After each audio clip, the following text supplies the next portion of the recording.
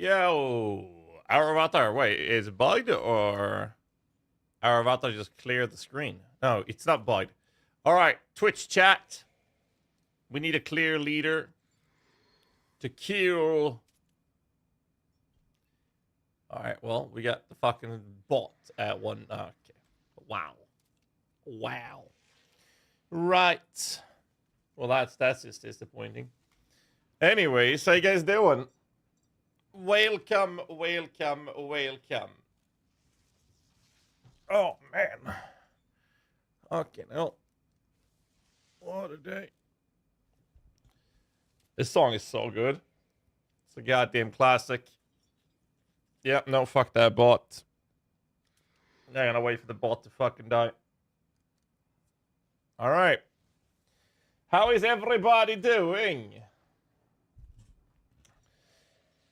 I've been thinking. And it's rarely good when I think. I've come to that conclusion a long time ago.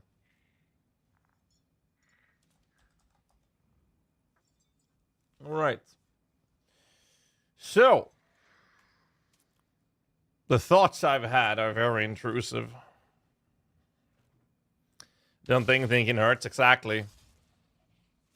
Yo, did any of you guys try the fucking game out that I was talking about the other day? Dodo TD in Dota. Did any of you guys try it out? A friend of mine, Mr. Bunny, he started trying it out, and now he's hooked as fuck on it. It's funny. So we have a couple of problems today. Problem number one. I gotta type to Hannah about that, actually.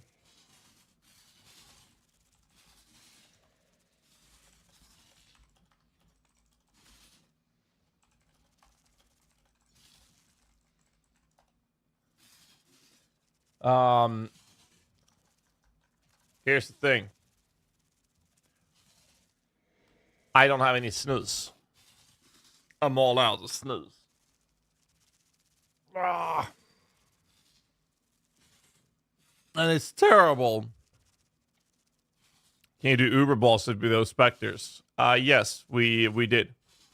We did do Uber Cortex, where I was just sitting there, tanking everything. So what I was thinking about was actually the approach of how would this work without Svalin? So I think that's something I'd like to put to the test. We're gonna have some fun first, right? Play around with it. I mean, look at this ring we made. Beautiful, man. Beautiful. So I was thinking of looking into the theoretical approach of how would this build look without Svalin. And then I'd like to try it. And then I'd like to compare that to what we have with this. So my plan today is play with this right now.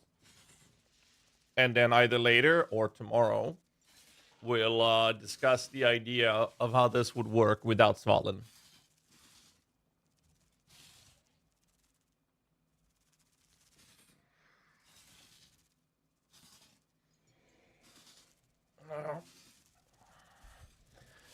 But not having snooze sucks. That means I don't have any nicotine. So that's the plan. At least that's the idea of it. Anyways, Benson with a Prime. Thank you so much, dude. Appreciate that, man. Why didn't that show up? Why is there no notification on that sub? That's just weird.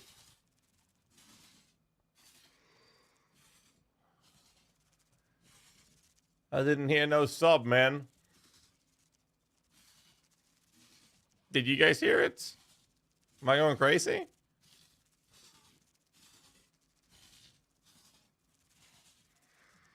Huh?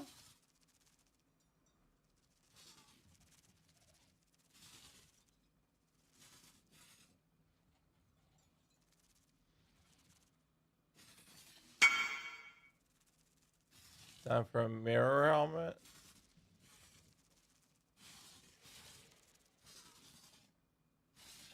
Why is it not showing up? Is Twitch bugged? Yeah, I tried even repeating them. No, I think there's a bug on Twitch.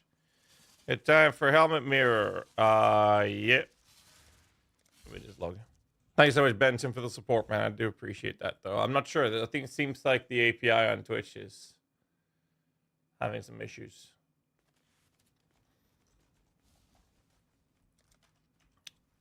Witchcraft. Not in witchcraft as in a witch. But witchcraft would you like? See what I did there? Thank you, Benson. Can't do this without you guys supporting it. Zoomancer.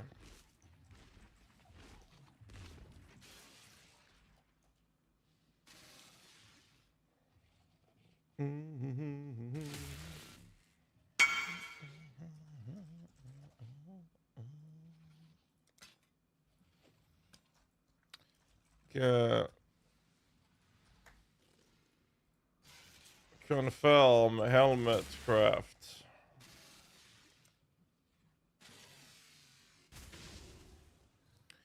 Ba-dum bum bum ba-dum bum bum ba-da-ba-ba-dum.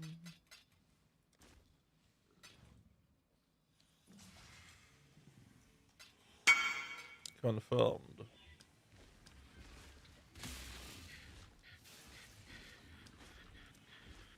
Good luck, sir. Thank you.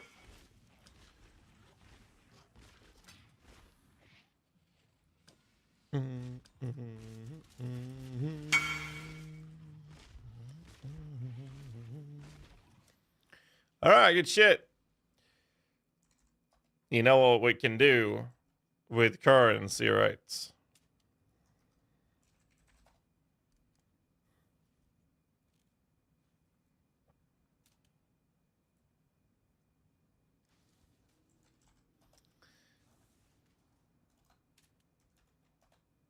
We can gambit away on mirror rings. I'm blinded by the lights. All right, so let's see. Where did my trade go? Here it is. I found it. I did find it. All right, so I guess we check the rings by doing it this way. Any non-unique, no mirror, no corruption, not have min resistance. We do want life at 50 plus. We want min.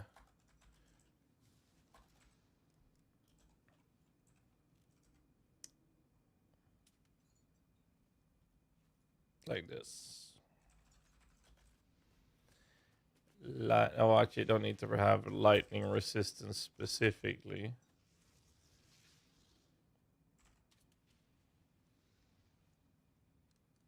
Right. Min deal dam at like 32 plus, right? And I want that to be 14.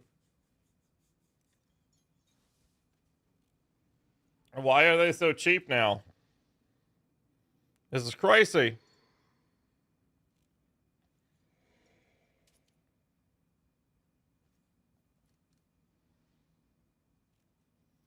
Bro, I was buying these for like 15 divines. What happened? Am I searching this wrong or what am I doing?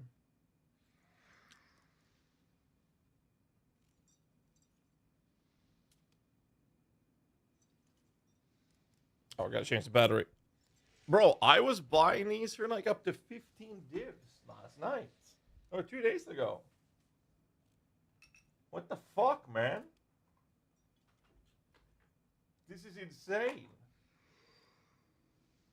Like, actually.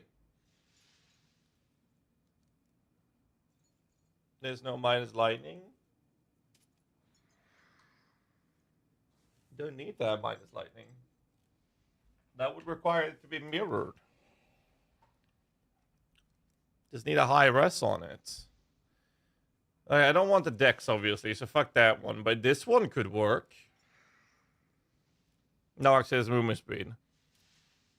Damage taken recoup. That's scary. This one can work perfectly, actually. 18 hours ago, I can do 4 div.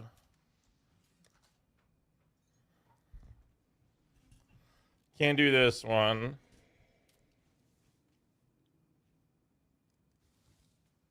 And this one's fine, but...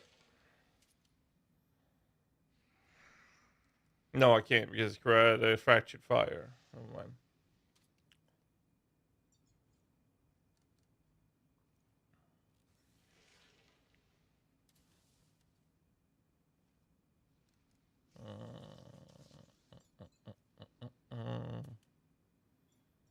So now we're up on the prices that I used to pay.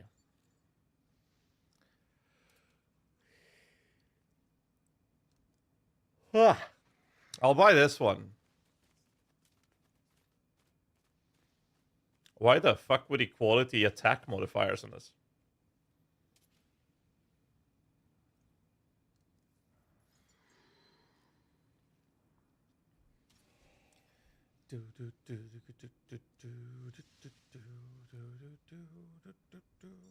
Do I have any prismatics? I got 10.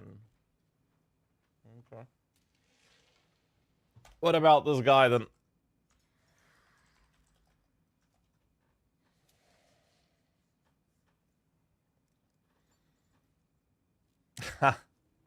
His stash tab's called cocaine money.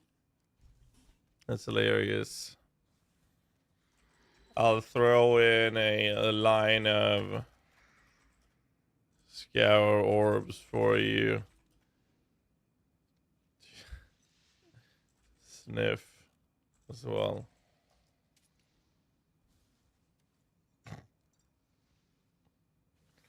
Stash tab cocaine money.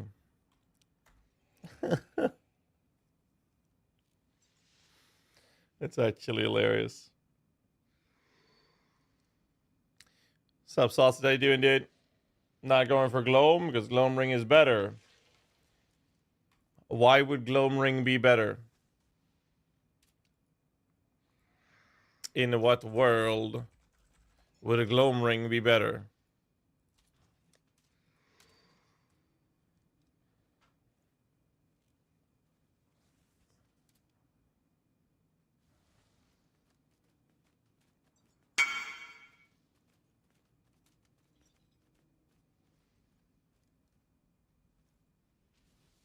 As price? Yeah, maybe price actually.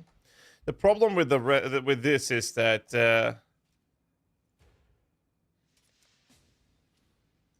your stash tab with the item literally says cocaine money. Why do people not pay attention to their own fucking stuff that they have and then act all weird when someone's making a fun remark about it?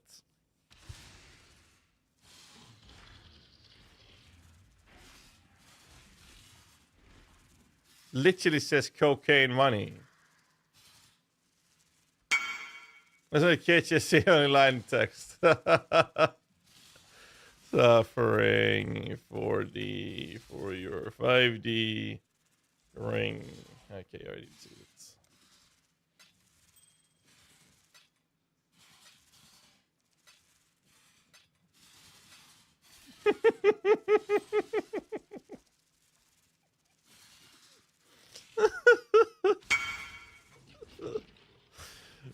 I mean, just light it up.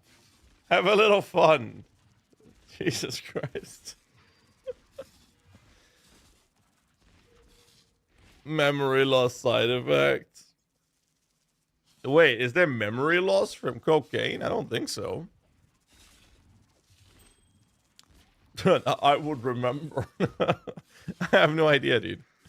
Lightning. Let's see. Fire lightning. Boom, boom. 45. Am I happy with 45? I have to, because it's a top roll. Drop the Mage Blood today. Is there a minion build that works with Mage Blood? So let's see. Centella. You drop the Mage Blood. Kindly go fuck yourself.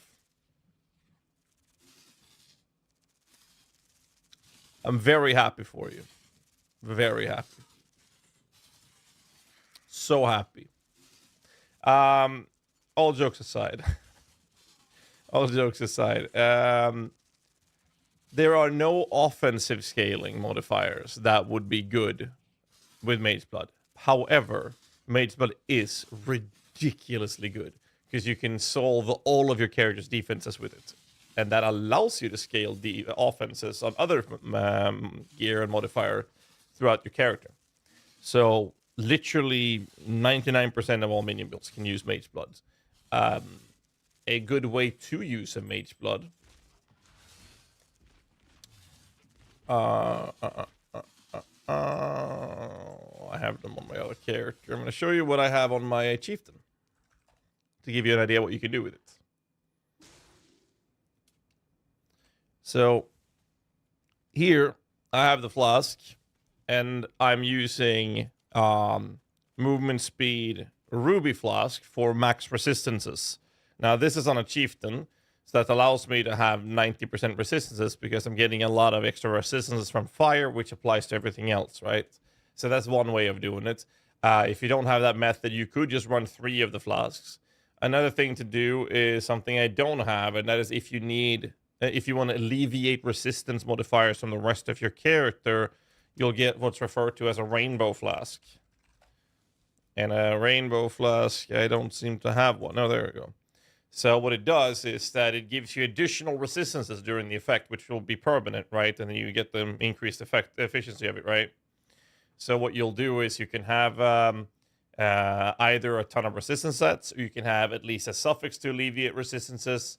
I like overcapping myself on rest when I run Mage Blood, so I can do blue altars and not care about reduced resistance modifiers.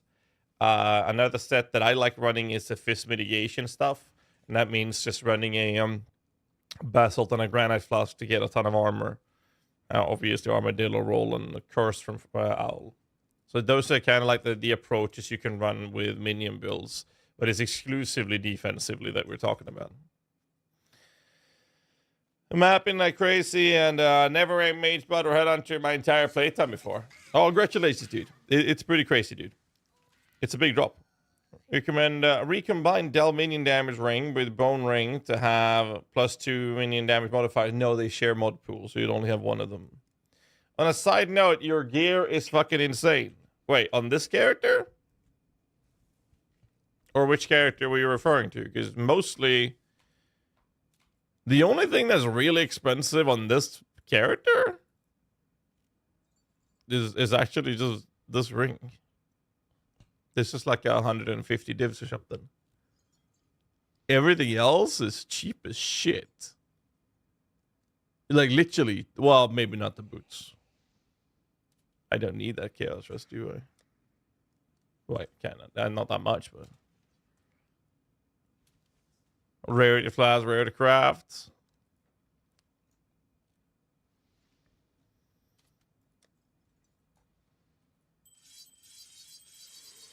No, I need one more.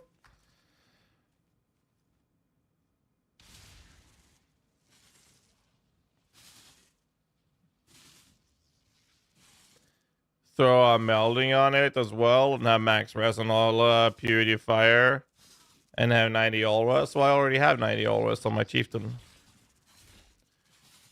Respect the just imagine respecting the Atlas tree, excluding the handheld to double.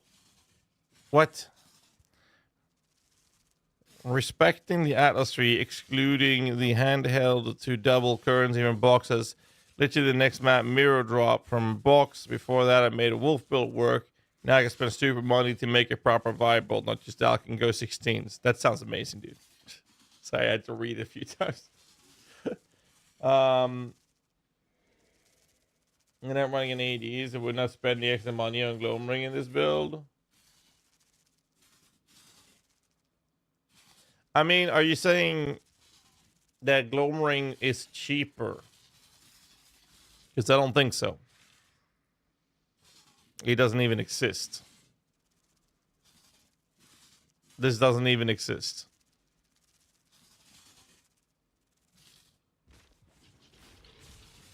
The thing is, they're not capped in rest, but with Calandra's Touch on 15%, does cap them. Yeah, Gloam Rings are usually expensive. You can craft one, though. Yeah, you're able to do that.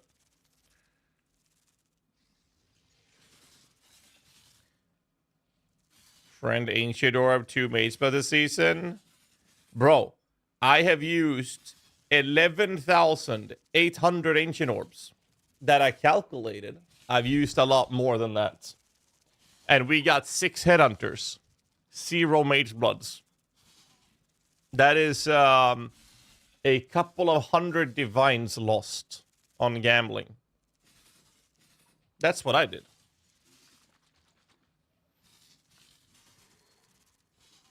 We're getting another MB Gamba, is what I hear. Fuck no.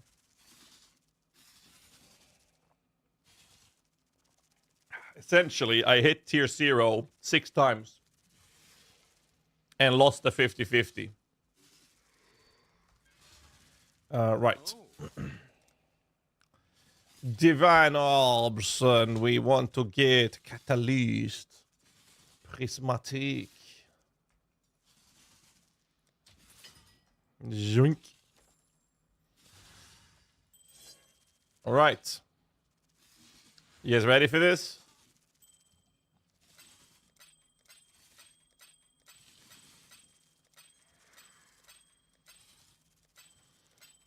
There we go. All right. Are we happy? I am happy. Let's go lose some money.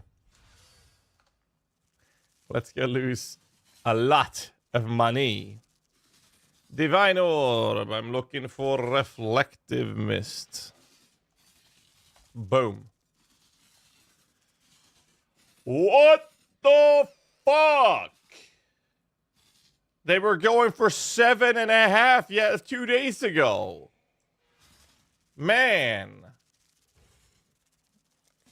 Fuck happened? Those are the Esh Spectres? No, these are tier 17 Wretched Defilers. People came back from WoW? Wait, what do you mean came back from WoW? Why aren't people farming heroics? Getting their fucking gear. Pre-bis shit done. Privatize at 10 to 11. Jesus. A few locks. I don't think you can lock Mist. Actually.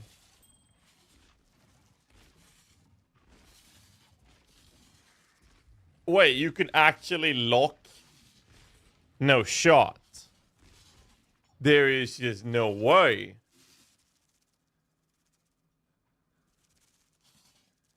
Wow. So what you're telling me is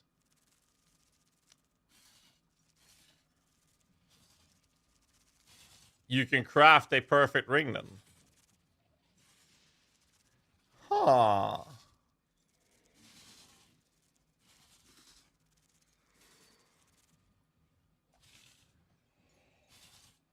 It's pretty expensive to do now though.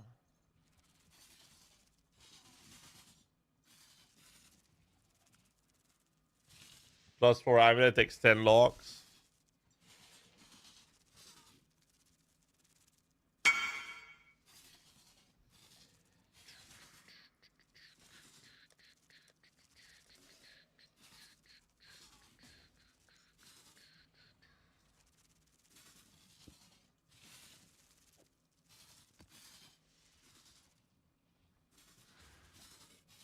Will.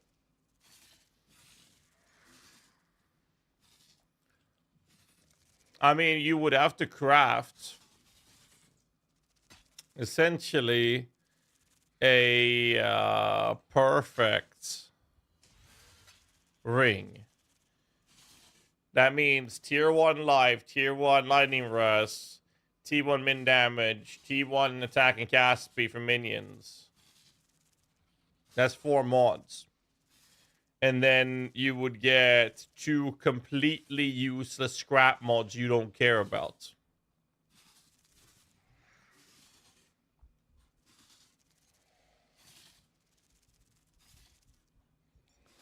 Essentially, exactly like this. Exactly like this.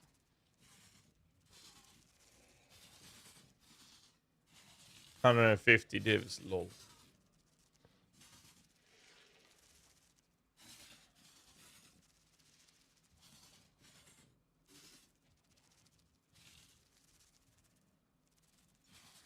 On a helical? Not a gloam? No, because this is -2 prefix modifiers. So absolutely not. Or are you guys talking about another craft? This is essentially what you would do. And then you would lock mirror this to get over 200 life and Giga Lightning Res, 80 plus dam, Giga attack cast speed, right?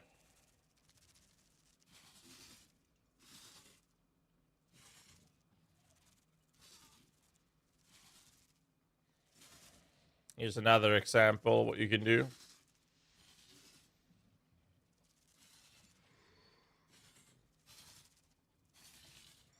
Here's another one. For 56 divs only.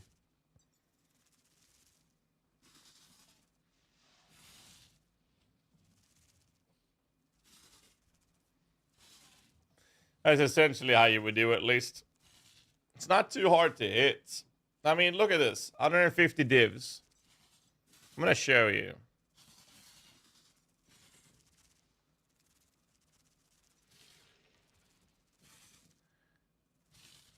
So. Simulator. Actually, you don't have to do that. Bone ring. Fractured. Yes. Fractured HP. Boom. You gotta check how much that costs. And then you just need any of the LRS. So you do this. You do that. You do this. Then you do... You do this. And that. Then you smack those 3 together. And then you do this.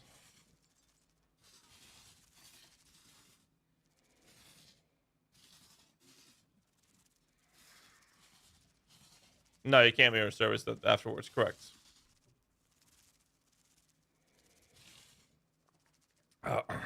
Well, if you're playing the poison version, it's not melee.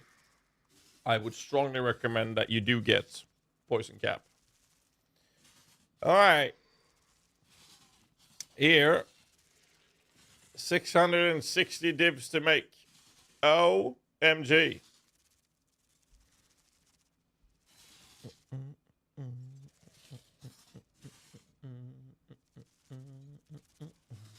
Where's the harvest reforge here?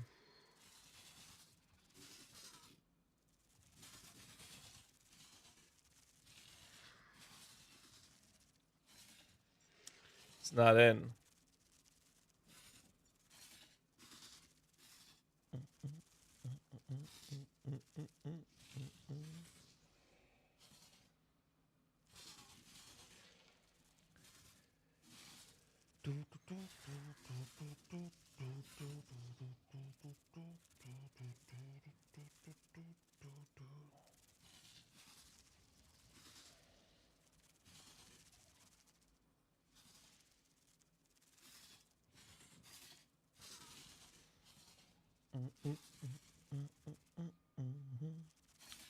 don't think we can do much.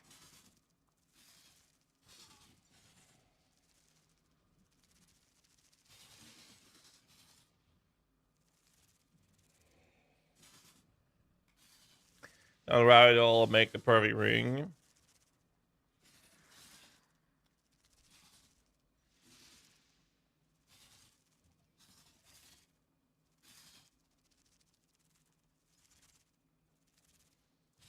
Would a fractured light be the play though?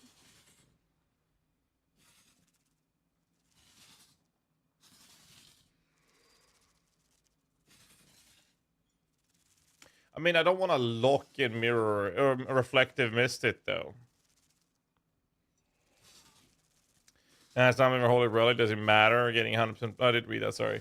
Like I said, I mean, if you're doing poison, you got to keep in mind it's not melee that you're hitting a lot of times. That's how you stack up the damage. But if you end up literally not hitting, or not poisoning on one of those hits, then you're fucked, right? And that damage is completely irrelevant now. As an example. I wonder if Gloam would be the play. I don't think it will be, because you want the rest for like dots and whatnot, though. Alright, let's get a prediction on this ring first. Hit or bust, boys. Get 30 seconds. We're gonna smack these two rings in. Or this ring with a reflective mist. No AG, not to play. I have a Wraith Lord. I can't use AG.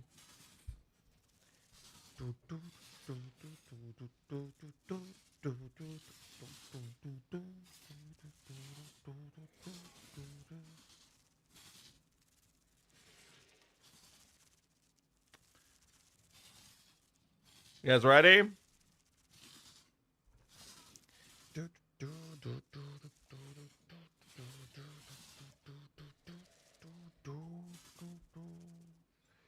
Boom.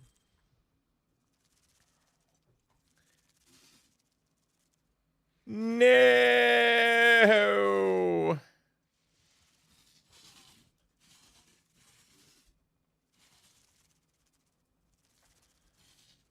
That life. I got this.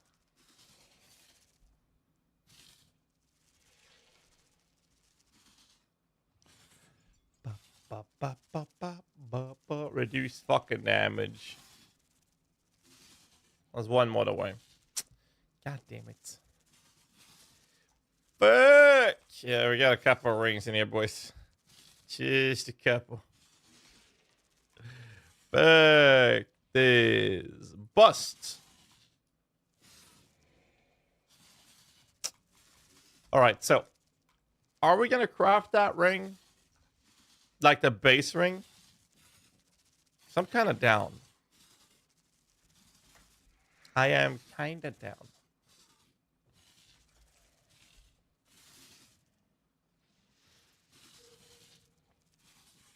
$84.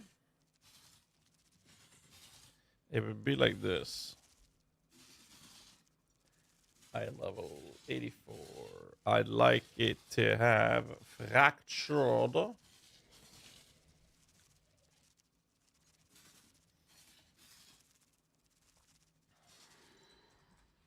Which mod do we fracture it with, actually?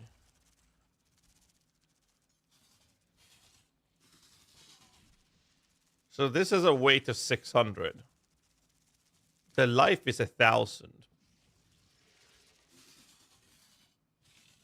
But there's a lot of different mods here. This is 8,000. Out of which only 1 in 8 is going to hit it. This is 3,000, out of which 5 in 3,000.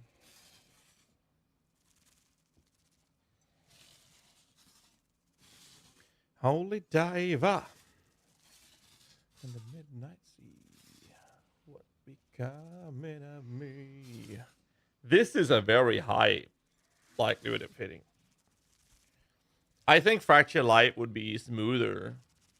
And then Reforge Speed for this till you hit this. essentially what that means is chaos crafting something that looks like this.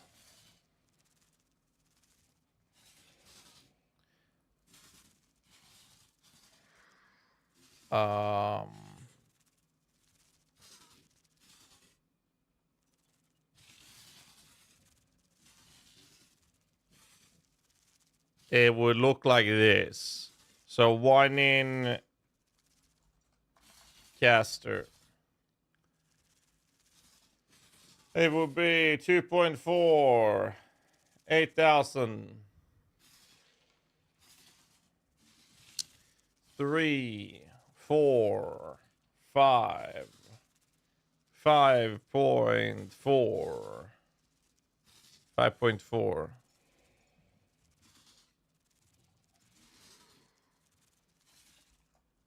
5. So that would be 120 times 5.4.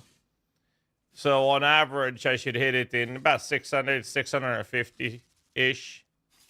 Reforged caster.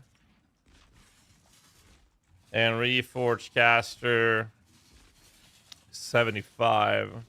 Let's say 650. That's not expensive, actually. The problem is you need to hit that together with the rest. Now, we can always, not on slam. Shit, I don't have much of it. Don't have much of it. Let me see if Enter, because I gave him like hundreds of those.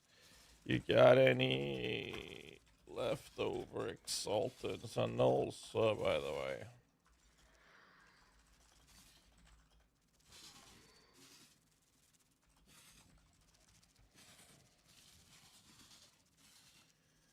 Okay. So, that means we actually will do Fractured Life. Which goes all the way up to non-mirrored. I mean, damage as ours gets. It's a bit rougher, for sure. The life goes up to 114.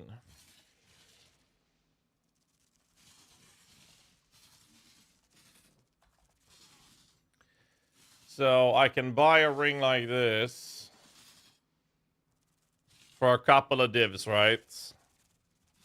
It's not expensive. But if I do Fractured Min Deal Dam and say, well, I want at least 40% out of this, that's going to be 25 divines just for the base. 50 divs if I want the perfect one, but 25 for 40.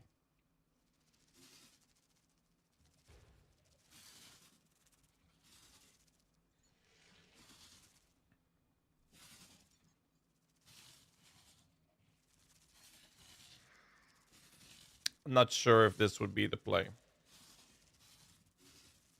I really aren't.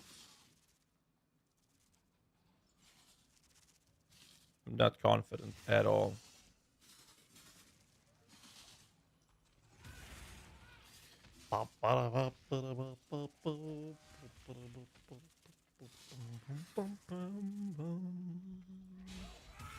Spank you on tour.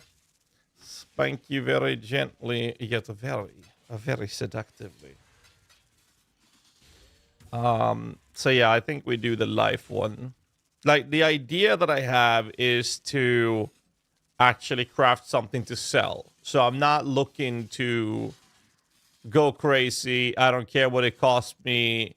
Let's fuck this shit up. Why is the notifications not working? Baller with a raid. Got it right. Good luck with the craft. Thanks so much, Baller. Appreciate it, man. Thank you. I don't know what's happening. Did Baller have the same problem with notifications not working? I'm not hearing anything, man. The fuck? Have I missed any subs? No. Only Benson earlier. Good. Okay. How much are bone rings meaning damage? Is only meaning damage the hardest to get? No, yeah, like I said. 112 or 5. And then it goes up. So I'll just buy this. Whew, holy shit. Good morning, Vietnam. All right. Thanks so much, everybody, from Baller Mage stream, kicking in to the stream with a raid. How you guys doing? We are going to be pew-pewing with some Spectres. So, I'll probably make a video on this. The thing is with this build is that it's a proven concept already. People have done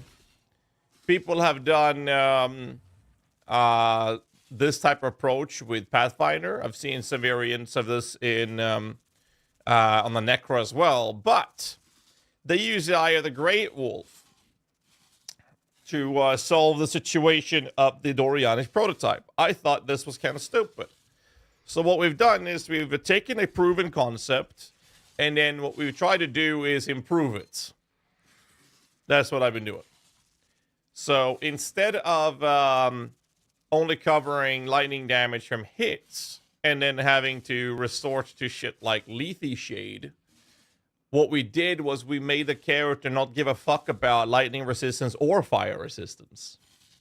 We don't take any fire damage with this character. And we did so by having this to convert 50% of every elemental damage that we take into chaos. Then this... No. What the fuck is it? There's... Then this... to convert 20% of fire and lightning damage that we take not from hits, any source, into cold damage. And then the remaining 30% is sorted through a Sublime Vision. So this allows us to have 50% of all elemental damage taken as chaos, and with 80% elemental rest there. And then 50% of lightning and fire damage is taken as cold. So we never take lightning damage. We never take cold damage, whether the hit is coming from a hit or from a damage over time effect, or whatever. Doesn't matter. And I think that was pretty cool. Kestur. All right, let's prep this up, boys. You guys ready? Divan, la force.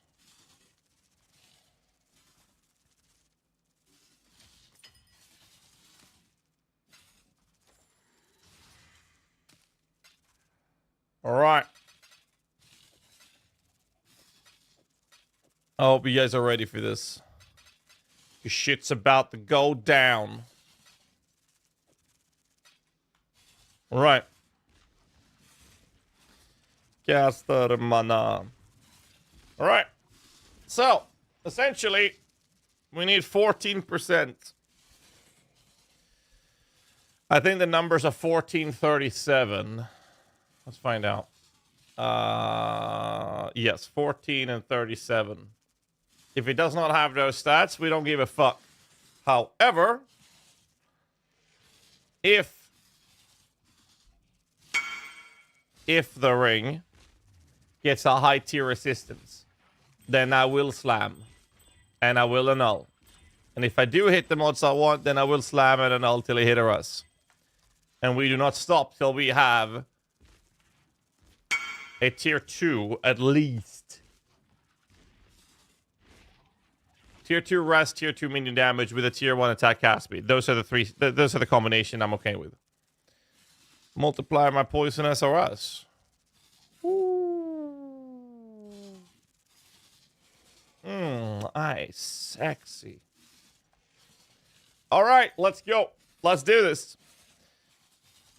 Make the rings again? Yeah, I mean, I got this bad boy. I mean, I'd be happy to sell this ring for like 150 divs, so I can craft another one afterwards, and probably never hit it and then cry about it. All right, let's go. Boom. Boomity. Oh my god, look at that chaos rest. Woo. So we will be slamming and we'll be playing around with this a little bit today. Essentially, what I do want is a tier 1 APS. Very important. And then we will slam and annul if the other stats are alright to play with. Like this one here is perfect. actually. This is great. This is exactly what I want, right? There's a tier 1 res. There's actually a secondary res, but there's a tier 1 res. I have tier 1 APS. And I gotta scrap mods that I don't give a shit about. I need to open up a prefix and then slam a tier 1 minion damage. And then this ring is done, right? So I have to start with annulling it. And I did open a prefix. And now we slam minion damage. Like this. Or not. We go again. Boom!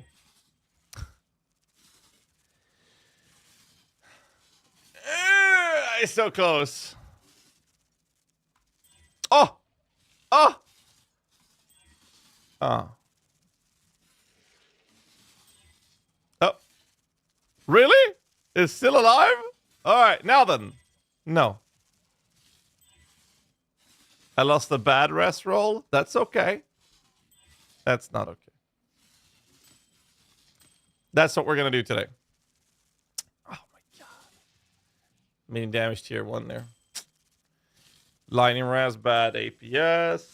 Now this one's fine. I just don't like the minion life being in the way. But we can slam it. And then annul. Oh, we're good. Okay. So this one's fine. Tier 2 res. No, it's no longer fine. That's what we're going to play around with at least. So a lot of bouncing is going to happen. And I mean, I'm not talking about the fun bouncing. You guys know what the fun bouncing is? Any boomers in chat? Any boomers? You guys know what fun bouncing is?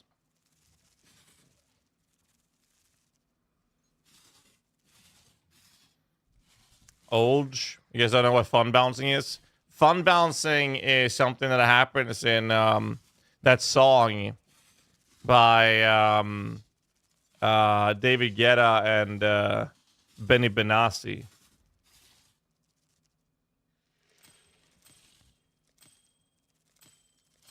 How old is this song, actually?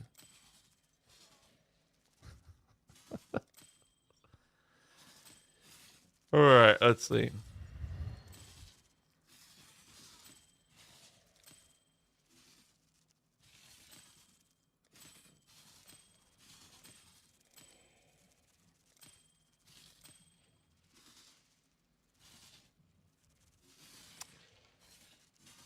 Tier 3 rest, otherwise I would have played with that one.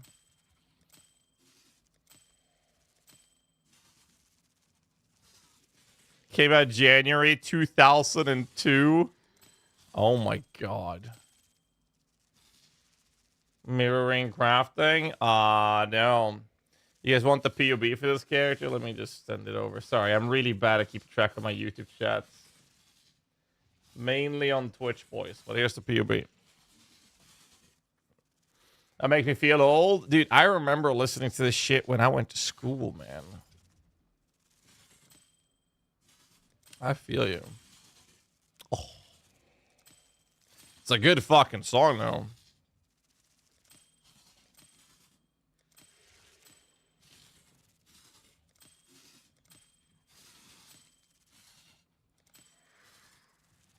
The music video is also good.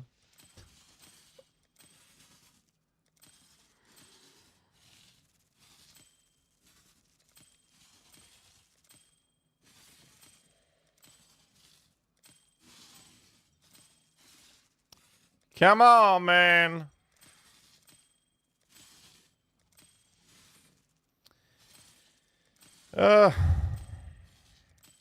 Give me something I can play with.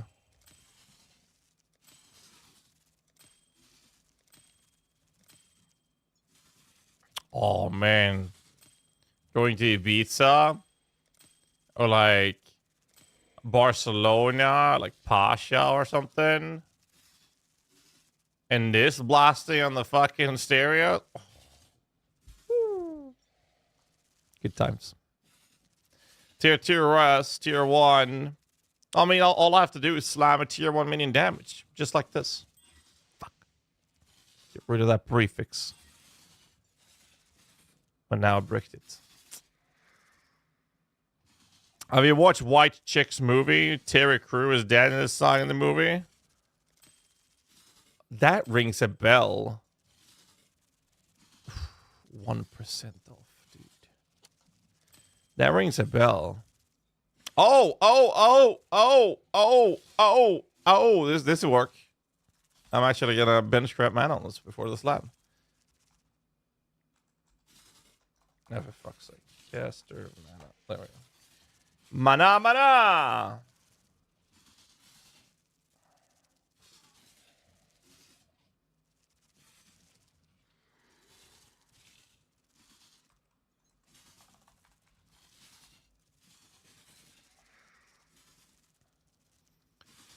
Mana. Boom! Fuck. Then we remove it. And then we slam it now. Oh! I did not expect it to actually hit. It's perfect roll as well. What the fuck, man? Look at this thing. God damn. Oh, good lord.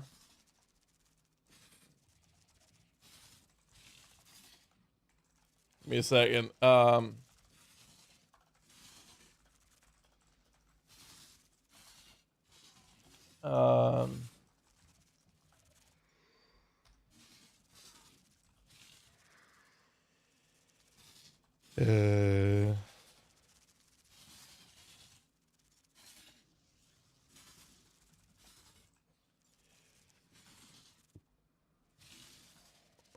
Oh, dude, this ring is fucking hot.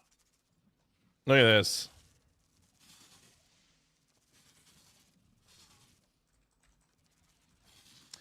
So let's see. I need to flip the lightning to cold. I need yellow juice for that.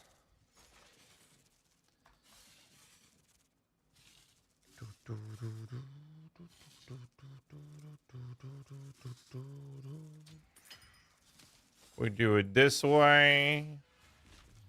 Resistance. Let's see. Lightning, cold, fire, lightning. Lightning, cold. Lightning, cold. And then fire into lightning. Look at that. There it is. You know what? I don't want the cold. I'd like the fire instead. There we go. That's the ring. Look at that thing. Oh my god, we actually hit it. I can't believe it. Now, the real question is this now. Do I catalyst this bastard up and then hit it with a reflective mist? I wonder, how much is this actually?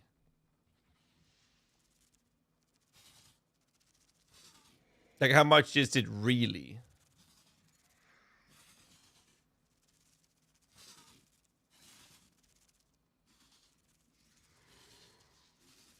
So I could sell it. No, that's a dexterity one. And mine is way better. This one is fucking dexterity. You don't want that in the way. So realistically, I could sell this for... That one does have a bench. Wonder how I'd value that. Then I have lower APS. I think that's a bit overpriced though. I could get at least 130, 140 divs out of this. Assuming it sells. Divine the attack speed. We could. But you gotta keep in mind that divining that would be 1, 2, 3.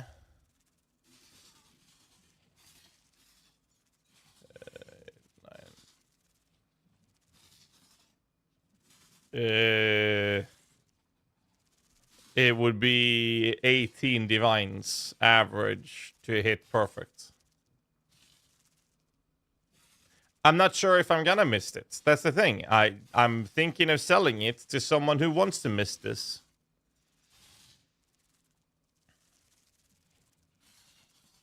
That's what I'm thinking. I could get like 120, 130 divs for this if it sells. Right?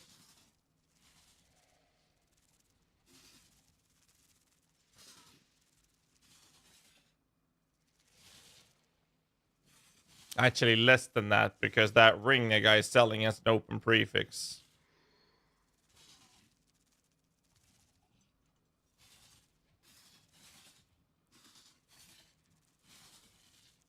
If is the big question here, right?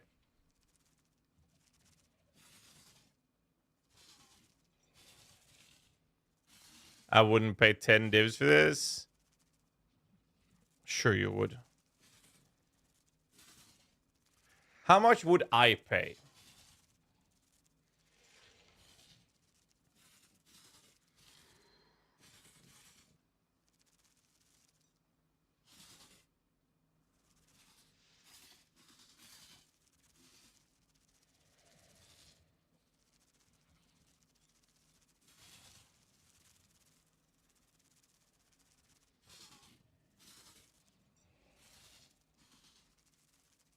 I would pay in a ballpark of 50 to 75.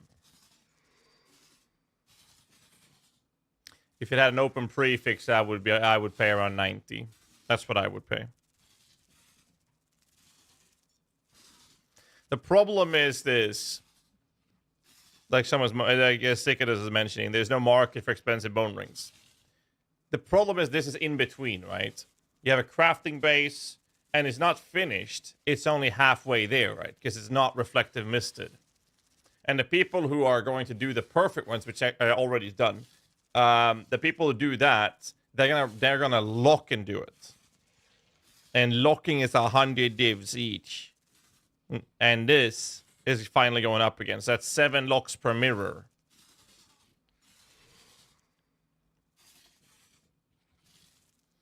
Do you do PUB build reviews? Having a hard time improving DPS on my Jog Earth Shatter build? I'm afraid I don't. If I do a review, then I end up only doing that because everyone's going to want me to do it for them. And I don't get to play the game myself. You know what? Before I decide, let's just do it this way. All right, let's do it this way. I'm going to craft another one. I'm going to craft another one. 7 days ago, I can do 5.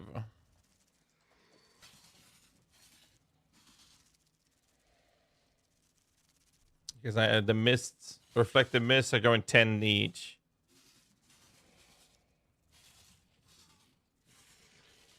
If I would need this ring and I see the price 140, I would just craft it myself. Yes, that's exactly the boat I'm in. Crafted Exile, well, we did. And the result was that it would take me 600 divines to craft. Which is obviously not including the harvests annul slam method that we did, which is way less. But you'd have to go through the process. And you also, once you hit the process, need to have a third mod on top of that. Right, and that would be the tier 1 resistance. Now you can settle with tier 2, but that's not a tier 1. Now you're settling. Right, that's the problem with it. So it would cost you a lot. Buy for more to skip these steps? Yes, people do, but the problem is people wouldn't even, like, there are very few people that would even search for this ring, is what I was saying earlier. And the reason for that is very simple. People don't... those people would do a search, and then they would be like me and craft it themselves. So I'm pretty sure we're going to have to miss it. Because I would... If I went for nutty shit, I would buy a ring without an open prefix for like 50 to 70 divs. That's what I would be willing to pay before I would be like, yo, I'll just craft it myself. And if it had an open prefix, then I would look at somewhere in the ballpark 90 to 100 divs. But in most cases, I would just say, fuck it, I'll craft it myself.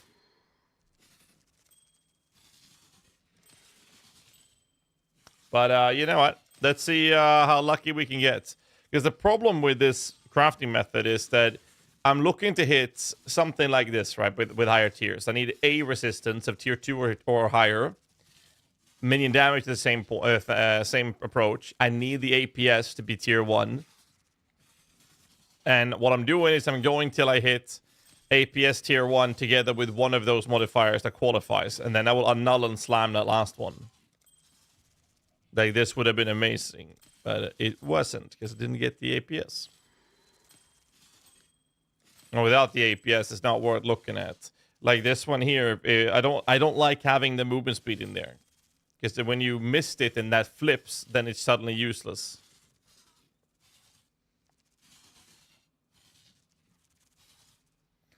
I got 18 div 1 because crack cost would be between 3 and 30, but that is 18 div, not 100 plus. Yes, but you got to keep in mind that a lot of people are buying to skip the steps of actually crafting it.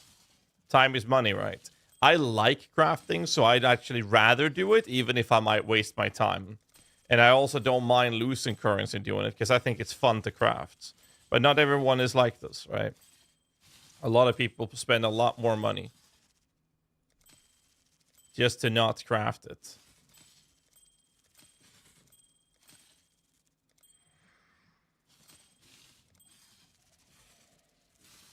Finding rust on a long distant road through the lost mountains endless, so far away from home. Goddamn good song. This is old as shit as well. This is Soldiers of the Wasteland. Man, I saw this fucking music video on MTV. As a streamer, it's your content. True. So, speaking of content, you know that enchant from King's March? That lets you have shrine effects on you. The guys from Balor stream knows what I'm talking about. Don't you guys? Congrats on 5, especially. You don't actively craft a lot where RNG would average out. Feeling really bad, missing 25% 8 times in a row. Yeah, of course. So this this thing with the shrine effect enchant. There was a guy in the channel who asked a very, very interesting question a couple of days ago. I told him I'd be very, very happy to hear him report back the results. Now here's the thing. Me and Atros have come to the conclusion. Yes, it's about the AG and the shrines. We've come to the conclusion that this man needs some serious help. We do appreciate if you're in the channel, do appreciate your reporting back to us so we can get a verification on this. I just don't understand why you didn't just take a random ass character and use a random anime guardian on some new character or something, instead of overwriting a mirror staff from the character that you did use it on. Atros told me all about it, okay? He told me all about it. You overwrote a mirror staff to put in a well-rolled version of this item. You could have just asked me to fucking buy it for you or something. And no, not only that, you had to have a friend rip from hardcore on a new character to move that item to standard so you could do it in standard, in which place you overwrote a mirror staff. I just don't understand the thought process there. Anyways, so that happened. The confirmation is yes, indeed. It does work. Apparently, since it's not a triggered skill, right? It's an effect. It works. And I wasn't confident on it, so we'd have to test it, and this guy did.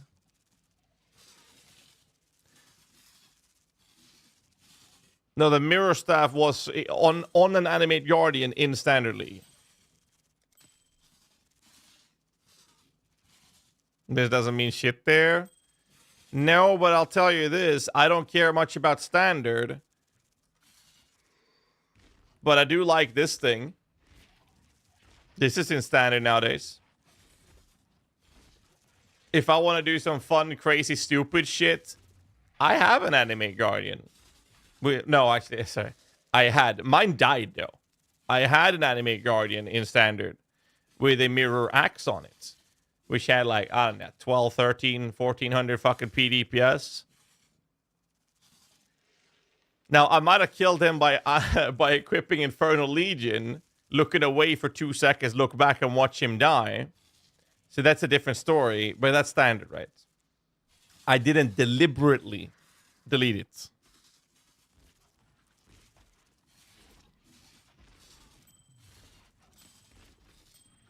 I mean, just because I don't care about Standard doesn't mean that I'll just throw the shit away. Because if I ever want to try something stupid...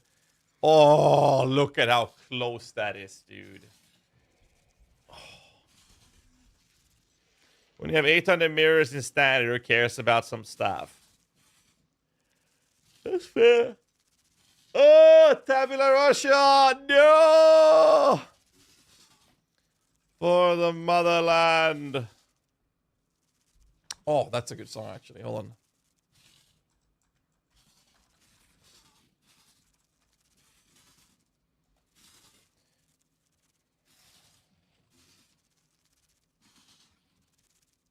Wait, which song is it? I think it's this one. Okay, I found it. Yeah, this is so close. I mean, realistically, I should annul and slam.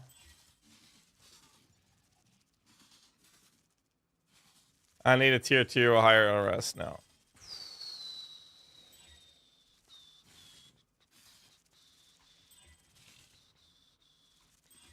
Yep.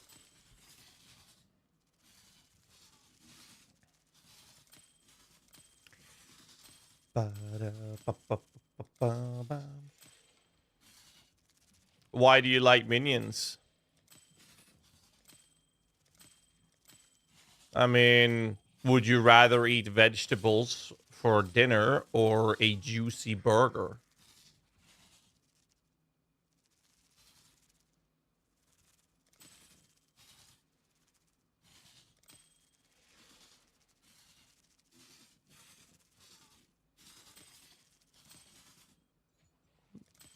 I'm just asking. Because that's kind of like how the question sounds to me.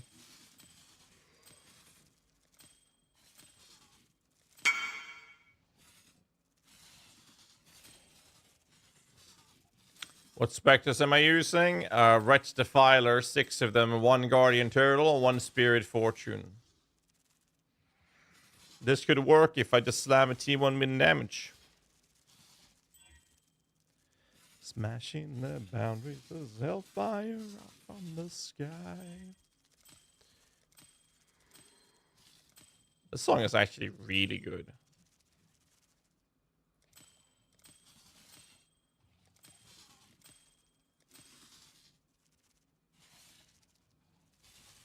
Would you rather play a warrior with no magic or play a necro can summon warriors to do his bidding?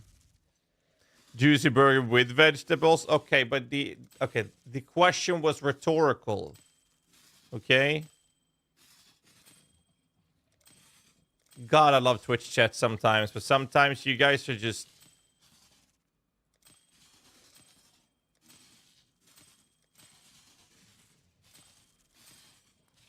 Yeah.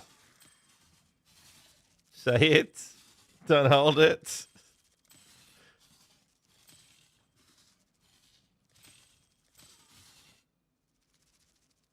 I was laughing when I typed that.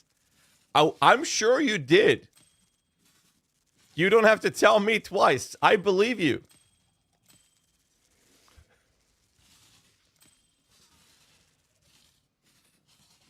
Well, new Spectres. Well, this is Wretch Defilers.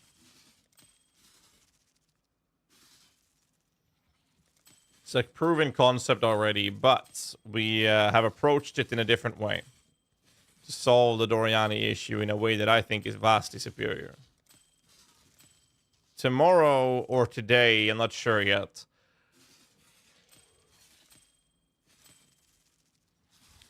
I intend to find out how this build will perform without Svalin. So here's the thing.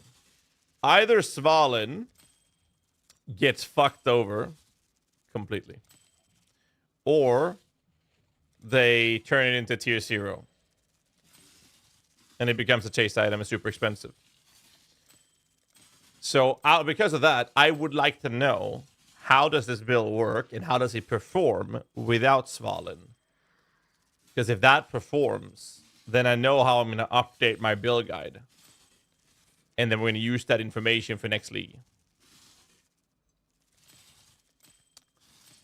I think they're going to give it glancing blows.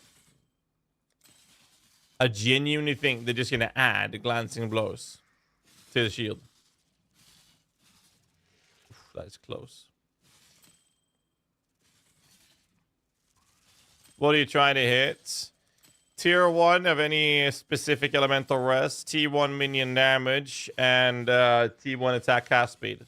Like this, but I have to slam T1 minion damage here. And before I do so, I have to annul one of the prefixes. But that's what I'm looking for.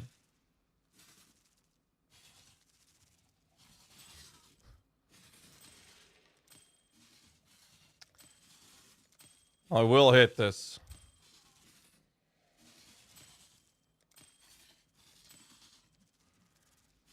Any nerves, but I had to settle. I don't think they... Okay, so... First off, they will either remove it entirely, or they will make it tier 0. And even if they give it glancing blows, they would still make it tier 0. The only thing that's going to happen is, if they do give it glancing blows, is that you can no longer do the ward strategy with it. It's still ridiculously strong. You just can't do the ward strats. And it would still need to be a tier 0.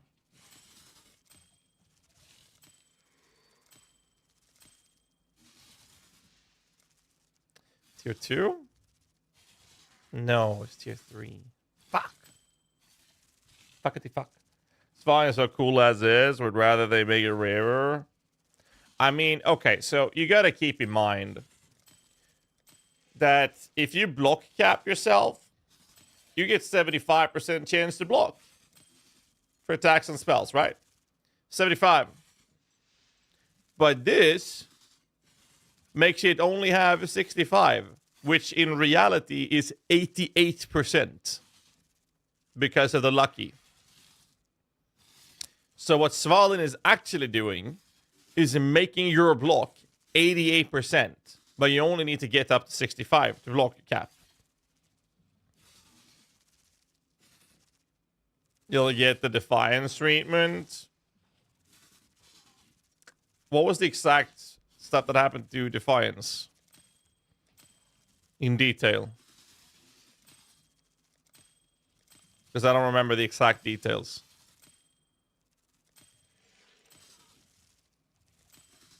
Lowered percent. Yeah, but even if you lower the percent on Svalin, it will still be brutally broken.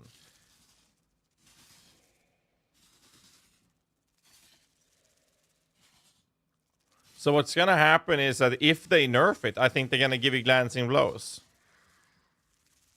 I mean, nerf, they made it. Yeah. I think they're going to make it tier 0 and put glancing blows on it. So the ward strat, essentially you're using in the stand, actually. So what happens is that you basically never take a hit. But when you finally do, your ward is going to cover you and mitigate that damage. And then you're not going to take any hits for a very long time again.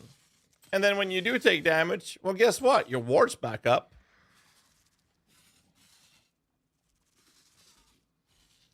Lowered percent. 35, 25, 10, 20. Pretty big nerf. I mean, they kind of have to, though, right?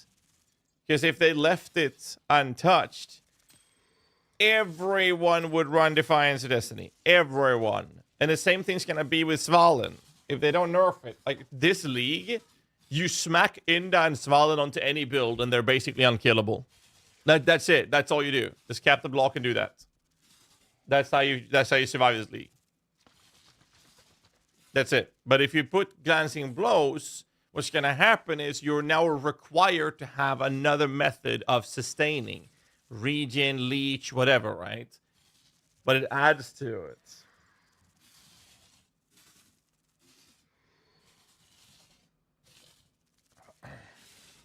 Let me just type the hand. I don't have any snooze.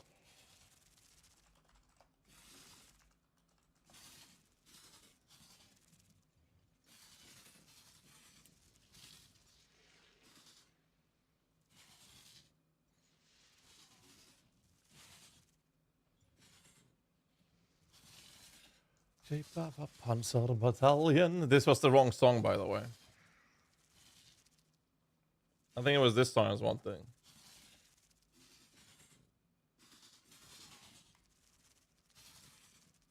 We're gonna slam this, by the way.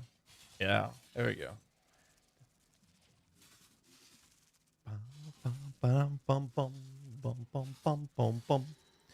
All right, so let's slam a Rooney this. Boom! Boom! Fuck! I need to get rid of the Ellie res. Oh! I could bench block that suffix. Actually.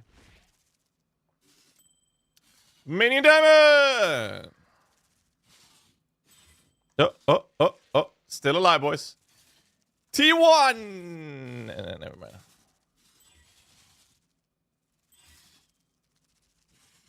It's still alive. Look at that. T1 medium damage! Fuck! Shit! The thing is, by making it rarer, you add value to the economy and to the game. One of the problems with the economy for uniques is that most are worthless.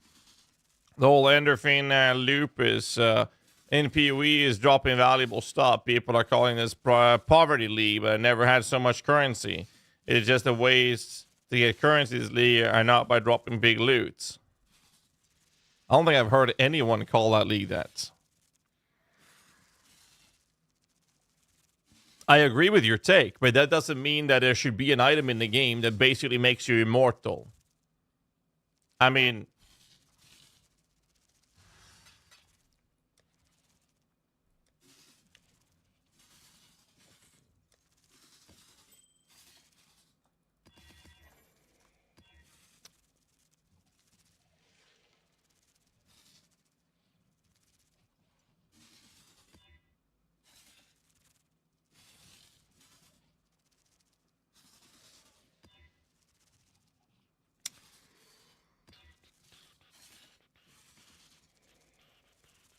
Alright, so here they have a ton of extra damage. They are turboed to the fucking tits.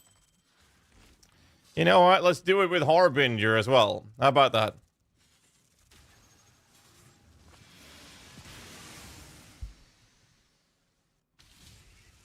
The gear I have, let's see, Inda, that's worth what? 1 div. Svalin is 80 chaos. I mean, this is completely fucking useless. That's not even needed to have +2 because my Spectres level 30. Doriani's not even having plus level. This was, how much was this? That's actually 12 divs. You don't even need it. This one is the expensive one. This is offensively only. Calendar's Touch was 5 divs when I bought it. A little cheaper now. I crafted this myself. It's piss cheap as well for that matter. I mean, like, this is nothing. This is like literally nothing. What it does have, however, is the capability of literally sitting inside the anuses of enemies, making sure that they get a proper you know, close inspection of their, like, basically a colonoscopy, right? I'm checking their malignant tunnels for any deviations or abnormalities. And whilst I'm doing that, I am literally fucking unkillable. Why? Because when I do take a hit, then my ward covers. And when my ward covers, I have 2-second window where I have to wait to not get hit before I get it back again. But guess what? This build is so fucking tanky with this setup that it doesn't even die whether or not I have ward or not. However, I would at least be taking damage if I had glancing blows on that shield. It would still be ridiculously brokenly good. It's just I wouldn't be like borderline literally immortal. I think this is just stupid. This is why I want to look into how this build will work without Svalin. I genuinely think that could be a more fun approach and fun thing to do.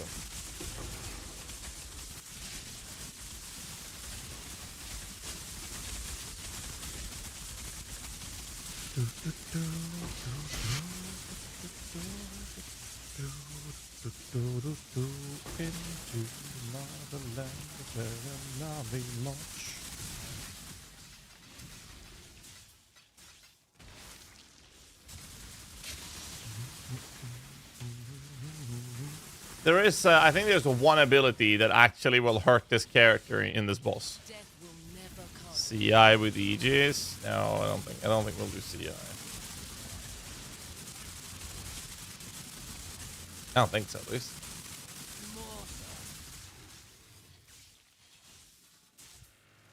Just remove the shield and see. Oh, if I remove the shield, I'm just straight up dead immediately.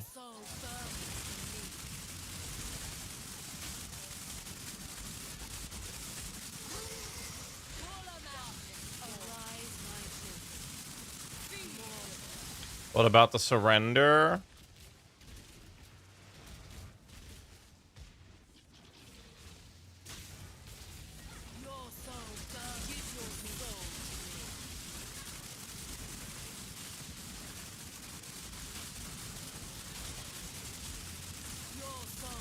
Surrender's not a bad idea, actually. Like, actually not a bad idea. Oh. Oh no. I take damage from dots.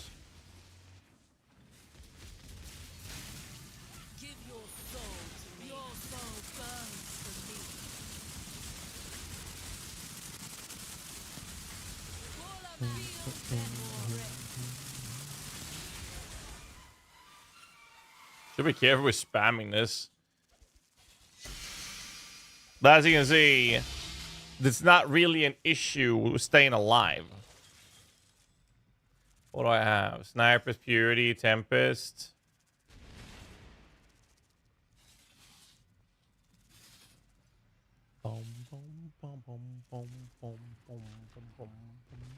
Tempest Shield, I'll put that in there. Purity, I'll put that in there.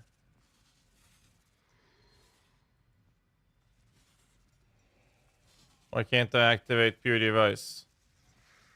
Because there's a life tap. Okay. Okay. Sniper's Mark. I'm gonna die, by the way. Here we go. Well, I don't get Tempest Shield now. Because I need to have a shield equipped. Give me a second. I'm going to show you how fast I will die. Here, that shield is amazing. We're going to use that one. No, I'm actually able to mitigate a lot of damage. I designed this character with the intention of not using Svalin. That was the intention.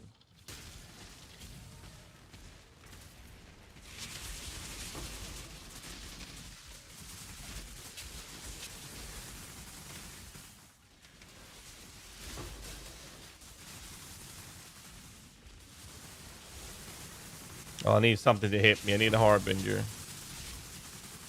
Do you see all my life? I'm taking a lot more damage now. How tanky did I make this guy? Here's the hard bean. All right, let's see. All right, look at my life. See how look at the ward. There we go.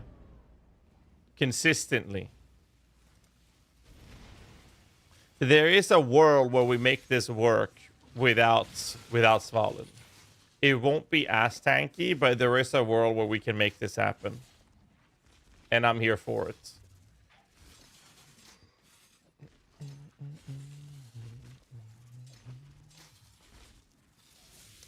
That was actually surprisingly much better than I thought it would be.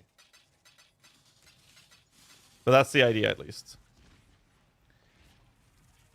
Yeah, that was a one-shot, yes. But you can see that the build's tanky. We made this build with the intention of not needing to use Svalin. That was the whole point of it.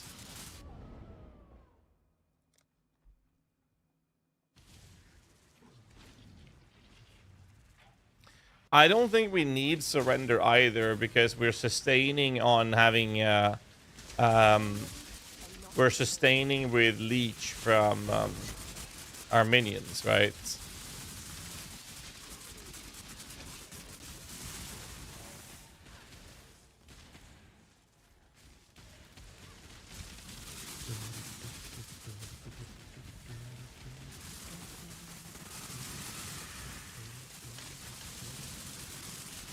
So I don't think that's something we need to worry about specifically, at least.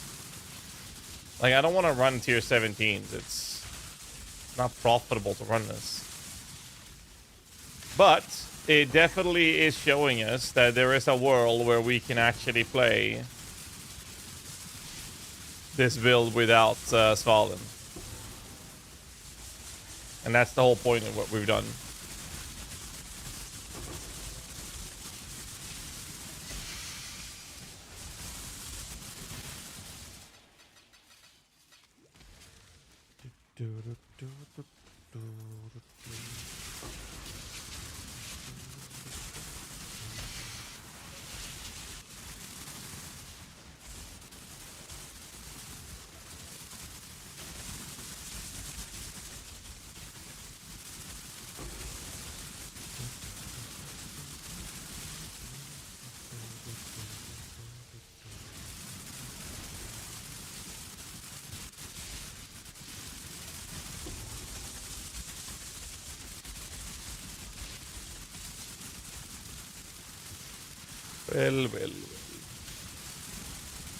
Well. MRS works well in your body armor, does not give Raz like Aegis.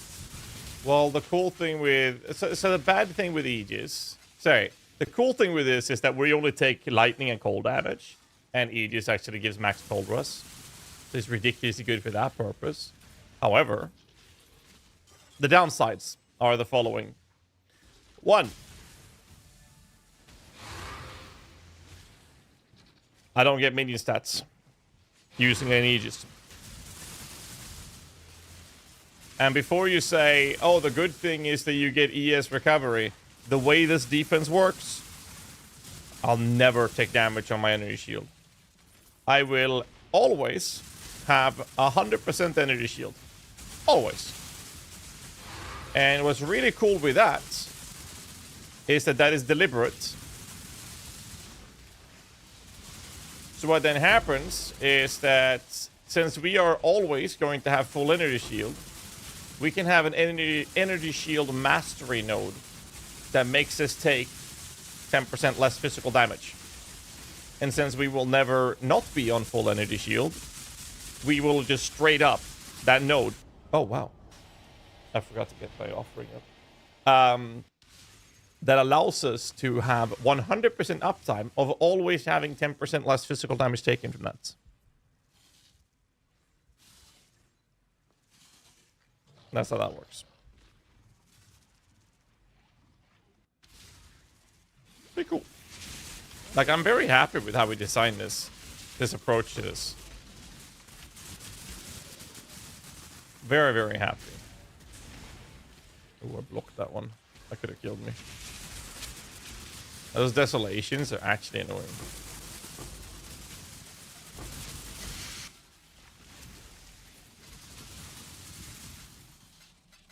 Are we done yet? I feel like a child in the car. Are we there yet? Are we there yet? I want to craft the fucking ring. I only did this to prove a point. But here's the thing. Like I said before, my goal is to see what we can do and how effective it would be to make this not use Svalin. That is my goal.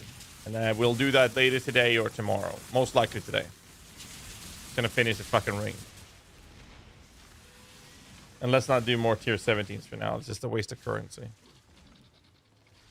And how much did it cost to make it? What are we talking about? Would Grace not be better than Determination for Ward? Sure, but we're not using Grace. We're not using Determination either. We have a Guardian Turtle giving me Determination, and the main reason for that is so that we can get mitigating defenses from Determination from this. It is to actually solve the Bill's defenses when we do take a hit. That's why this build is so fucking tanky.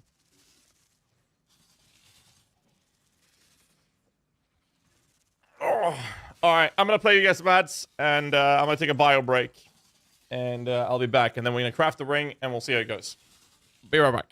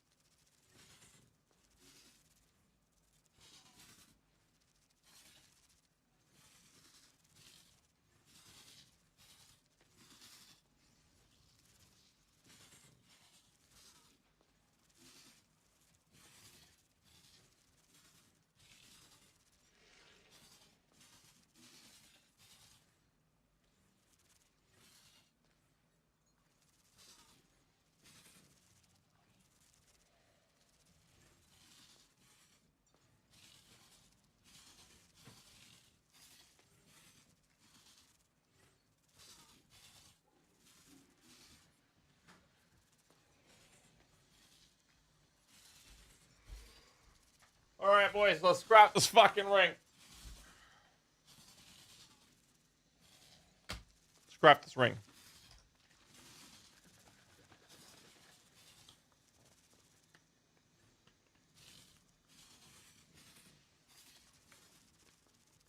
You know, I haven't done challenges yet. Then what how ward works? Probably have to start reading and not be lazy. Simple. Ward is a more fragile version. Ooh, that is nasty good. Doesn't even exist. Monka. So, what happens with ward is the following.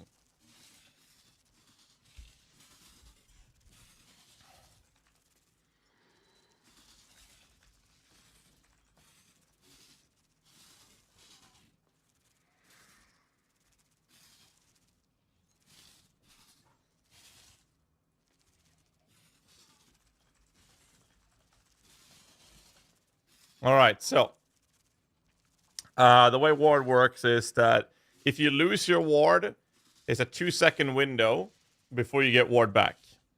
Similar to how energy recharge works. However, what ward does is that if you take damage, no matter how hard you got hit, all the ward goes away. All of it. So let's say I have 581 ward right now. No, sorry. I have 1006 ward. And I take 5 damage. All my ward goes away from that hit.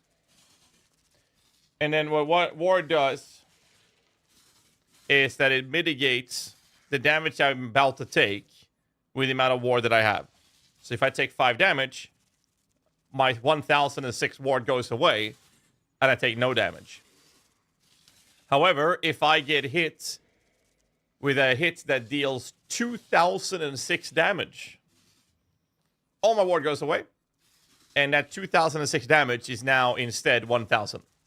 That would then hit my life, because I just removed 1006 from that hit. That's how ward works.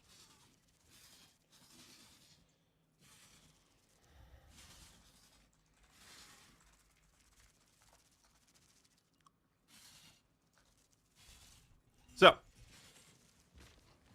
now I explain ward loop. Well, that makes no sense why I would explain that right now. Plus, I haven't played it. It's not too hard, to be fair. So basically what happens with the ward loop is that you're using a flask that will basically make sure that your ward is never breaking. Yeah, Crab Bolt is basically covering it. Thank you. Thank you. All right. We're going to crap this bad boy. Where's my currency?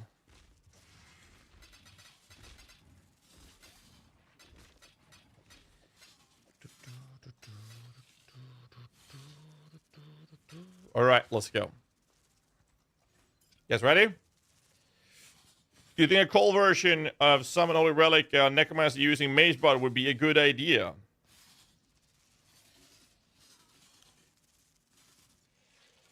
You mean my literal guide? That I have, which is a cold version?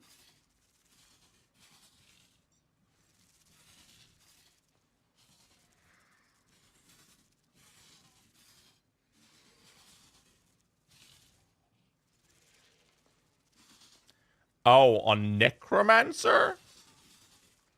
You'd have to POB it. I don't think I would ever do that. I think that Necromancer cold would be stupid. You can do Mage Blood Poison instead. That's fine. Why don't you have Awakened Spell Echo with a Wretched? Sure. Sure. You want to buy me one? Then I'll happily use it. Because I'm sure as fuck not going to spend 60 divs on it.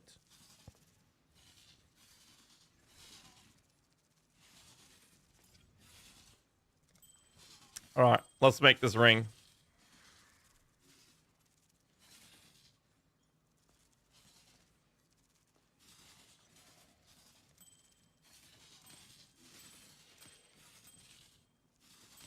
Just farm it. For reference, we have a currency. We have plenty of currency. You see, there's a reason I don't buy that. There's also a reason why I don't buy Woke Multistrike. The difference is very small, and I'm not willing to spend that much currency to get that efficiency. There are so many other things I could spend that currency on for those type of builds that would want Woke Multi or Woke Spell Echo and get more value out of my currency spent than buying those gems. That's why very rarely, it's very rare that you see me use them.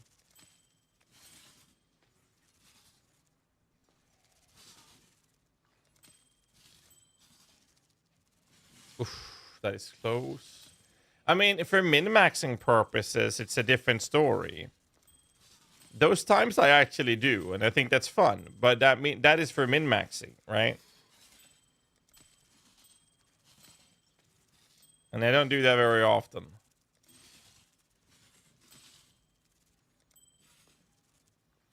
Doable for Voldo map farming? It should. That's a tier 2. This one is slammable. This is a slammable. Boom! Annul the prefix. Good. Minion damage! Yeah. Fuck.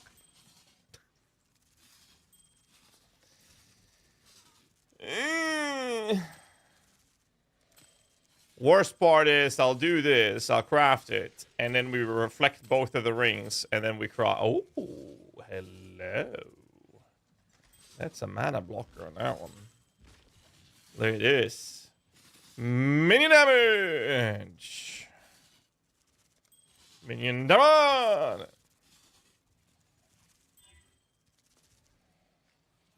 Still alive, and boom!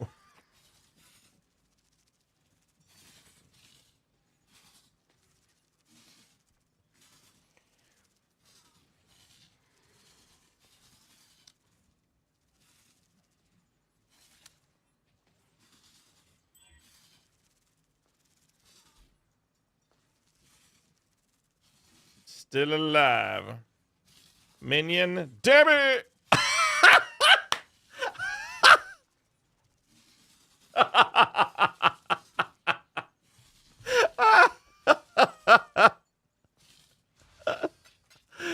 Oh, shit. All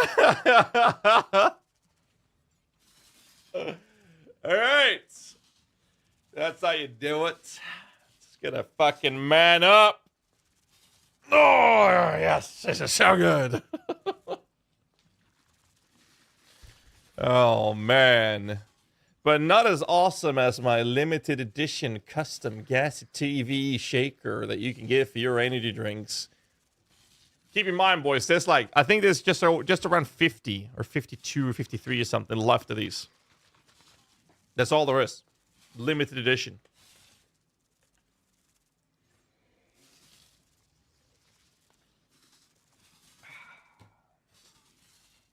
It's good shit.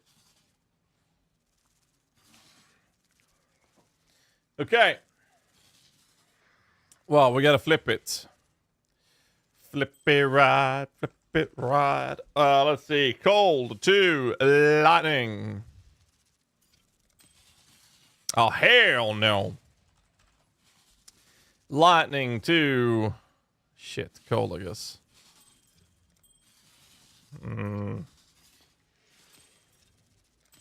There. Now I'm happy.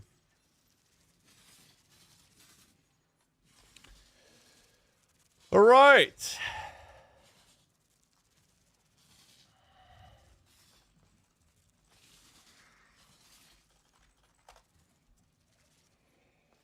Pretty fucking happy with this, though. These rings are good. All right, let's see. I'd like prismatic. Prismatic. Shit, I can't do that. I need to spend chaos orbs.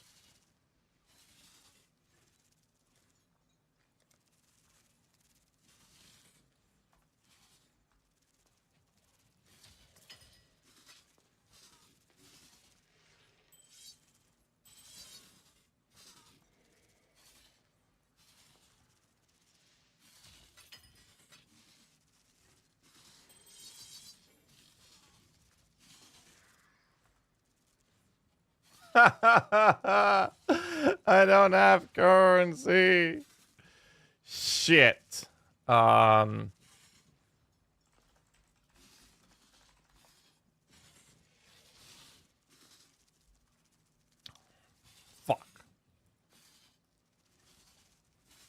What about the fracturing orb?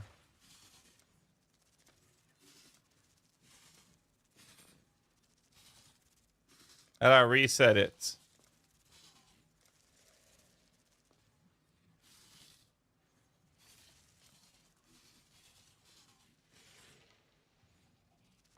Five to one.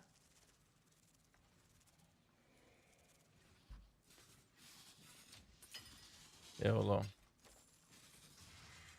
Fucking ridiculous.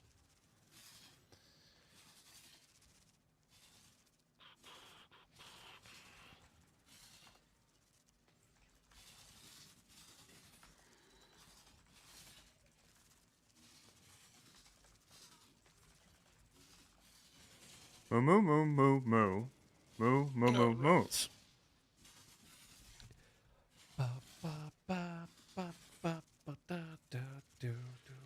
Forever bugged. The tier 2 sub earlier. Thank you, man. Thank you so much, dude. Notifications aren't showing up, so I don't know why. It's so weird, dude.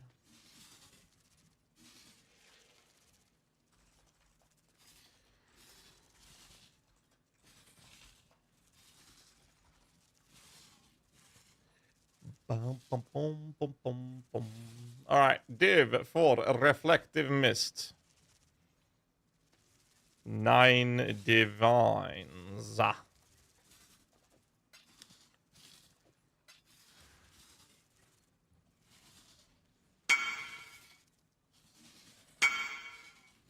don't have chaos. I have 0 chaos, man. Well, not 0, 0. I got 8 chaos left.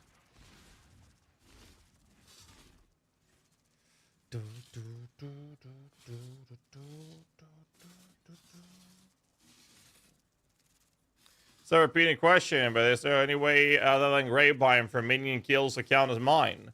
If the minion does a killing blow with a damage over time effect, such as ignitions or poison, those kills actually count as yours.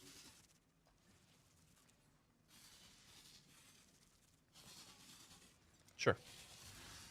That sounds like a good deal for me, actually. Oh, wow. That sounds like a really good deal. Poggers.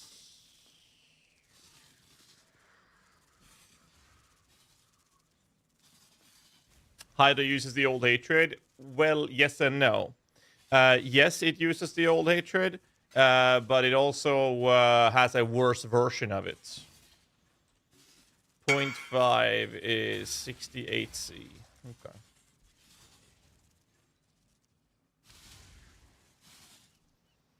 $68.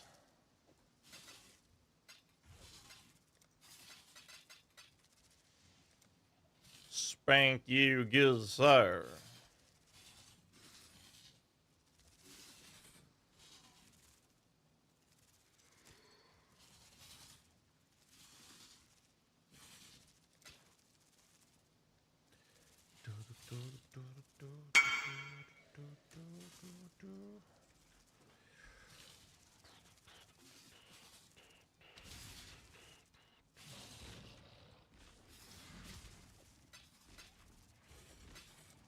You guys ready?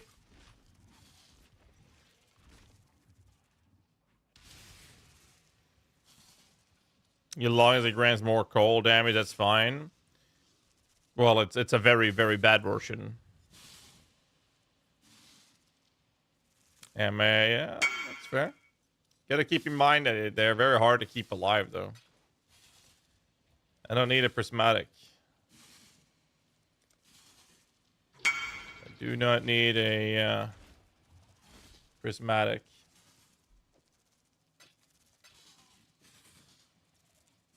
Actually, I do need a prismatic. I take it back. That's why I did this. I I take it back. Oh man. Billions of percent live, Formless Inferno. That sounds amazing, dude. Thank you, sir. No, I need one more. Bro, this fucking get. Wait, do I need one more?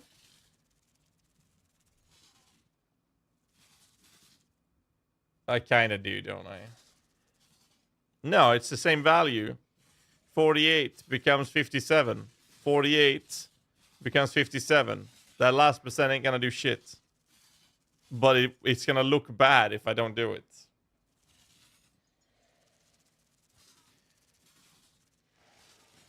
Mine got to 49.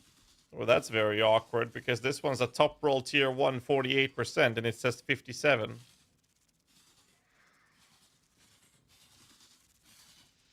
I'm not sure how you made yours go to 49. Or 59. Thank you, Jaquel, for or a cat if you could, sir. Mine was a tier 2 roll. I mean, are you talking about...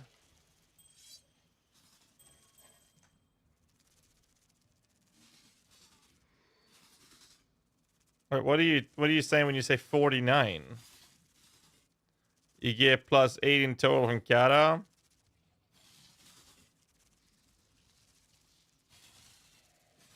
I have 48 rolls resistances. Top roll tier 1.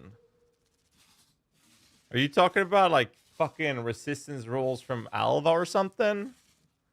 This is 48. 48 times 1.2. I get 9. That plus 8. It rounds down the decimals. I get 9. That's 57.6. But if I had 48.1 times 1.119 instead, it's still 57. That's what I was saying. Makes no difference.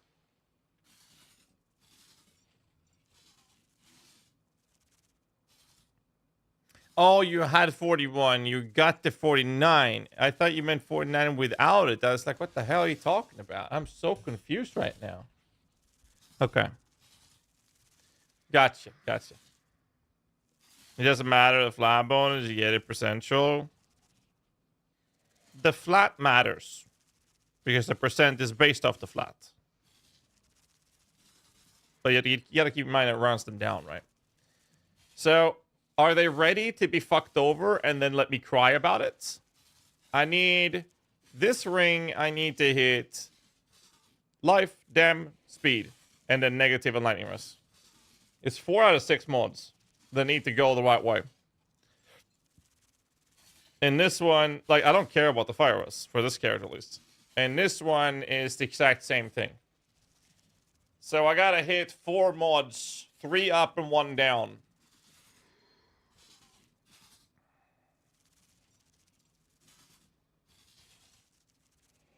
And if I fail, I'll need to mirror my helmet a few more times or make some more currency.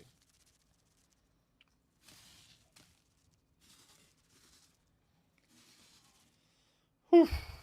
I don't care what happens to the other stats. That's the whole point of this. Like, even this one, it's only 2 to 4. All right, let's go. You guys ready? Let's get some predictions. First prediction up. This ring. Get ready for it.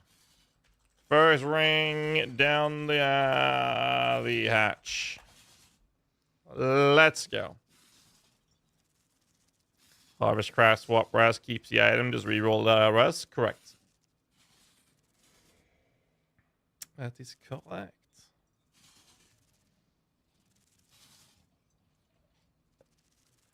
I mean, we hit both of these rings pretty juicily, so let's just make this a real good one.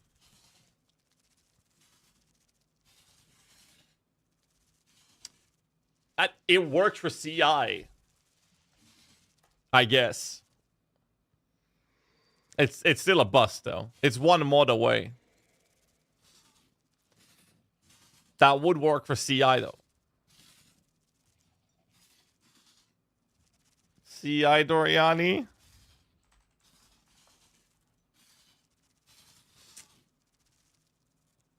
It's a bust either way, but that's money, though. That's money for CI Doriani. So it's not a terrible bust, but it is a bust nonetheless.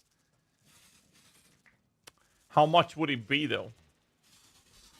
Like, how much would it actually be?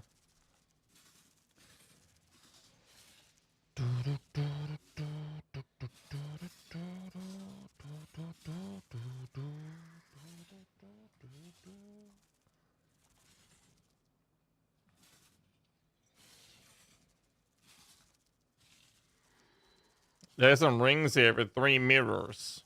268 light. Look at this. Reduced rarity. Yeah, I don't think so, sir.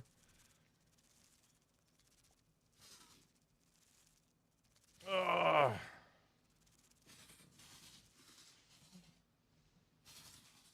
Pretty juicy fucking rings.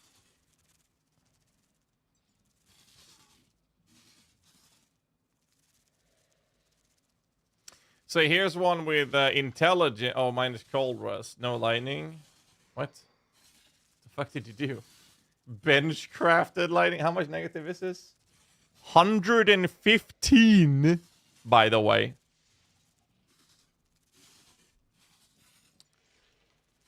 I mean, I'm pretty sure we could get like.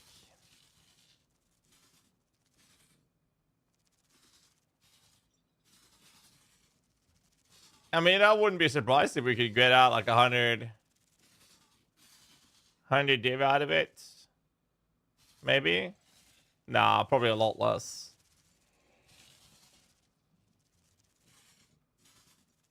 Like, I got better than this.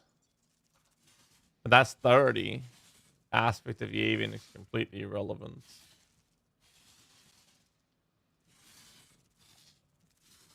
And that's only minus 84. Whatever. Let's put it up for like 50 or something, see what happens. That one is god awful though. Holy shit. Alright, well, we have one more. With the ending of innovation build, I went. Type estimation right new. The chieftain is going to get itself a build guide and a written guide. It's just been a little delayed. Hit or bust, boys. Next. Alright. Again.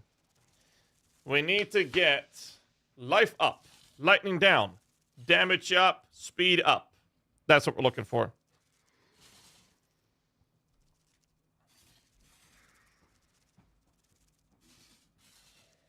We were one mod away last time. You guys ready? Here we go. Boom.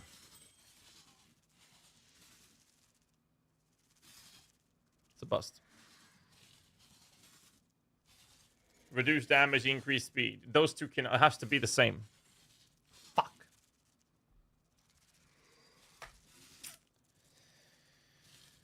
Chief AV is so good. Yeah, I had a lot of fun with it.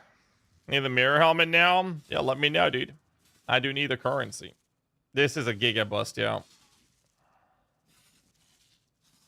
20, 25. I mean, the ring we made the CI version, at least we made profit out of this, which is kind of lucky.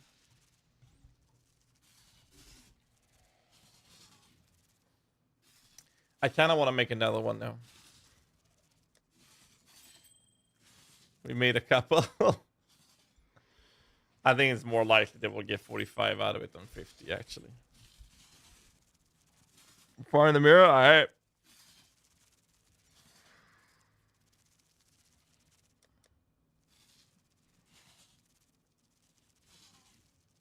This one? Oh, the Holy Relic?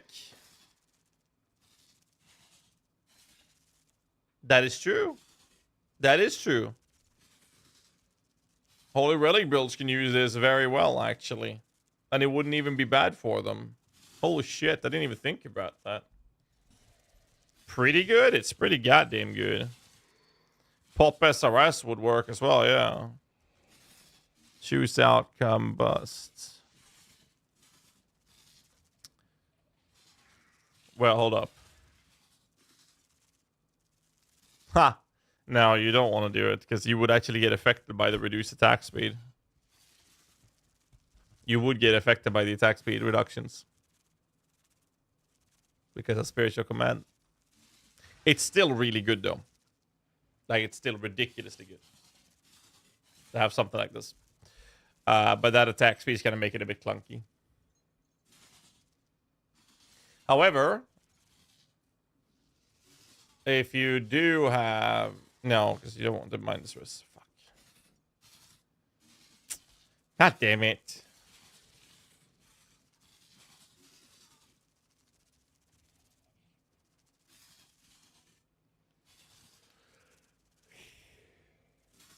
Holy shit.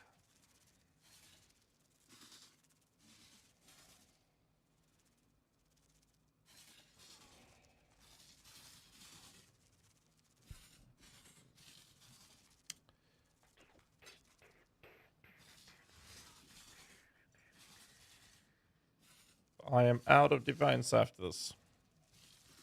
Nemes is the last target of my build. Best grind to make 245 div in one day. I mean, I would just say profit for our crafting. I actually don't know which would be the best way to farm that currency right now. Anyone knows? I mean, you can always, just get lucky. But, I don't know. I actually do not know. Gamba the card, that could work. Soul for 5. Rip. What? Is someone else trying to buy these right now?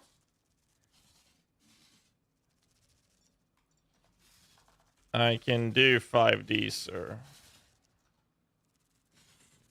God damn.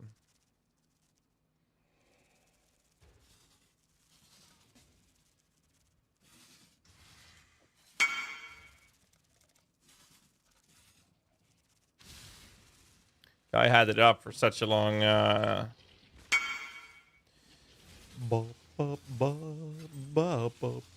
84 tier 1 fractured life.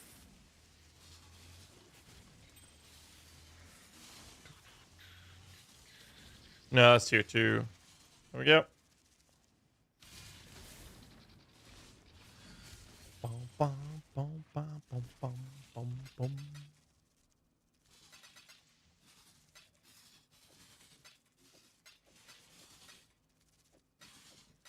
All right, let's go.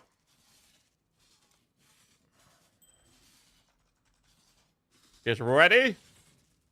I don't have currency to reflect the missed it though, cause like I'm broke now. This is the last div I had.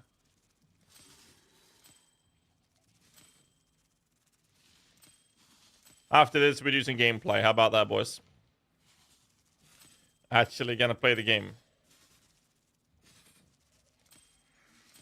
I do apologize, but you guys gonna have to see some gameplay footage today.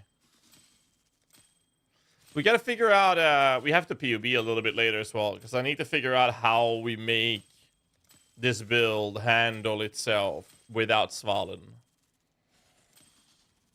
Sustain-wise, but also just block-wise in general. And I think I want to go for a rare shield if I do.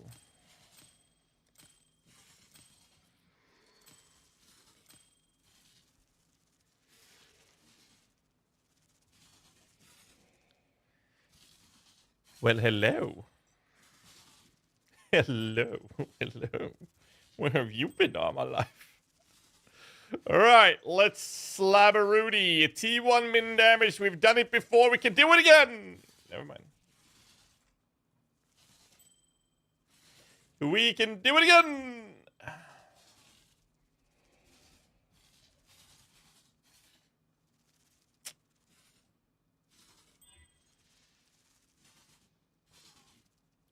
Still alive.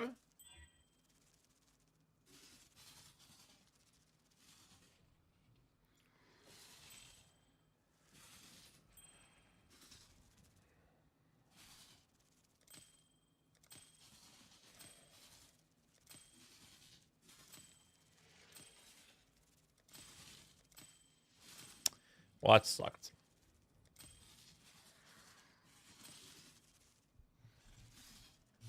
So POB for Summon Holy Relic for leveling progression. That's a leveling section in the build guide I have for it. I would just level with like Absolution or SRS or something. Then farm the gems when I get to Merc Lab. Huh. I need to keep slamming even if you remove the rust. You might double slam them in damage and T1 rust. Well, the odds of that happening is so low that it would cost me less currency re-rolling the crap like this. I'm all for gambling. I'm less so down to just throwing money in the river. Just for the sake of it.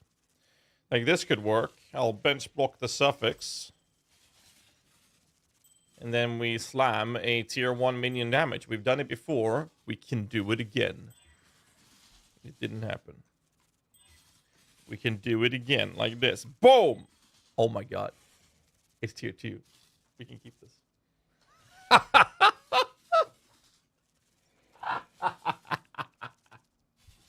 Oh, this is so hilarious. Oh man, okay. I don't know why the sub sounds aren't heard. What is happening with sub alerts? God damn it. Why? Refresh the cache then. Ah! It's working!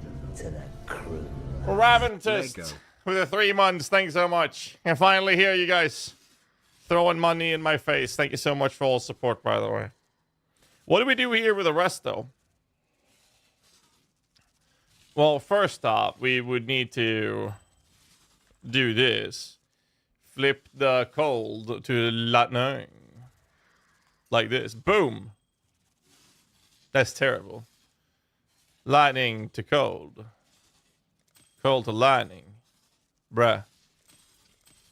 Bruh. Bruh. Bruh. Thank you. Okay, what do I do with the last one? The new plan, I'm wondering what's so good about Mage Blood. It makes your flasks permanently active. What that allows you to do is have modifiers that the enchant with the enkindling orbs, I think it is, that makes them increase effect. You don't need a prefix modifier to help you sustain the flask. You can have a modifier that reduces the time that they're up, but increases the effect of the flask. But because Mage Blood doesn't care about the duration of the flask, they're just going to make them permanently active. You can then have like stupidly high effectiveness off your flask, and they're permanent. That's why it's so broken. Do you have a guide for this build? Nope. Here's a POV for it though. I don't know what to bench here. What do we bench? What do we bench? Do I just not bench it? Is that the play?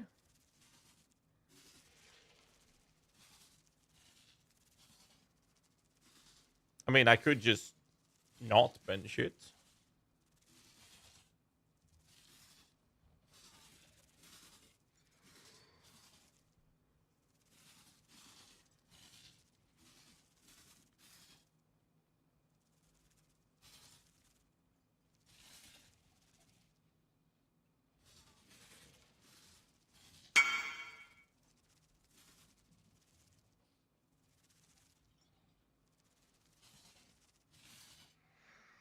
Not bad. Minimum endurance chart, yeah. Could do that. YOLO.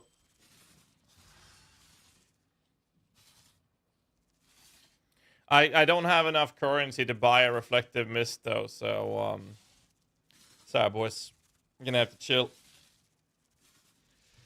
And I need some okay, hell. Oh, I need some catalyst as well. I only have one prismatique.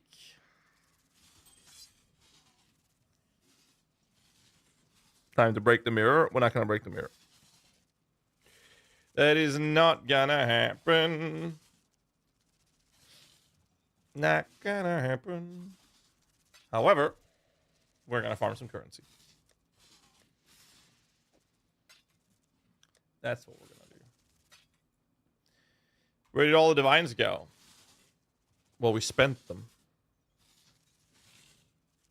We've spent 900 divs, I think, in the last 5 days. Something like that.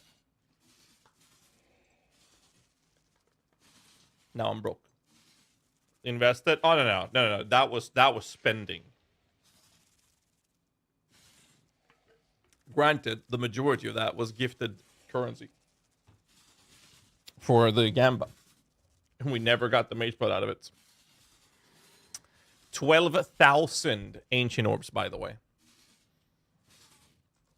And the price was 60 per div.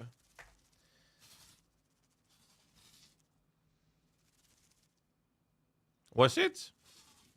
Was it 60 per div?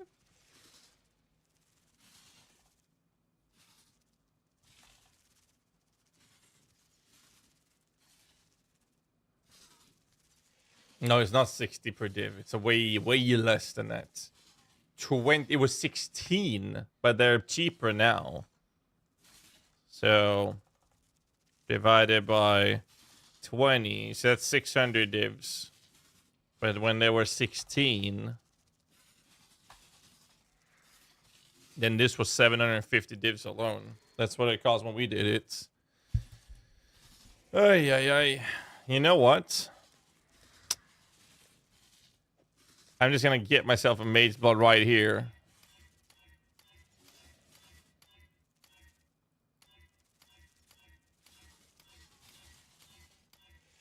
Or not.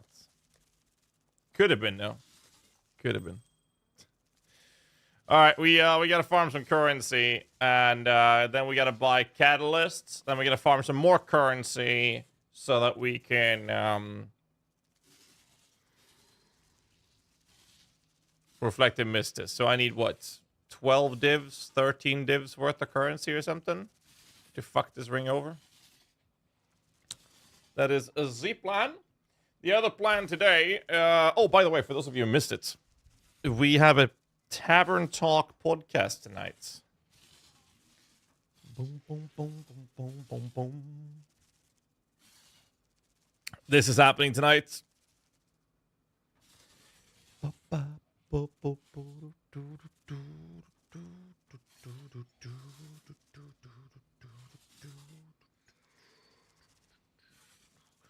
So, let's see. We also have to POB how this bill would work without Svalin.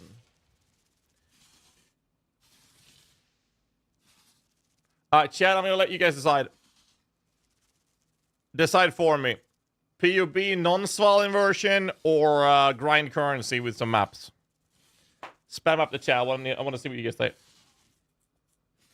I'll go with majority votes. We're playing hardcore? I'm not right now, no.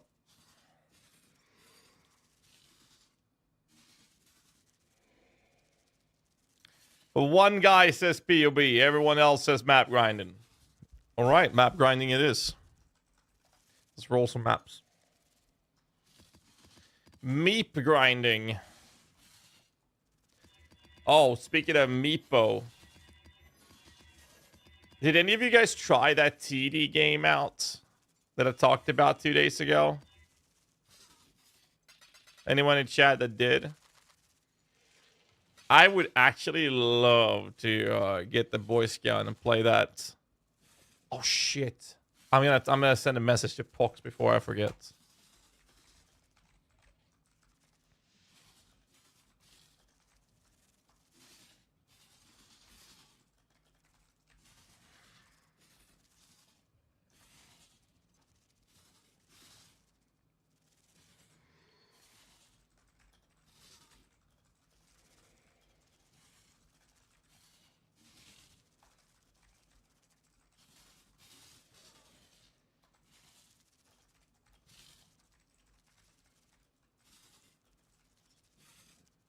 There we go.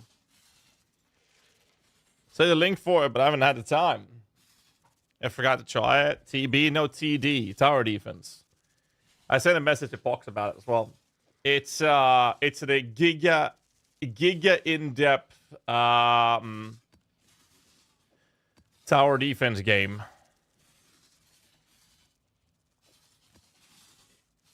Like Giga in-depth.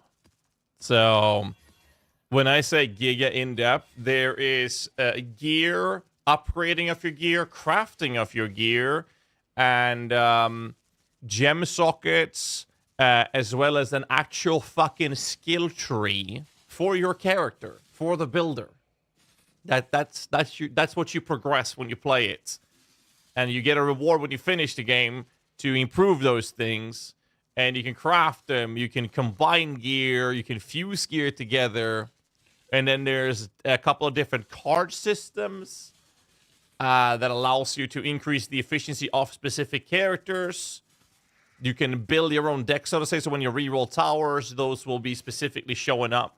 Not higher chances, but they will be highlighted for you. So it's easy for you to roll the towers. With a preset import-export system as well.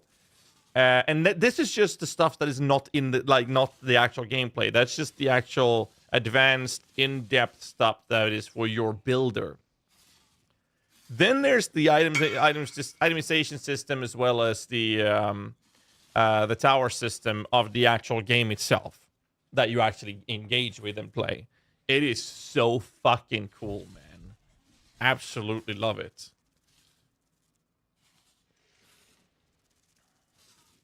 You got... Well, what do you mean F question mark? That is bad. That's terrible. Bro, you don't want to craft shit like that if you can't verify if it's good or bad, man. Don't question mark that.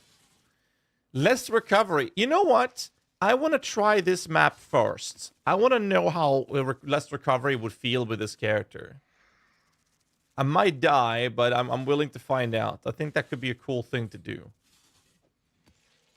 So I'm not sure if it actually becomes a problem, because I have a life flask in case I get it to the point where my leeches are not going to do anything.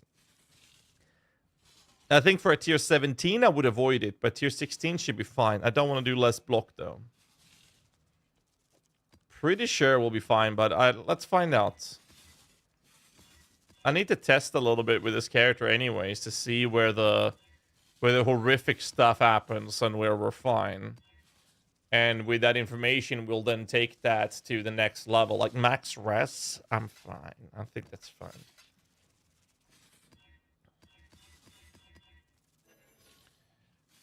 I lost the recovery from this map, though. God damn it. That's too bad. Here, that's fine.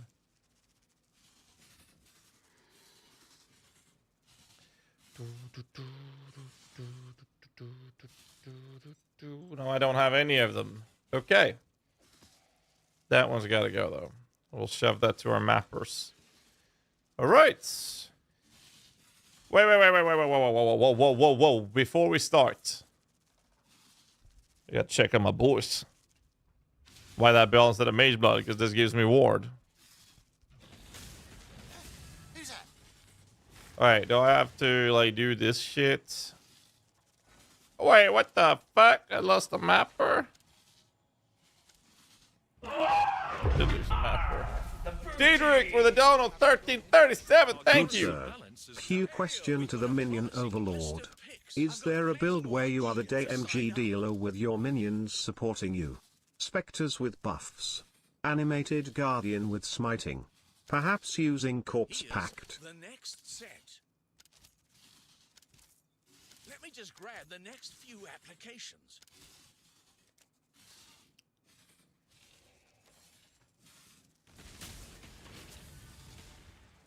Not that I can think of. Not that would make sense, at least. In my opinion.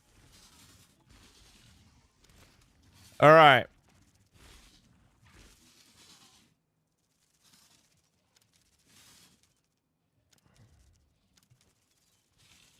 Wait, you're telling me I can only get a 7 million shipment? Okay. What was Siggy saying? 7,000 of each crop, right?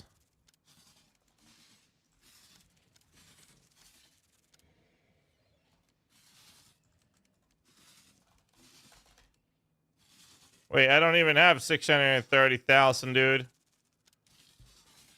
Ah, for fuck's sake.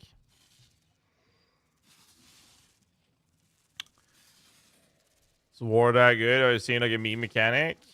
Well, with this specific strategy that we are running, it makes perfect sense to do it.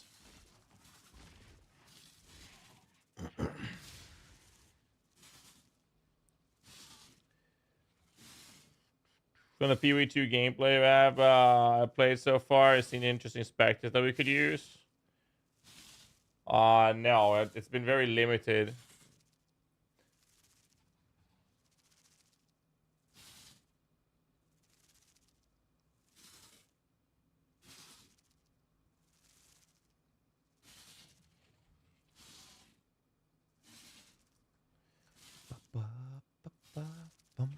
All right, let's go.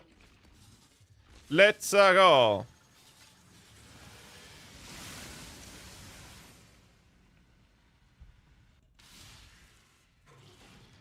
Do I have everything? I believe so. All right, let's grind some money, boys. Maybe I should run another strategy than Harbies. I don't remember the other strategy I was doing. It was the one Anta ran. Something with a scarab, something. I just don't know which scarabs it was. Maybe I'll do that one. Yo, Anta, are you in the stream, dude? My man? My brother from another mother. Where you at?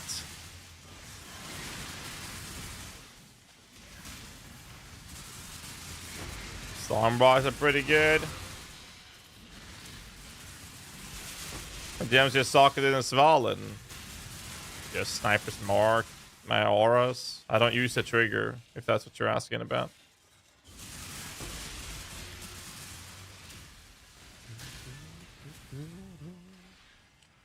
Anter's Deli Farm. I do have a tree set for it already. Made Skeleton Machine Gun. It does, yeah. It plays much smoother. You see the buttons that I'm using? I did actually get a manual desecrate on top of the trigger one. Because I don't, I wanted to have life tap in the trigger. We're not really socket starved. In reality, you only use mobility and you curse every now and then. That's about it. That's the buttons I'm pressing.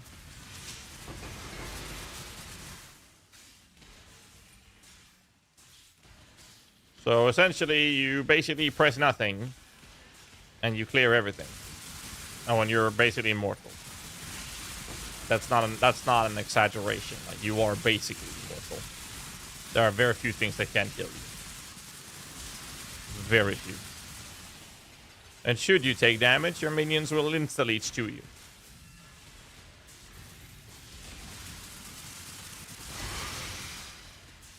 Damage.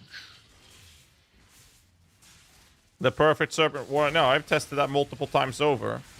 It's just funny when people make YouTube videos and talk about it, because it's like we've tested it so many times over, and the results always comes back the same. You do poison, giga projectile scaling for single targets, and it actually does really good single target damage. Problem is, it's such dick for clearing, because you have to support them with meat shield to achieve that. So as a result, it's just bad. Why don't I put Sniper's Mark instead of Desecrates in here? Then I get life tap on it. Feels like that would make more sense. Because I won't cast Desecrate that often. So this will remove a lot of issues with my mana. Yeah, now I can freely cast my curses in one mapping. Yeah, this is way better. Can this build clear Ubers? Yes. I've already done it several times the last few days. Bum, bum, bum, bum, bum, bum.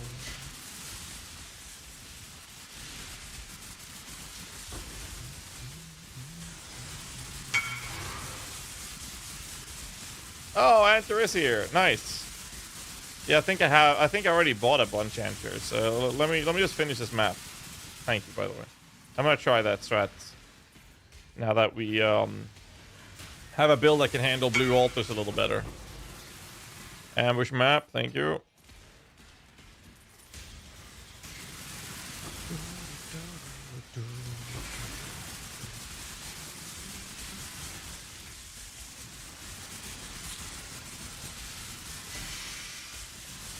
Okay, the poison is yours, right? Yes. Chance the Pathfinder poison proliferate works.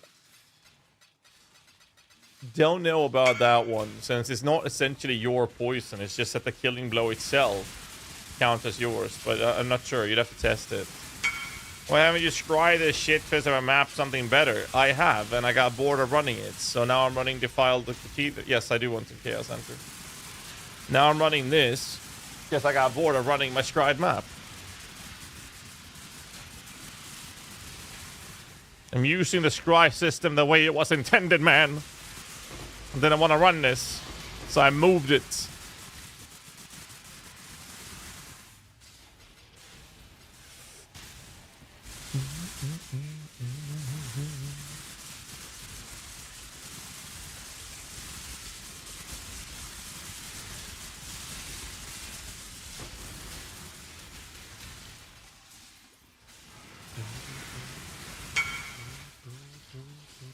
Alright, the map boss. A close layout. A blab. Man, fuck you. Scary. I like doing this. I like this map. Way better than the plateau I was running earlier.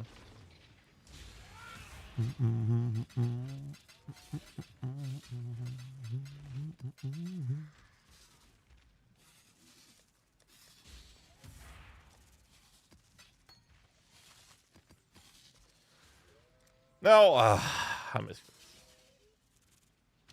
I misclicked.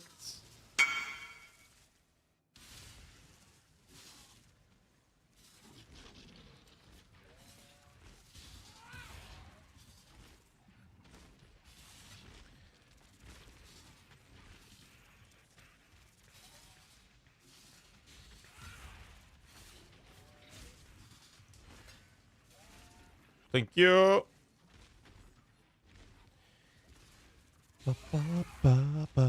How much do you have? I don't know how much you want to split off. Like I'm pretty fine with this, dude. I don't need more than this. And if you're still using it for crafting it, okay.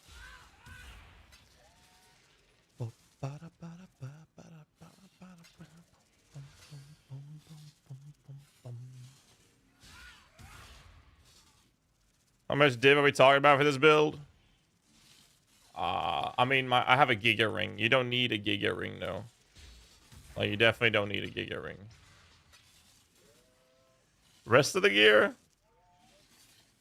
40 divs, maybe? It's not that bad. Well, I don't think I'm gonna need more currency for the more chaos for the rest of the league at this point. Enough for now? What's enough? A few trades ago.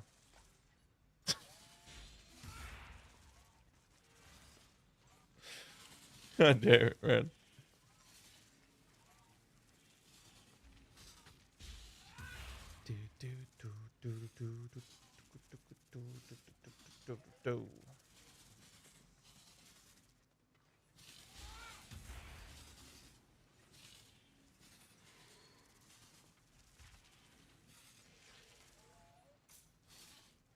There is a 1 point that is misplaced here. No, there's not. Alright, let's see.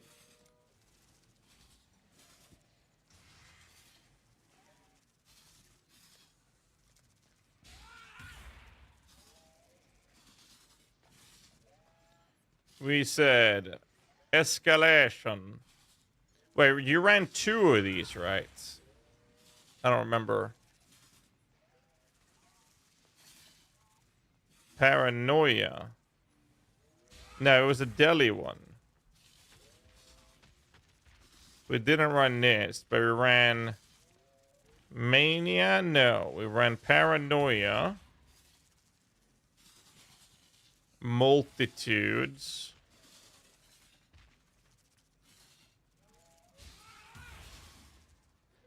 Wait, hold up. Mania? We did run Mania. And then we ran the Escalation, Paranoia. The Escalation, Paranoia, Mania, Multitude, and Corruption. These? I thought there was one of them we ran 2 of.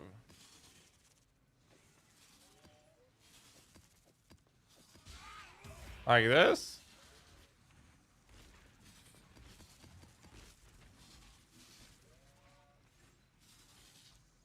Right.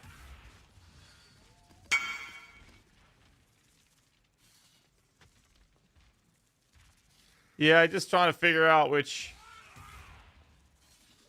Delhi. Okay, so Delhi ones is Paranoia Mania. Paranoia Mania, I got a bunch of those. Carto,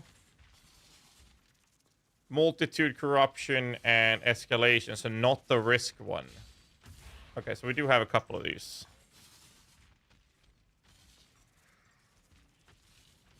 Add in Defiance and Destiny on top of that.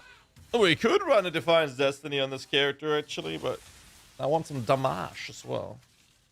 Okay. Right. I need... Oh, shit. Enter. We got... You got a Reflective Mist.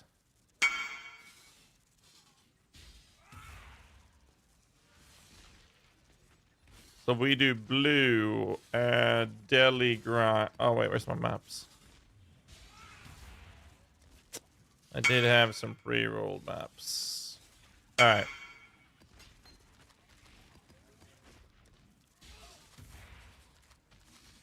Around the battle gives you a chance to count as reversed.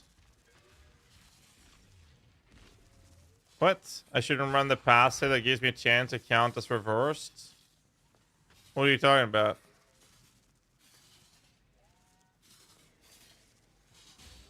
Which passive? Why PoE streamer should be 18 plus streamer? What do you mean? Oh, do you?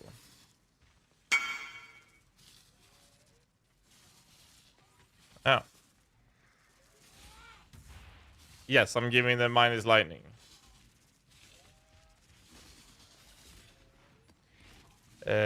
Ambush. Blue. Let's go. Further guide through your solo self found playing Suman, and I drive the prototype and I witnessed this. Can you tell me please what's the name of the Spectres you're using? Wretch Defilers. 6 of them. 1 Guardian Turtle and 1 Spirit Fortune.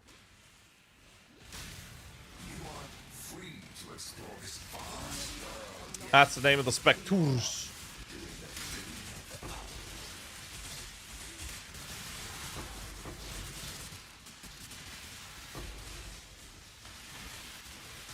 Two passive RMR small cluster.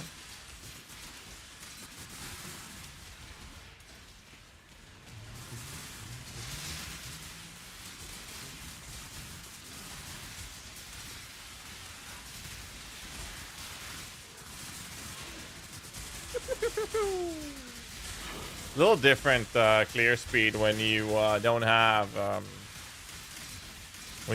fucking Harbies to stop for.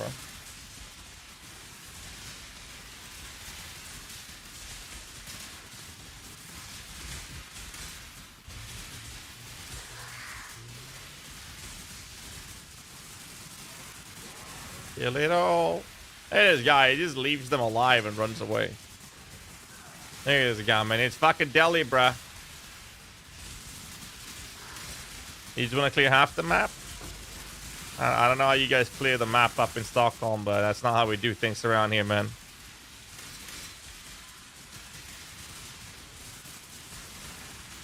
It's not how we roll, y'all. Look at this. Would have lost that Chaos Orb if I didn't go back.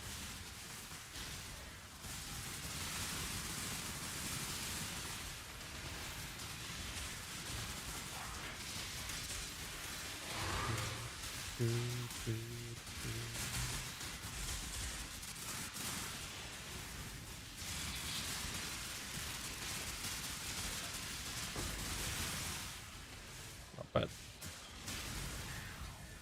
This build with Mage Blood or a Ward is a must because of the belts. No, you can run this with Mage Blood. I would arguably say that this build would be better with Mage Blood. You don't need the Ward. The build's already so fucking tanky. And if you do Mage Blood, it will be ridiculously tanky.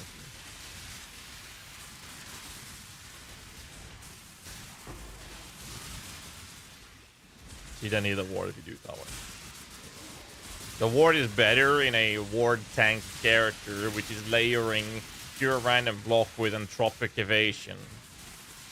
And so because of the entropy system of evasion, how that works, it just puts us in this weird position where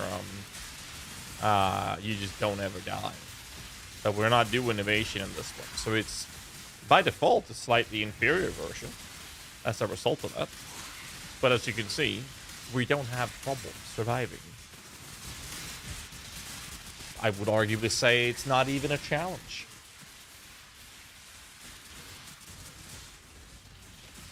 So there's that.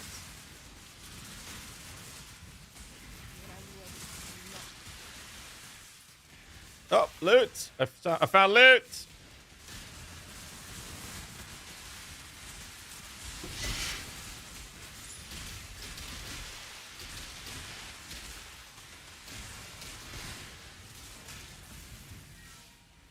Two people already with this build, but with returning proj. Yes, but the math checks out to making it returning proj not a superior choice, and you get better visual clarity.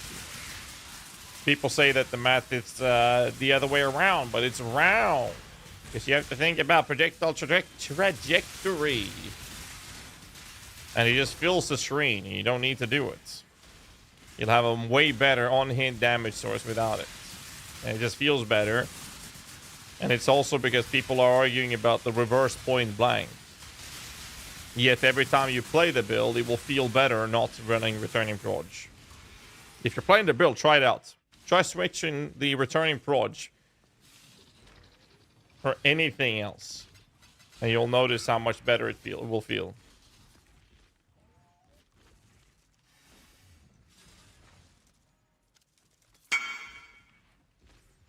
We get the rewards.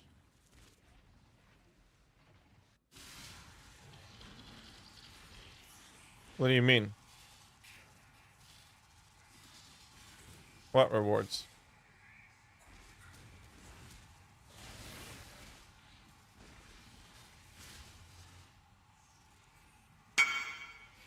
From the deli?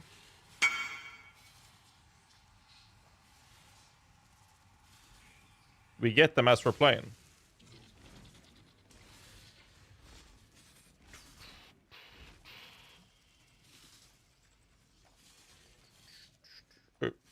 Oh, I can't even type. Perma. Unending. Nightmare.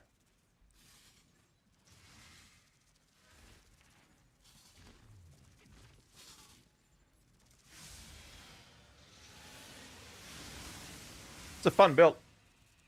We're using this over Frostbearer Trial Grip with lightning converts. Because Frostbearers don't deal physical damage that you can convert into lightning. Trust me, I would do that if I could. 100% would do that. They have pure cold damage. The Trial Grip does not convert non-physical damage. It converts minions' physical damage.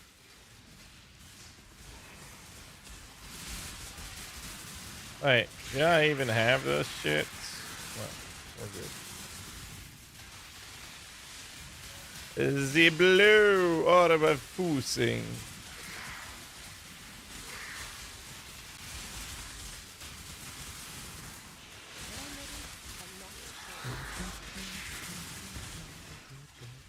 There's gold back here, man.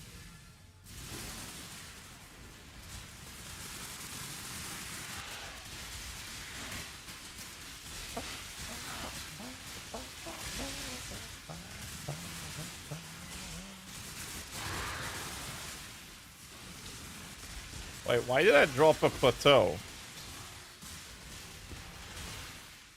Non-favorite maps is turned into currency. Oh.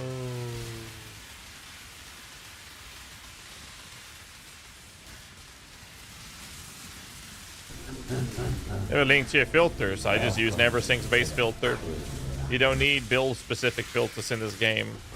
And damn you, Fox, for making people believe that. Type exclamation mark filter. Just use that website. STVRK27 dropping in the big bomb of a 5 sub. Thank you so much. 5 months. Thank you. Thank you. Cannot do this without you guys supporting the stream. So thank you guys so much. Do apologize for not being live yesterday. I had a bit of a situation, IRL. Family situation that I had to take priority.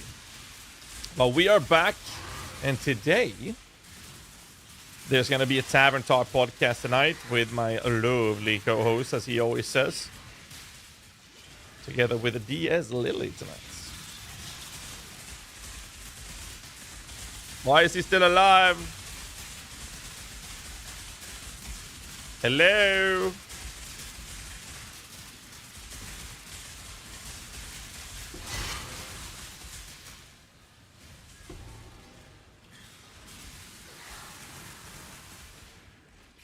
Synthil for this build, is that a Wretched Defilers? No, we do not. Synthil is the only Spectre that has an equivalent ability that we can verify the calculation of the damage outputs in PUB with. That is why we use them in the PUB. Wretched Defilers don't exist in there. And they are unable to be calculated, and therefore we use Synthil, which is the closest equivalence we can get. And the DPS display or the calculation will still be off. Whereas what we do is because their projectile behavior is very similar in terms of the actual damage scaling of it.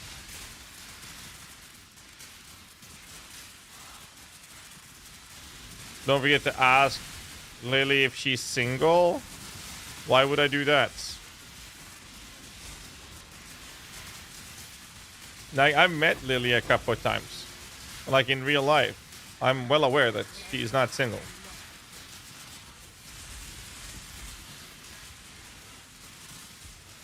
I like meeting up with streamers in IRL. That's just really nice. I had a lot of fun with that. Oh my god, noob down!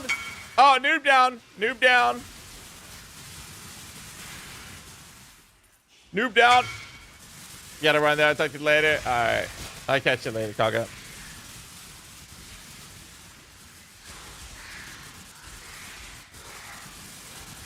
To be fair, these guys are actually pretty beefy in this map. Used to play Doriani Spectres with Sid Teal, loved it. That's a long time ago, is it not? Like a very long time ago. Referencing a very old interview with her. About what interview? Why have I heard about this? Nah, I love meeting up with people. Like, on last LA event, we had so many people there. It's crazy. So many people. Oh man, we had some I didn't block the attack. Wow. Noob down! Noob down! Now, we had a lot of drinks at the bar at the hotel with, oh wow, it was, shit, how many was it? It was Subtractem, Valor, Belina, Denipon.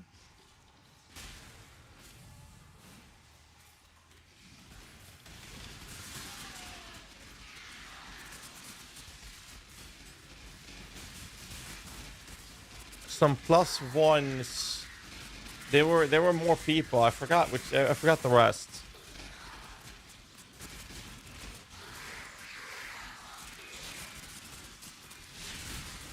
That was really nice. Very, very nice. I love the streamer meetups. They're always fun. We're all knocked into with Lily by a known PoE YouTube creator. No. I have to know. I have to know now. You've said A. Don't make me stop what I'm doing to Google this up. Obviously, it's a long time ago, so it's kind of whatever. But now you've said A, you gotta spill out the B, alright? Oh, wait. I also need to know how long ago this was. Life per enemy hit on watches I work with minions. Oh, with mines. I don't think so now. Still cringe when I remember that interview. I mean, I've been around for over 10 years in this game. How do I not know about this?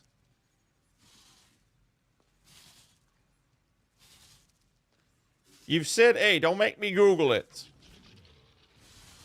Don't make me Google it, man.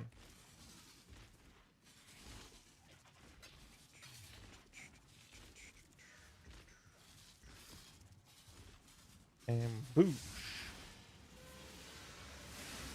Frankenstein.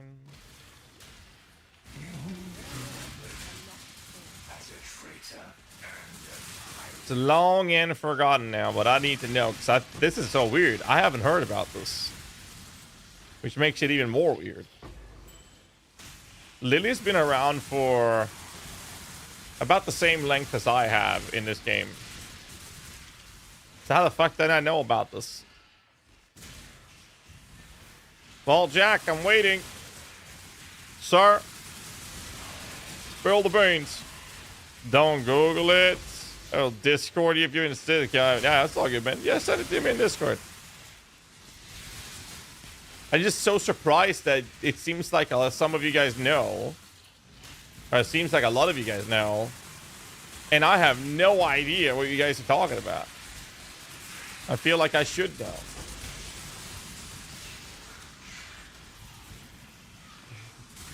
Maybe I'll know once you say the name. Maybe I have seen it. I don't really put those things to mind or to memory.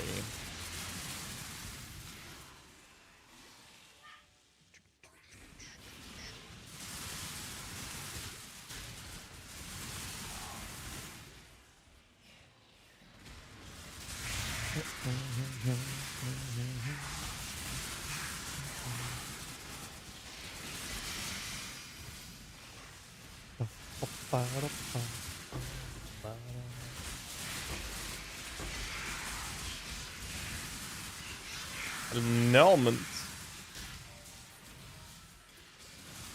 Frankenstein. Whoa! I took a lot of damage there. Monka.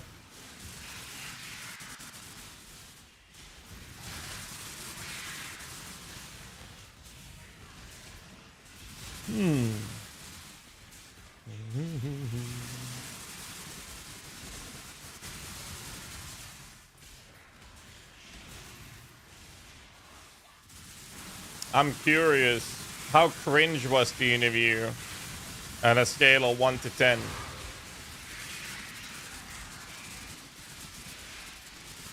$11? Wait, what?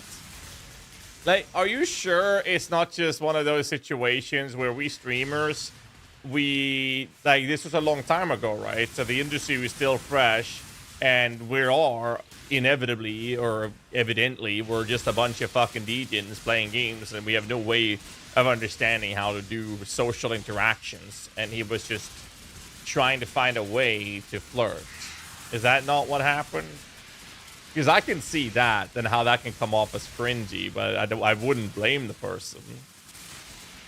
We're talking 9, 10 years ago. 100% wouldn't blame him. Or her, whoever it was. I'm still waiting on that message, Jack. I'm so surprised I don't know about this. This is so crazy. Like, actually crazy. Oh, no! I didn't block the attack. 12% chance I die to that.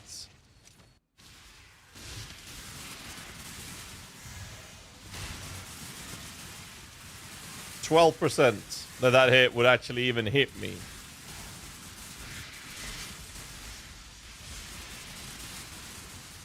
Frankenstein. I get 2 hits. Oh. I got 2 hits. Wow. That's kind of crazy.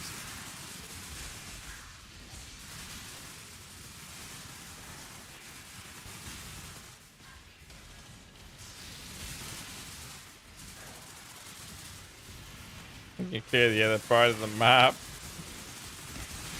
That's one of the reasons I never place, very rarely place a portal when I play this map. It's like if I die, I was like, all right, I'll just go the other way then. Yo, Jack, where's the message on Discord? I am super curious now.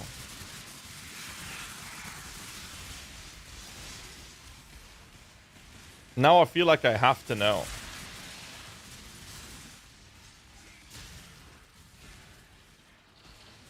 And the longer it takes me to get the answer, the more interested I am in knowing. Fuck, man. God. Alright, gotta keep in mind that we are fucking ourselves over pretty bad with this. Yeah. Do you find... Oh, for fuck's sake. Why do I die every time I turn around? When crafting your profit, how do you find good items to craft? So I made a 61 chest. With the right mod, stole it for 180D. The kind of accident. I enjoy crafting and would love to make money doing it.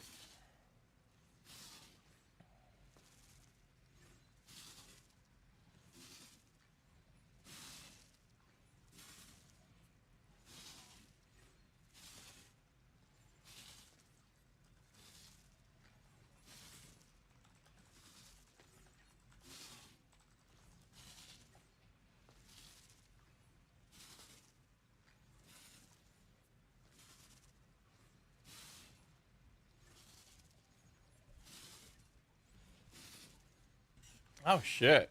Thanks, Jack. Did not know about that. All right. Easiest profit crafting is buying a fractured red space. So to answer your question, Smokums, let me finish the map and let's have this conversation. You can type !builds in plural, in which you'll have all of my written guides. And in the written guides, there's also, in that list, you'll find a video. No, sorry, a written guide that covers how I make currency. And I'm talking about what I'm going to show you now. And there's a full written description of what I'm about to show you.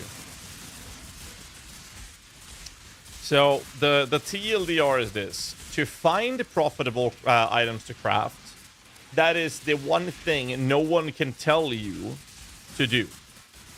I can tell you right now that I'm very confident that crafting large clusters for minion builds is really profitable. It almost always is. The problem is that is really bad currency per hour invested, because those jewels take a long time to craft. There's so many steps and so much R&D involved that on average you're going to be making very little profit per hour crafting those. But if you're just looking at it on a currency invested versus the profit, they're really good. But they take such a long time, so I don't like doing it because of that. So the main goal you have when profit crafting is there's a common misconception and when it comes to profit crafting, and that is that people think that you make a lot of money crafting big items. That's like your example. Big items that sold for 180 divs, or you know, something like this, 45 divs there. I sold a couple of chest pieces this league with the +1 Spectre. I sold them for some for 30, some for 50. Quite a few of them I sold for over 100 divs. That sounds like that would be a lot of money, right? So what people need to remember is that the bigger the item, the higher the risks. In most cases. So one of the chess pieces I sold for 125 divs cost me 85 divs to craft. Still a lot of good profit. It also took me 6 days to sell.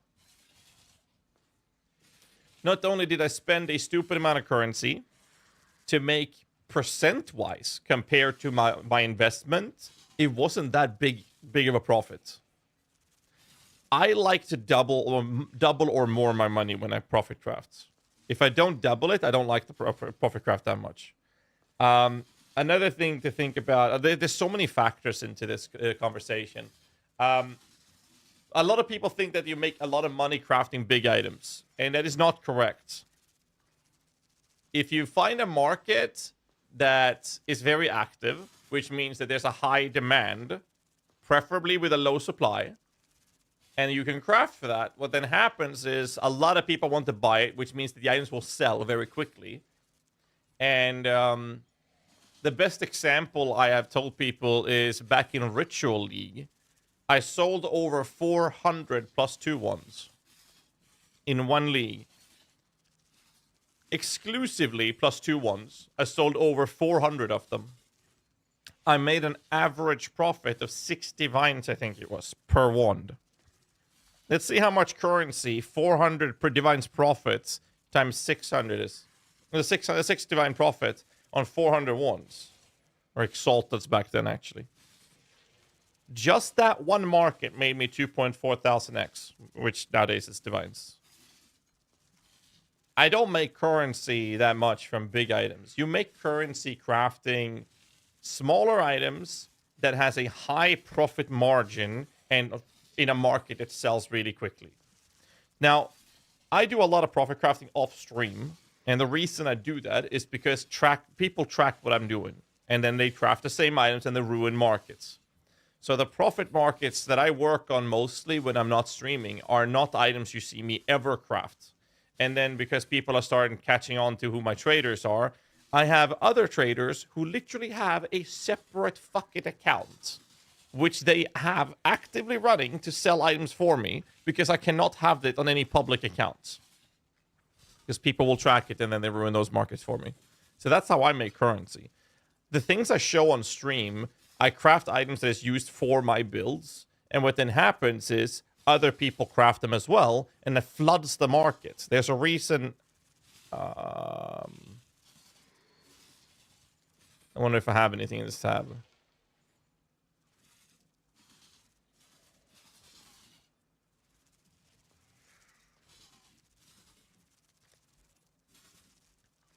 Give me a second.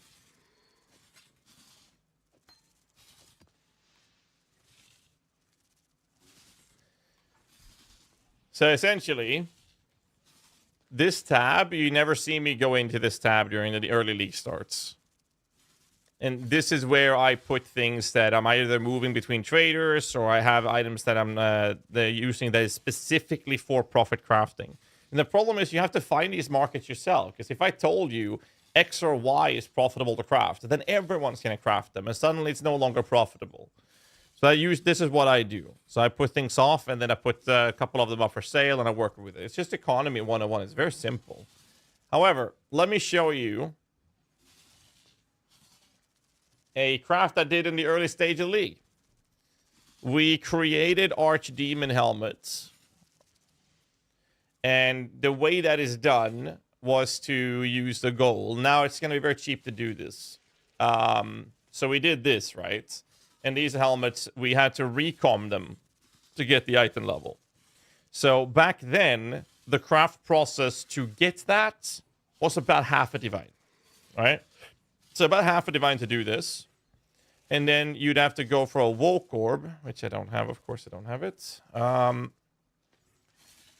So that's half a divine.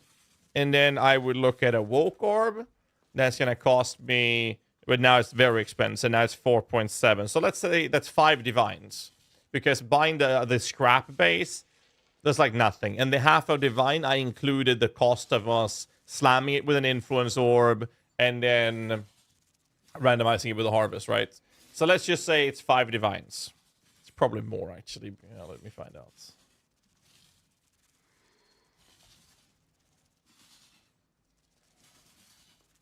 It's way more.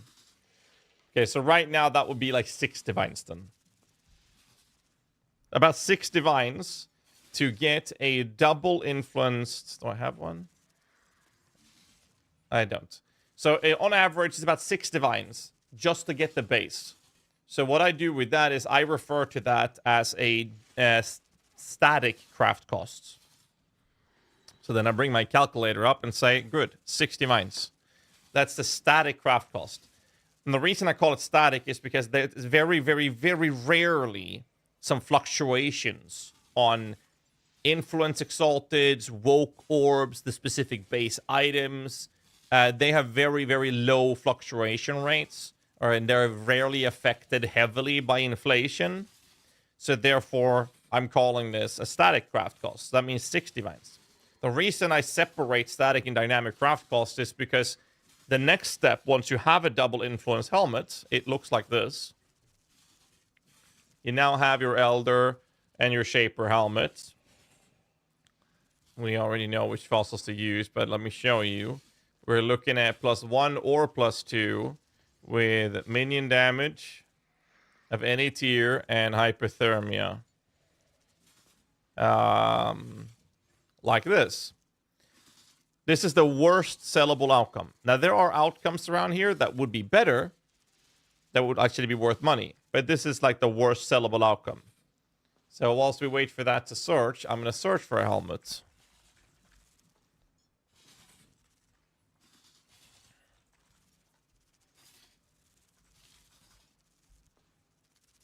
Okay. These helmets, right now, that is a 2020 +1, no benchcraft open, nothing. That's 24 divines. All right? Keep that in mind. That's 24 divines. To get the influence base, it's a 6 divine flat cost. Then this is 18.6 divines. Now, this is a dynamic craft cost. Right? And the reason this is dynamic is because this has a confidence rate of 63.284% chance of hitting within 255 tries. Now, do keep in mind, before we take this any further, that if I go to the market and say, well, I need to purchase these fossils. I need bound fossil. Well, I'm not going to buy them one by one. I need 255 for one hit. I need to buy at least 300. Well, now I have to pay 2.5 C each. Now I have to adjust the value because this is actually too much here. So 2.5. And the frigid fossils should be 1.5 or something, actually. It's 2C, so that's accurate. And then we do the same check on 2-socket resonators, which is saying 6C each. No one's selling that for chaos, apparently. So that's 26 per div.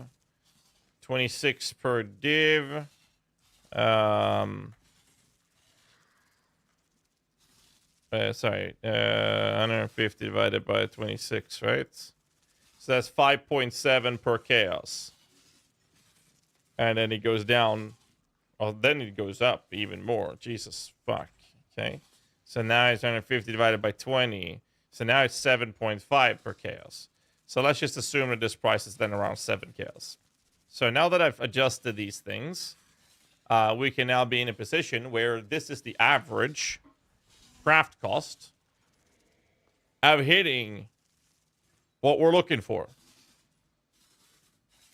However, since this is a RNG based approach in the dynamic craft cost, what I would do is I would take the 18.63 divines, and what I normally do is two things. One, I round it up.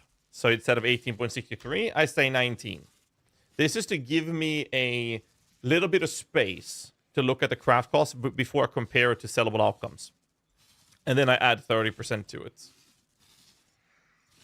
I want a 30% margin of failure, just to look at the worst sellable outcome to the expected cost of me crafting it. So now it's 24.60. This is exclusively from the dynamic craft cost. Now we add the base, which was 6 divines. So to craft this helmet, I am going to expect to spend around 30 divines. Now you compare your 30 divines investment at what is the worst sellable outcome I can get for that money spent. 24, 25 divs back. Then it goes up to 30.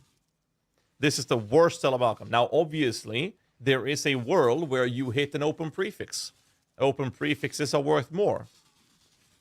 As an example, like this is 50. That's pretty crazy, actually, but this is more money, right? If I hit +2, whether or not there is a benchcraft or not, this will be worth money. Look at this. Now it's 30 divines. There's surely situations where you can make more. The thing is, if the worst sellable outcome is profitable compared to your craft cost, that's a good profit for my craft to do. Why? Even if you get unlucky, you're still making money. You can craft hundreds of them. You will make money in the end. So it's not gambling. And then every now and then, you'll get the bigger hits, which is going to elevate and up your profit even more. Obviously, you can be unlucky, which has happened to me several times when I've done this. And that is that your very first craft ends up costing more than you sell it for. Because that will happen every now and then. That you spend way more currency crafting an item, and then the sellable outcome becomes an item version that is selling for less than you paid for it. So this is how profit crafting works in this game, and this is how I've always done it. Now, the reason the helmet market is completely, utterly destroyed is the same reason the one market's there, and the shield market's dead, and the ring market was dead for a while. This is because every time I show people how to do these things, I do it on stream, and then everyone starts doing it as well, and that crashes the markets. There's a reason I stopped crafting helmets literally 6 days in on the league, because it was just not worth doing. You did not make money doing it unless you got lucky. And if you're only making money doing something, when you're lucky, now you're gambling with your money. And I don't like gambling with your money. I want to have guaranteed profits. So that's how you need to think when it comes to profit crafting. So I hope this little rant made sense. That's how I do it. So I just do bossing, down too many steps. So the reason I like doing this is very simple. When I make money crafting for profit, I don't give a flying fuck if I drop currency, or if I drop something big, or if my strategy of farming is profitable. I can do anything I want to, as long as I have fun with whatever it is I'm doing in game. That's it. All I do now is I just focus on having fun. Whether or not that is profitable, I don't give a fuck, because my money is making me money. That's why I like profit crafting.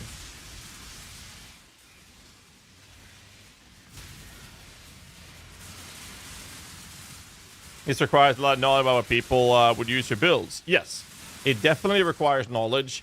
It also requires game time.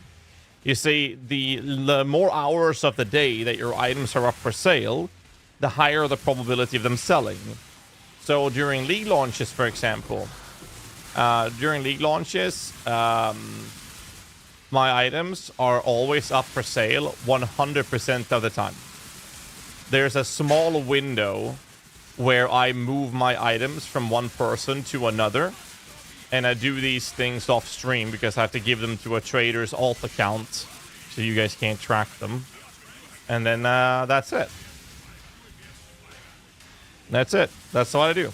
Every day. When I go to bed, well, basically, I stream, then I'm sitting up for another 5, 6, 7, 8 hours crafting, and then I go to bed with my items given to someone else. And then when I'm sleeping, that person is online selling them for me. So that's how I do it. I mean, you don't ever have to go that crazy. It's obnoxious to go that crazy. But that's how we make thousands of divines on League Start for doing our mirror crafts. That's how we do it. If you want to make money and you don't give a fuck and you don't really care too much, you don't want to sit there 24/7, you can just flip. It's gonna make you more currency than what I'm doing. Not to mention that it's guaranteed. Just more boring. I like crafting. What the fuck? Am I lagging? I got decent there. What the fuck? It's weird.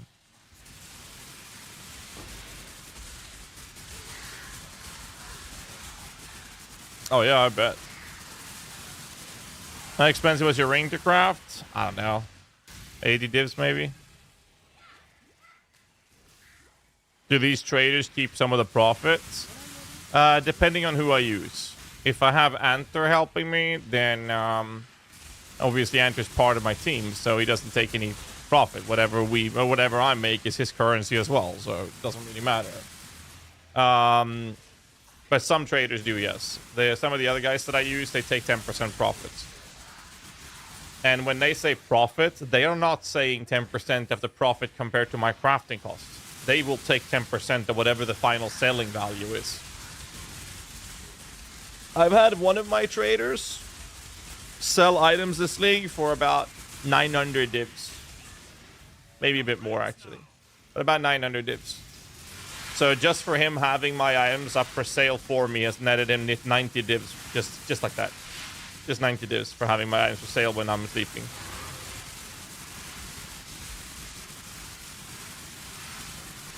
That's all he had to do. Yeah, there's plenty of people doing those kinds of services. For sure. About finding people that are trustworthy. Some traders are, online for more hours than others, and a good way to make currency if you're good at this thing and good with trading, all you do is you just act as a trader for people. You need to do those services, yeah, and you make a lot of money.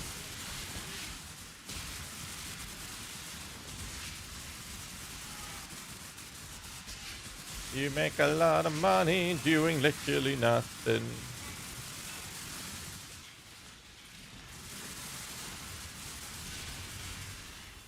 That's it.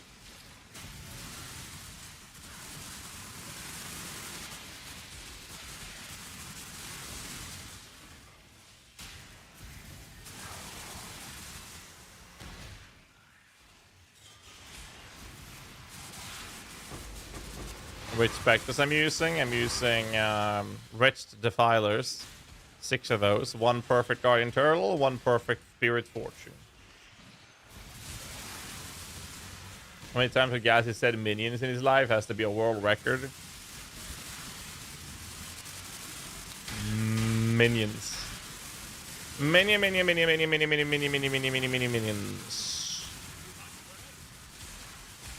Wait, trading, but it's because the way can be betrayed. It's not working PCs. Also get friends to help is a good way to move items. Sure.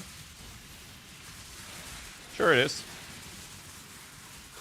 It's just that everyone plays the game differently. I like crafting.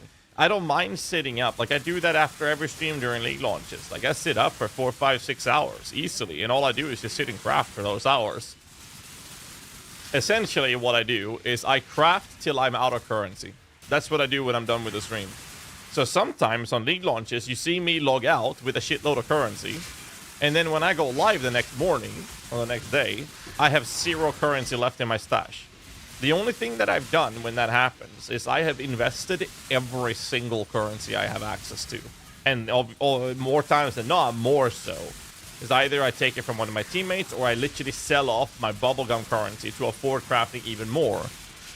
And then some days, I know some leagues that I've logged out with like 50 divines or 20 divines. Say day 1, I log out with like 5 divines, and then when you see me log in the next day, suddenly I have 0 divines and like 5 chaos mounts. And then after a couple of hours, my trader comes in, logs over to his other accounts, and then sends me like 50 divs. Well, maybe not 50 for that amount, but like 20 divs. And then I log out for the day with like 20, 25 divs in my currency, in my inventory. And then when I log in the next day, now I'm sitting on 100. That's basically what I do. It's all about just multiplying it. And the early lead, there's so many people playing. It's like demand is much higher on pretty much everything. The worst outcomes sells than ever. And then, you know, later on, the absolute worst tier is increased in quality, if you will. But I made a written version of describing everything that I'm talking about for the people that are willing and be interested to learning how to do this. And I've done this for almost 10 years now. I've played this game for over 10 years. I started doing this about half a year in or something.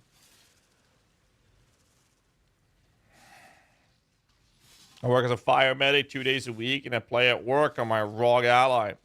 Play 13 to 16 hours a day, 5 days a week, most weeks. Uptime isn't a problem. That's fair then. But yeah, I would type exclamation mark builds. Type that. Scroll down to where the how I make currency page is, and give it a read. I'm always happy to talk about it. I don't mind talking about how I make currency. It's very clear, and I'm very transparent with how I do it. The only thing that has changed over the years is that I can't have it on public. So nowadays I have people that have to use separate accounts to sell their shit because people keep tracking what I'm crafting. Important to point out, though, when you find a profitable market, keep your mouth shut and don't tell people. That's how you do it. Keep your mouth shut, don't tell people. That's it.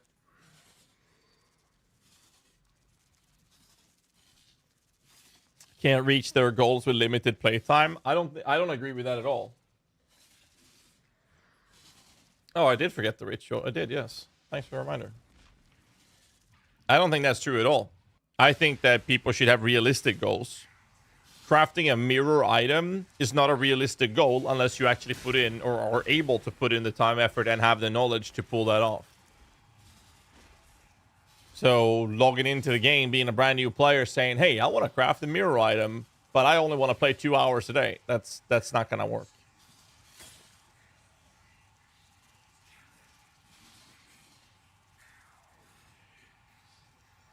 I ain't gonna work, man. You agree the game caters to an elitist group of people?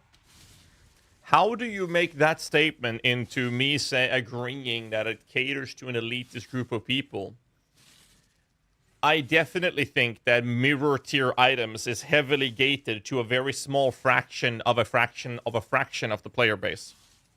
You know how many people craft a mirror helmet for minions this league? 2 people. Both of which is... one of them is me, the other one is my teammate. That's how many people crafted the mirror helmet for minions this league. How many people could accumulate the amount of currency... No, sorry. How many people had the amount of currency required to craft it when we did it in the entire community? The game peaked, what, 250,000 concurrent players, right? And out of the... say 1 million players or whatever, how many they had, I would say that less than 50 people had access to the amount of currency required to be able to craft it. Out of those, only a handful has the knowledge of how to do it, and out of those, only a fraction of those actually were willing to do it. And those 2 people were me and my teammates.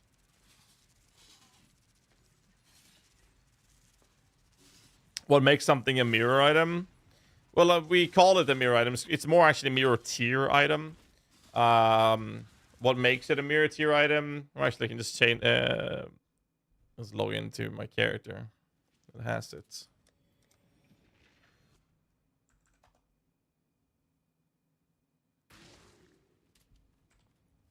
So this is a mirror tier item, and the reason this is a mirror tier item is very simple.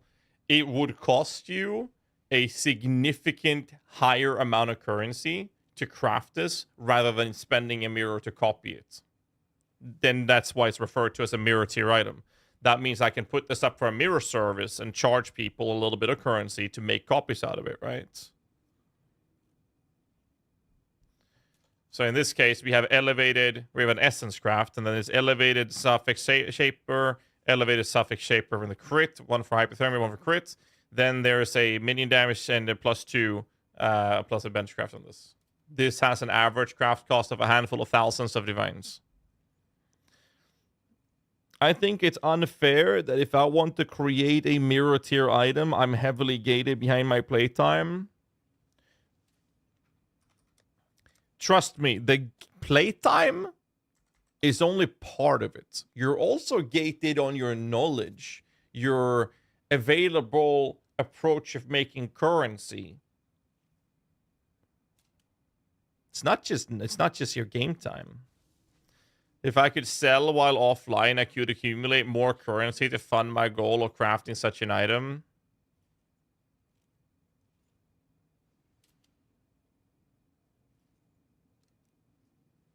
Online uptime, probably better wording.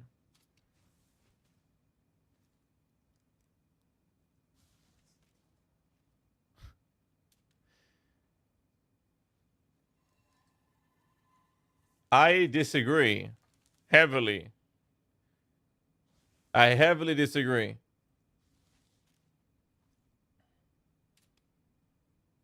Yeah, probably, Timothy.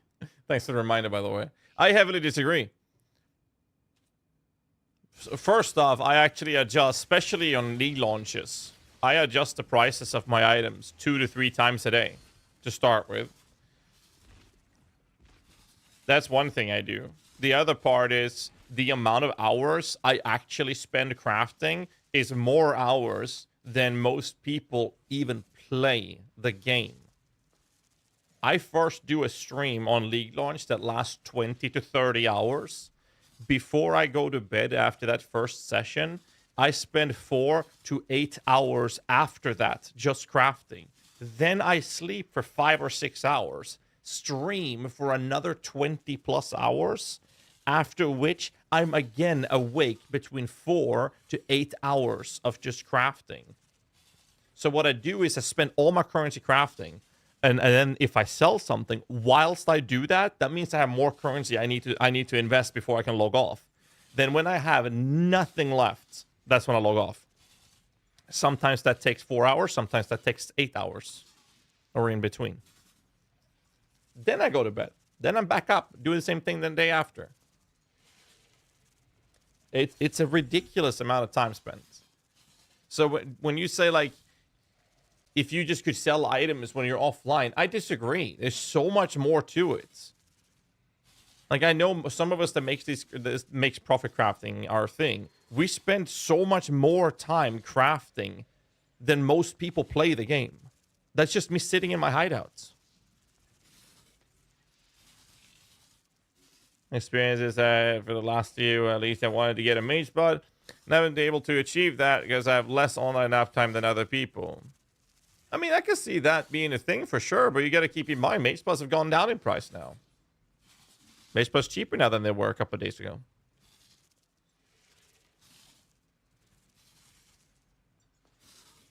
The knowledge part kicks in with what to craft, yes. Like, I always show minion crafts when I'm playing on stream. The items I craft for profit are not minion stuffs. It's items for the meta builds and whatnot. That's what I do.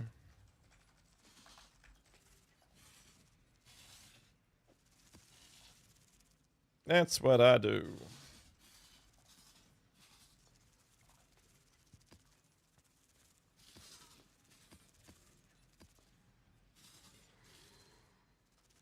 When you make a lot of money, you need to try and play more and always play something that is jackpot, betrayal, and harbinger amazing. Honestly, if you want to make currency, just flip. It doesn't matter if you're only flipping 2 hours a day or if you're flipping 6 hours a day. Just flip currency. You can't lose. And you make more currency doing that than any profit crafting I can think of. Flipping is the #1 profit-making strategy you can play in this game. The problem with flipping is that not only is it the #1 profit maker, it is the #1 most boring shit you could ever picture doing. It is so boring.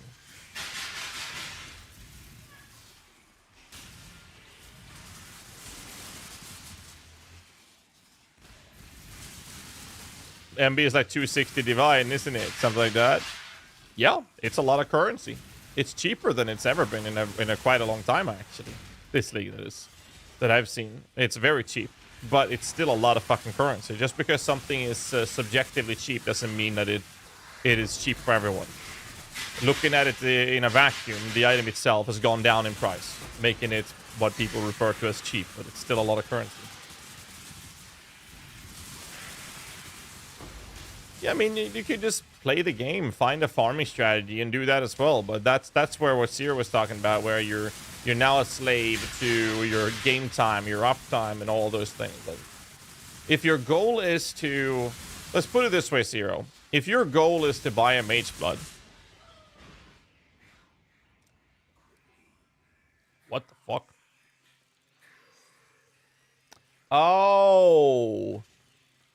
Oh shit, I forgot. I forgot.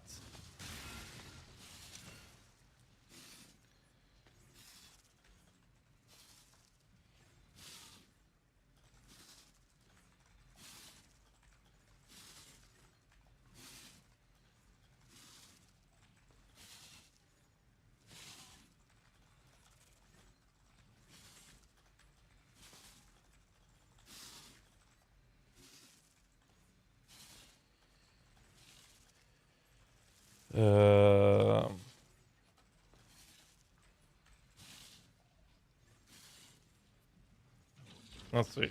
Sorry, I got a message from Pox talking about that TD game. Russian Legacy. I don't recall that.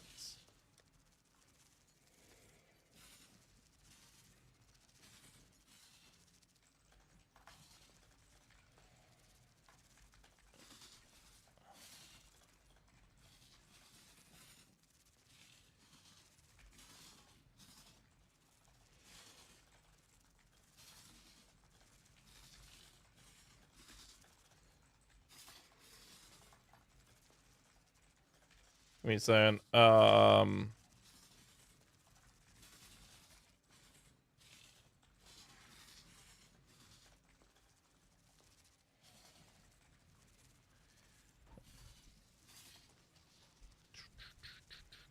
flipping is super competitive. Well, flipping you kind of want to be actively doing at a consistent basis. What? Are you serious? I had one block map, and that is the one map that I ended up with. Bruh. Okay. I'm probably gonna die in this map a few times, but whatever. My defense is entirely around the idea of me being block capped. And this one fucks that. But I paid money for this. You know, I could probably log into the other character. Do it with my chieftain. This one, ooh, I don't know. I'll have way more damage.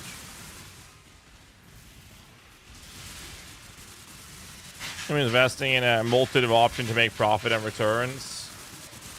Yeah, some people like it. I think flipping is extremely boring, personally. I do like profit crafting because it feels like I'm applying my knowledge to something. And what's really fun with profit crafting is, like I said before, if you find a market where you...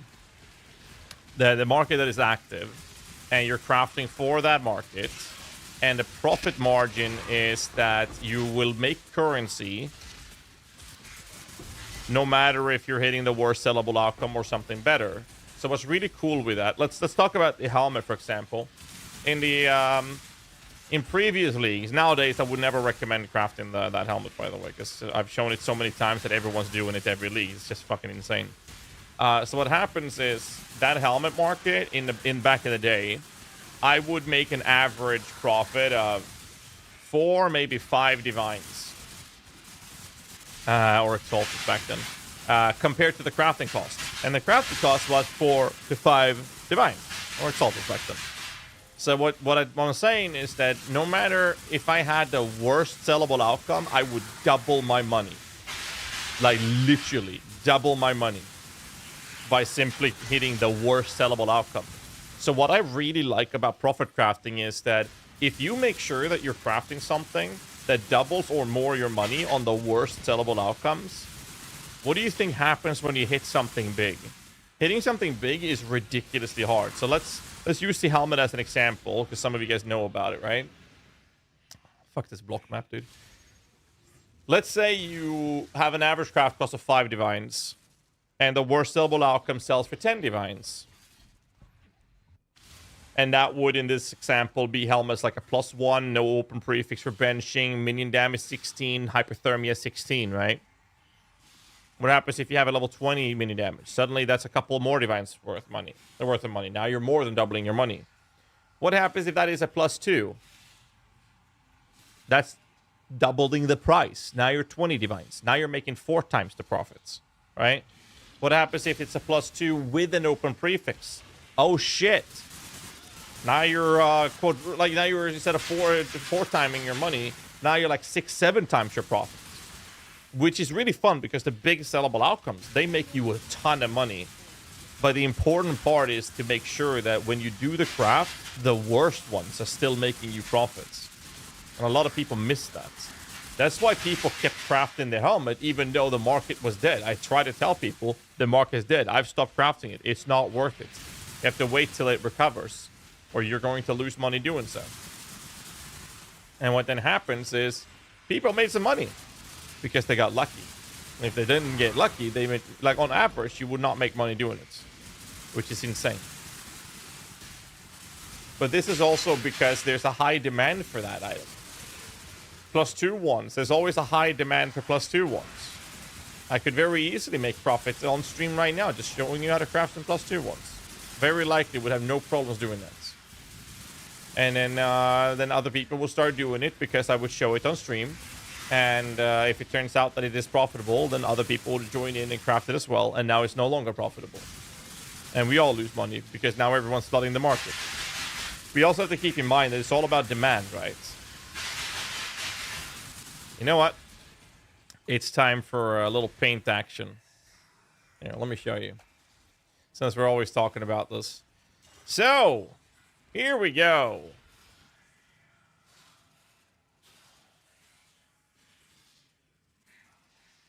Let's do it this way. Supply. And demand. Okay?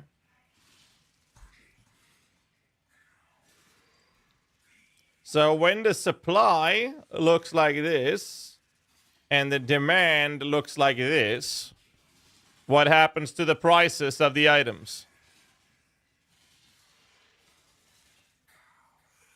They go up, up, up, up, up. Why? Because there's not enough in the supply to match the demand. Therefore, the prices goes up. This is what's called a seller's market. It's economy 101. Economy 101.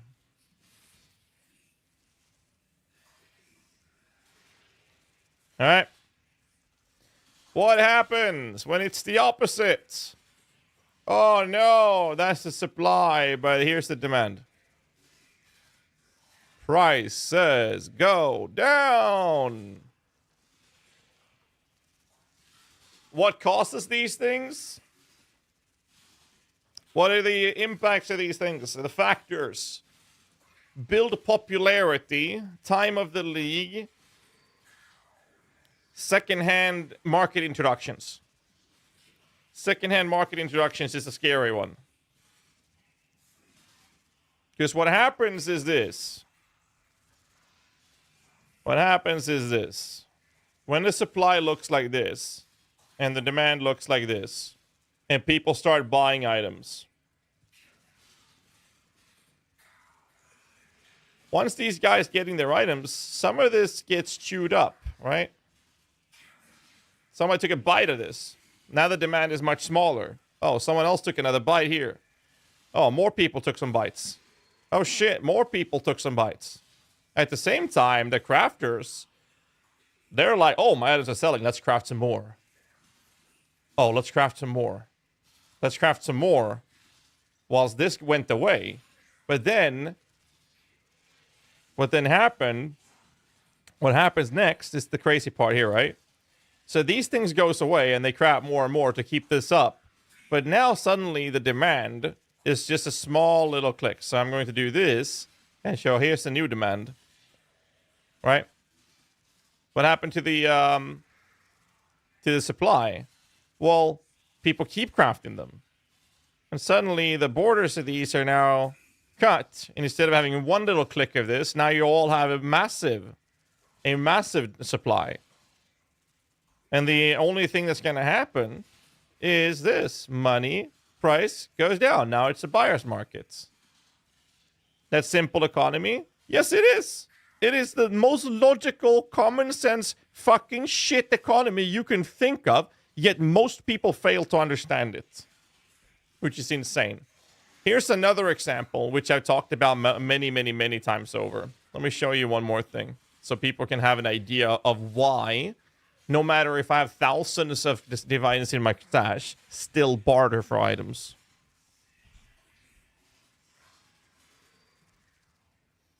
Here is a list of a couple of items for sales.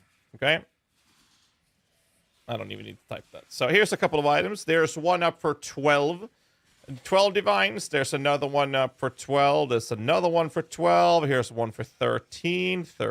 Here's one for 14. Here's one for 15. Okay? Oh, you guys can't see that one.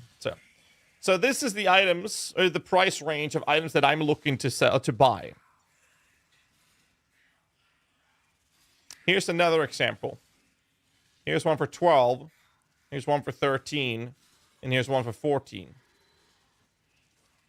Now, if the differences between these are not too big, what would I do as a buyer?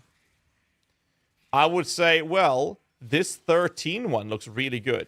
Yo, how about you take 11 divs for it?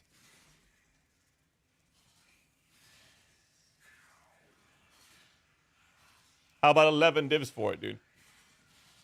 You know what the guy's going to say? He's going to look at the market and be like, oh, my items is heavily contested now. And say, well, maybe 12 then. And now I can get a better item for 12 divs. Or the dude just says yes. Why? Because now it's a buyer's market. If I did the same, and I say, well, I'll whisper this guy, and they say 11? Sir, you want to do 11 divs for your 14? He's going to look at the market and say, well, mine's 14 because it's a little better than this, which is a little bit better than this. Why would I then charge? Why would I accept 11 divs? He's going to say, no. Fuck you, bitch. That's what he's going to say. And then I'll say, okay, Pepe, hands. And then he's going to say T4T. And I'm going to say bye-bye. And then he says, fuck you, bitch, again on the way out. That's what's going to happen. Economy.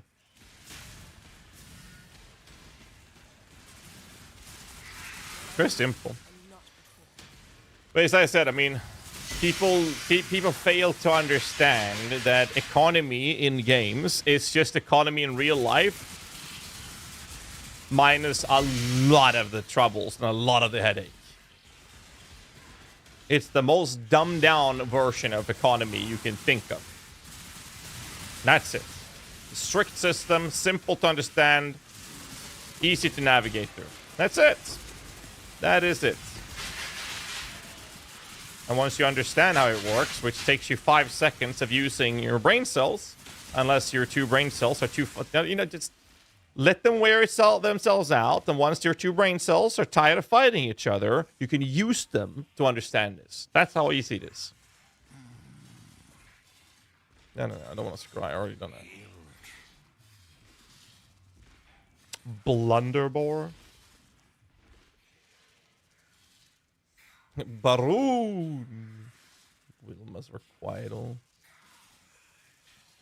Ay. Anyways.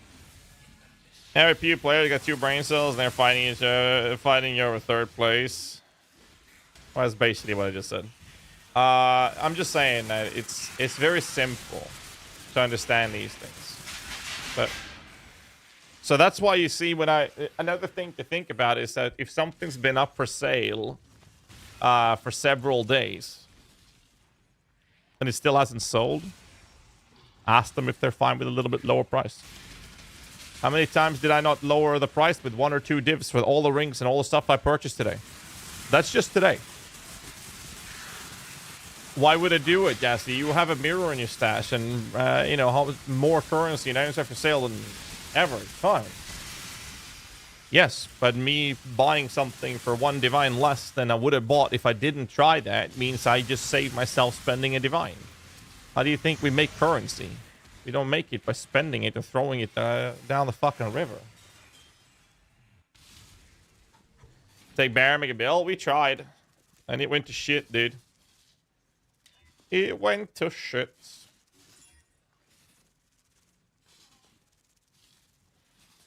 The last guy that went off on you for offering 1 deal less. Dude, he actually were you here, that Ariel, when he came back and apologized? He said he had a long day.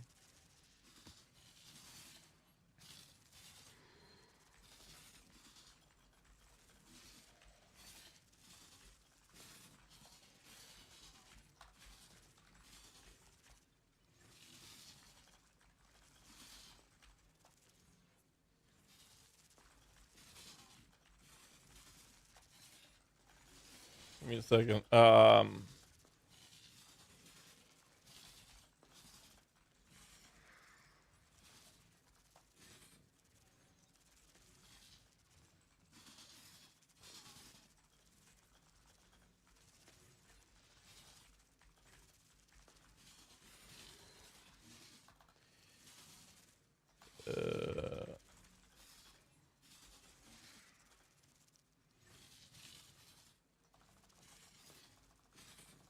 Second.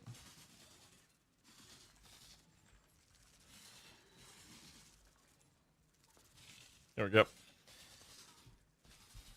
That ended nice. You make more money when you spend less money. I've been fucking up. Well, I mean, it depends on how you view it. I like to joke around and say that I profit money when I don't spend it. Which is obviously completely fucking insane to say. But you lose less.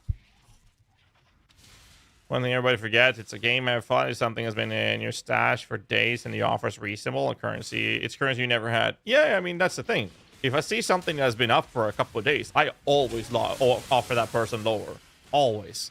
Because that person will look at the item and be like, oh, I've had this in my stash forever. It still hasn't sold. Now I got offered with a little bit less. He's willing to spend this much on it.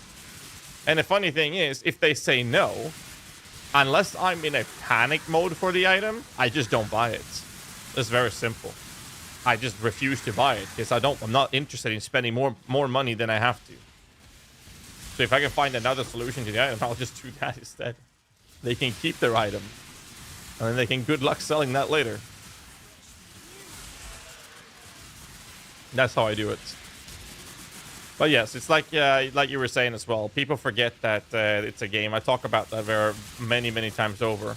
Just because I like doing profit crafting, I like doing mirror stuffs and stuff like that, doesn't mean that everybody would. It's a lot of work and it's a lot of effort to making those currency, especially in the early stage of the league. Like I said before, like we don't sleep much.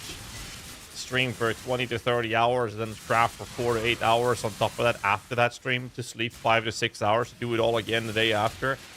It's pretty crazy. It's pretty obnoxious. But it's kind of what's required to pull that off. But I have fun doing it, and I think that's very important. I actually really enjoy doing that. Specifically.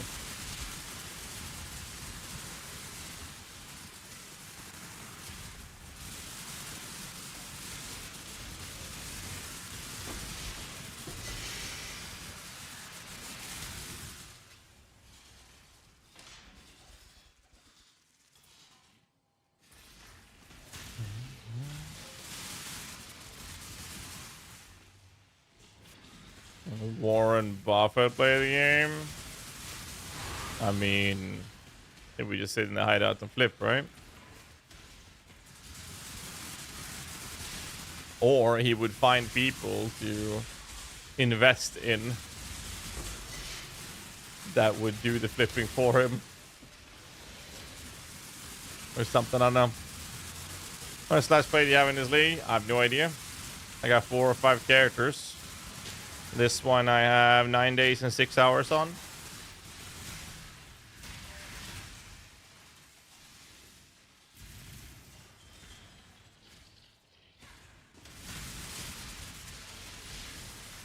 And that's just this character.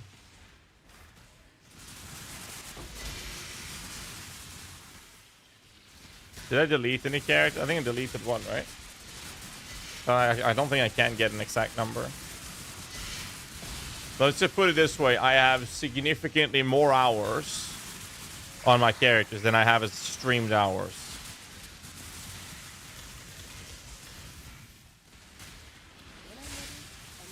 Well, that's always going to be the case with the way I'm playing. I played this game for over 28,000 hours. That's a lot of fucking hours.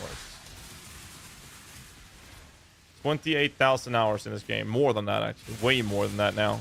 28 last time I checked. I sent an email to GGG and they actually told me you can do that. And they gave me for both of my accounts the exact amount of hours, which is actually really cool. Hi, haven't you made a video? Spectres at dogshit 325. That's not what I said. No, I made a video where I'm talking about my specific Spectre build guide that with the generic update I did was very underperforming. And I would not recommend playing my version of that Spectre build. That video I made. I also made a video talking about Forged Frostbearers being fucking insane, which they are. So which video are you referring to? The only video I made where I say Spectres are bad is my Spectre guide. My specific build guide. At least the thumbnail was why Spectres are bad in 325. What have you done, Kikis? Pure Spectres is B tier. That's what the thumbnail is. So my build guide for it that I now put down to a B tier is apparently me saying that all Spectres are dog shits. The title was Spectre Sucks. The title says Spectre Suck, yeah. It's kind of clickbaity. Actually, not gonna lie. Title is a little misleading, I guess. Not much, but... Well, my Spectre, yeah. It's kind of like borderlining it. It's kind of gray zone, I think.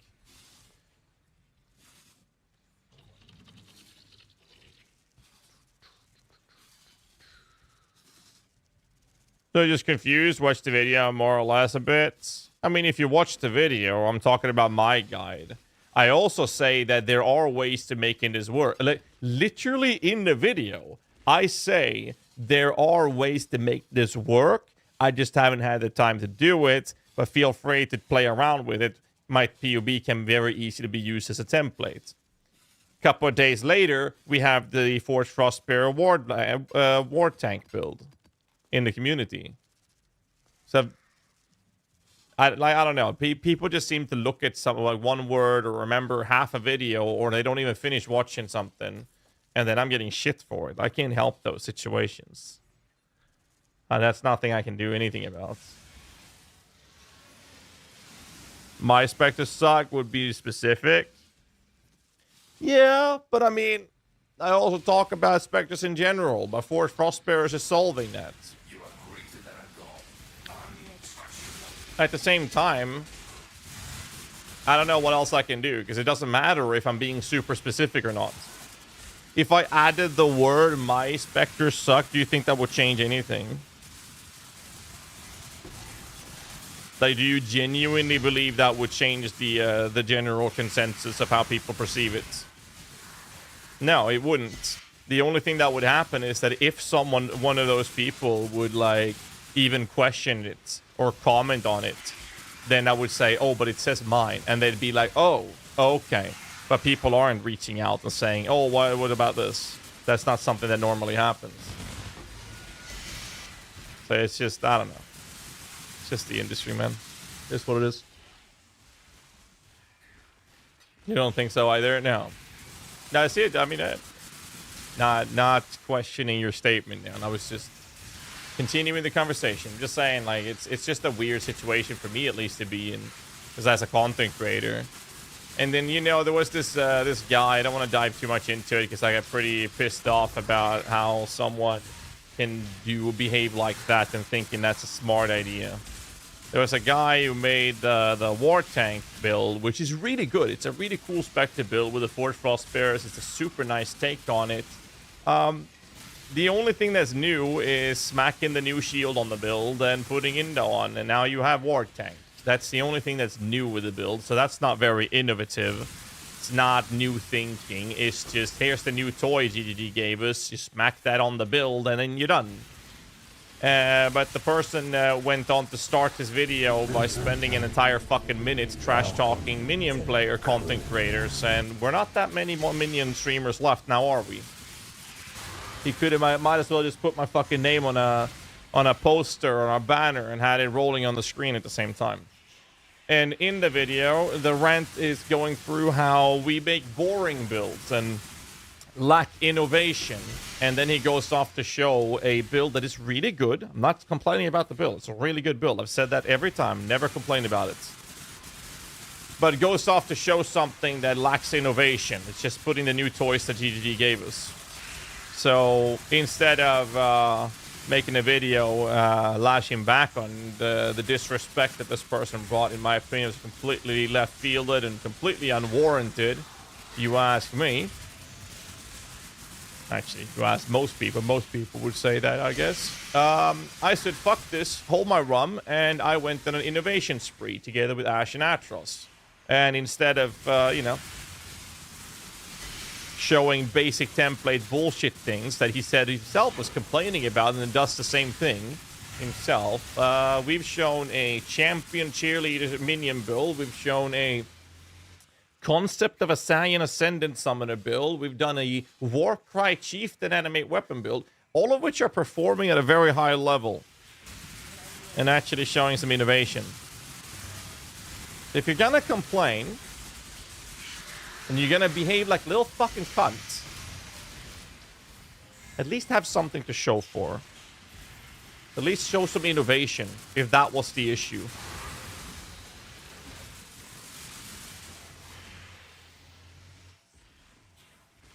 Not to mention that this person that I'm referring to is a one-trick pony, basically always plus play Spectres. That's all he does, and that is perfectly fine. That's great. I think that's fantastic. It also means that that person will have a much better understanding of that specific build, right, than anything. And that I am busy updating tons of guides on a consistent basis every day. Why is it on my shoulders to show innovation? Why is it on my shoulders to do, or me or Ballers for that matter, why is it on our shoulders to do everything with minions? Instead of bitching like a little fucking... Instead of complaining, why don't you contribute? That's my opinion. That's my arguments.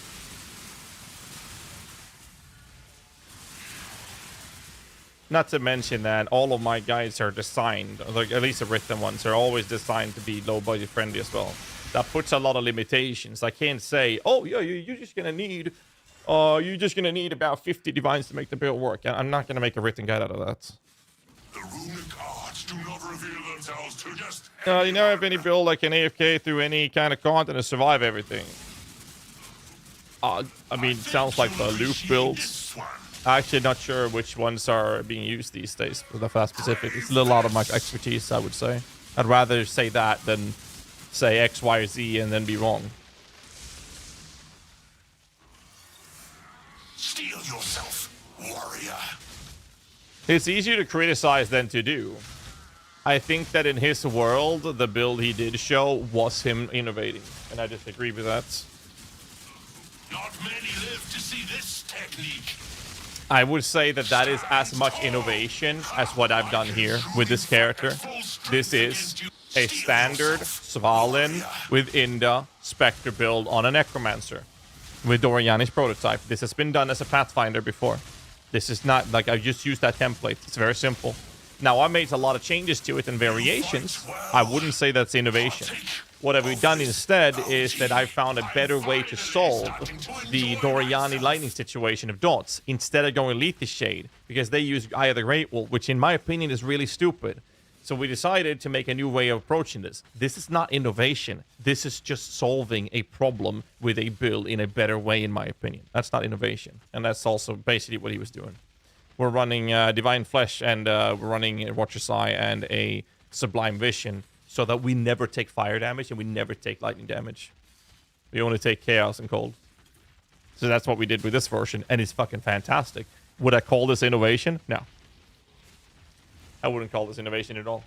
I call this a better way of solving a problem, but it does require these things to make that happen, which means you can't play this build as a low budget. You'll have to play something else till you have the items and access to those things. Then you can play the build.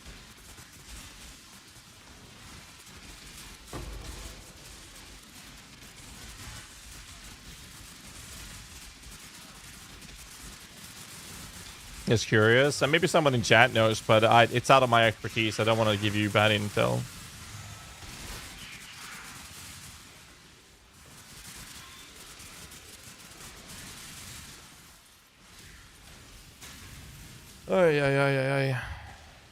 Any screenshots of your Atlas? Well, you can take one now. There.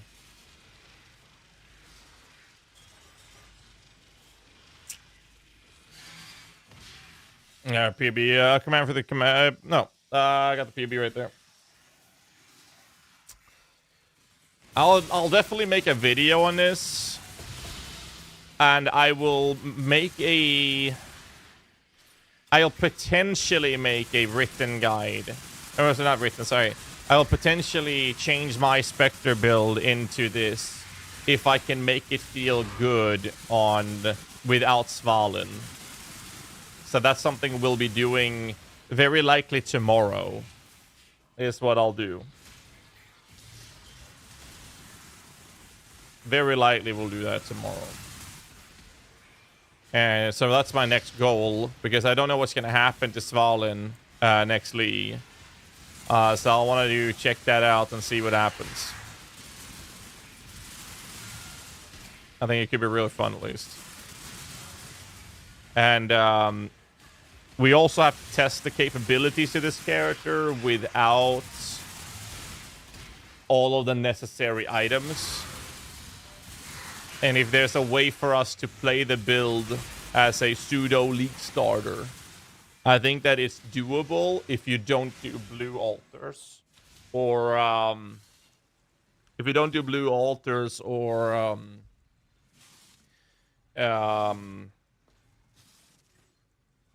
and you stay away from siphoners, then I think that could actually work pretty well. Where are you from? Born and raised in Sweden. Well, the people, they talk English like this. Like our long-lived the king. He also talks English this way. And he's supposed to represent the Swedish country. It's fucking hilarious to listen to him. But yeah, no, what they say. I actually don't know what they're saying. Oh yeah, Forsen talks like that as well, actually. I wasn't talking about Forsen, I was talking about the actual king. How many divs to be your chair?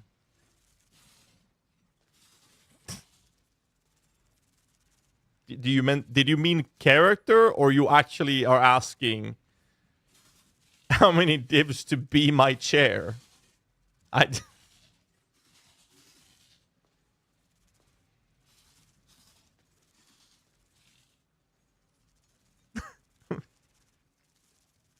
He said what he said, and he fucking means it. God damn. What the fuck? Yeah, I don't know, man. I don't know, dude.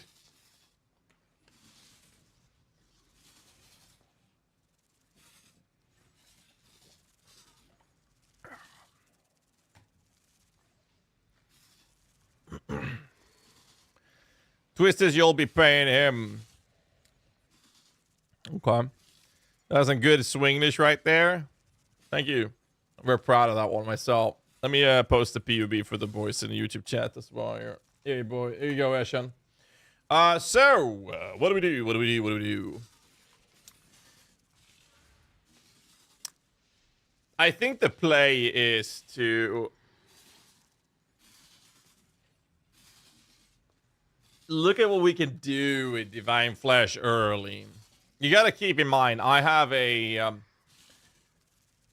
pretty fucked up Glorious Vanity. This Glorious Vanity, what we did, it's a cool thing, by the way. Again, I would not call this innovation, but listen to this. Divine Flesh makes it so that all damage bypasses Energy Shield. This means that we will never, ever, ever lose Energy Shield, right? Everybody following so far? Good. This is an Energy Shield Mastery node. So that we can take 10% less physical damage straight off the bat. As long as we have full Energy Shield, which we will never lose anything of, which we're guaranteed to have some of, so we will always have full Energy Shield. This node specifically gives us 10% less fist damage taken, just like that. Here's another fun note. This Glorious Vanity position is fucking ridiculous. You have a notable here. You have a notable here, here, here. Another one here, another one there, and another one there. And this is a pathing one. Here's the cool thing. This specific number, 7365, gives you access to a shit you not 3 automation studies, which is percent armor and additional fist damage reduction. 4%, another 3 here, and another 3 here. So just that node gives me an additional 10% fist damage taken. Completely gone. Just like that. So this build, in its current situation, is packing about 28,000 max fist hit taken. This is assuming the hit with 88% chance to block even hits me in the first place. So here's the fun note about that. So if I go to config and I say, well, let's just look at if a Cirrus Meteor hits me. I will almost survive a Cirrus Meteor with this, assuming it hits me. Almost survive it. It takes a 0.85 hits for me to die from that.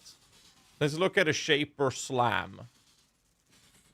It takes 4.37 Shaper Slams. That hits me for me to die. At the same time. Then we can look at Uber Shaper Slam. I cannot die to Uber Shaper Slam. If it even hits me. Which is only a 12% chance that it does hit me in the first place. And if that happens, I still don't die. It's fucking ridiculous. And this is just a generic medium well, high budget, medium budget kind of approach to the build. That's it. I haven't even gone crazy with it. It's fucking stupid. That is the build.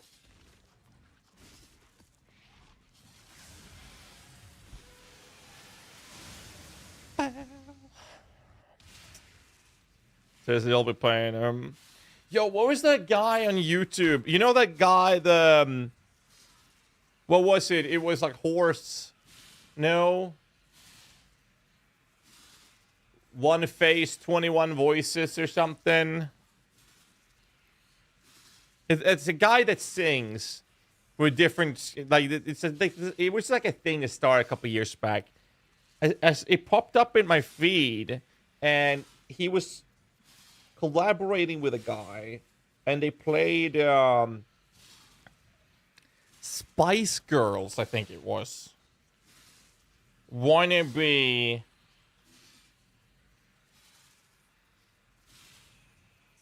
What's his fucking name?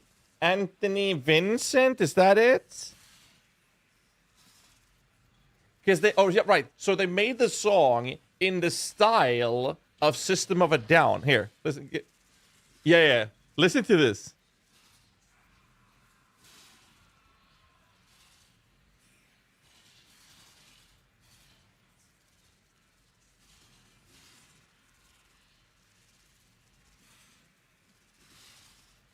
So they made a System of a Down style to Wannabe from Spice Girls.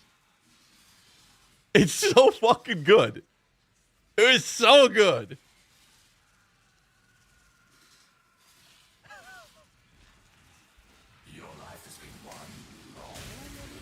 Nick Nocturnal. I think he does stuff like that as well. Bro, these guys are way too loud. I want to listen to this.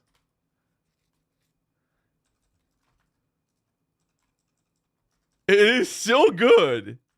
Sorry, YouTube. You guys can't hear the music. We're listening to Anthony Vincent's Wannabe.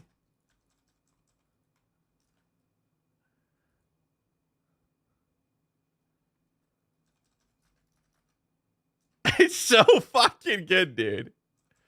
It's like, it's fucking pitch perfect. System of a Down. Like, this is System of a Down style. 100%. It's so good. I think he's actually really cool, this guy.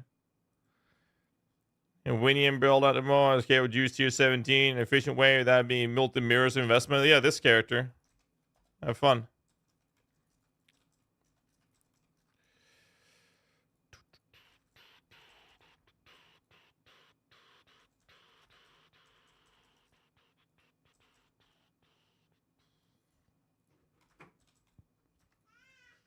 Oh, I hear my daughter. Oh, you're an angel, honey. Thank you. I got snooze. Oh. Oh. Mm. Hi. What? Come here, Lily. You gave me a ball?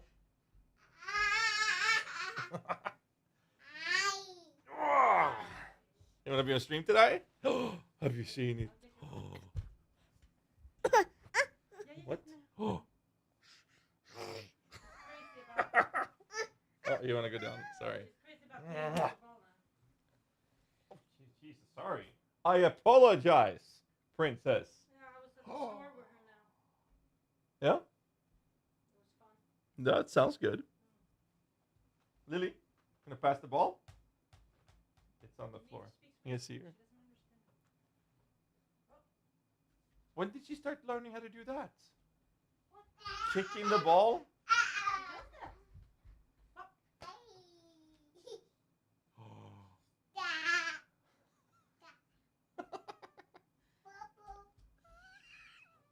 No. Thank you. Hi, Lily. Dow. What does that mean? Can you say, Lily? Can you say minions? Minions. Yeah? Minions. Me? Minions? Hey, don't walk out at me now. You almost said it. Minions. Fuck. I'll get her one day. I'll get her one day. I said, fuck it, I'll get her one day. To say minions. I am being nice. I'm always nice. I am nice, honey. I would love food, yes. I'm actually really hungry. What are we having? With meat?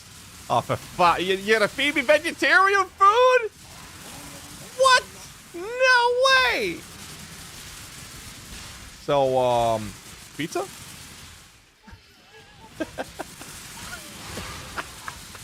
I actually do like when you make the dal. It's good. It's good. It's even better with chicken, though.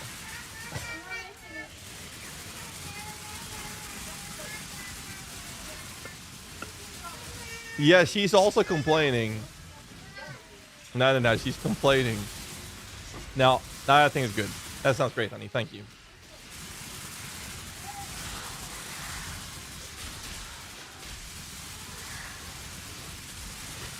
So Hannah made me eat something vegetarian once. Now I do prefer it with some meat, but it's Indian dish, I think it is. It's called dal.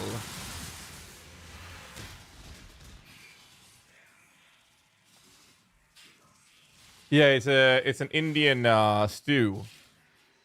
See if I can find a picture of it. It looks like this.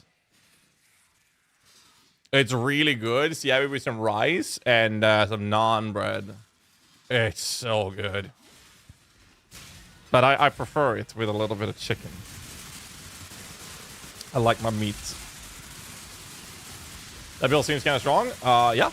No, the build concept is it's a proven concept already. What we did is we solved the Doriani issue in a superior way. I would arguably say at least.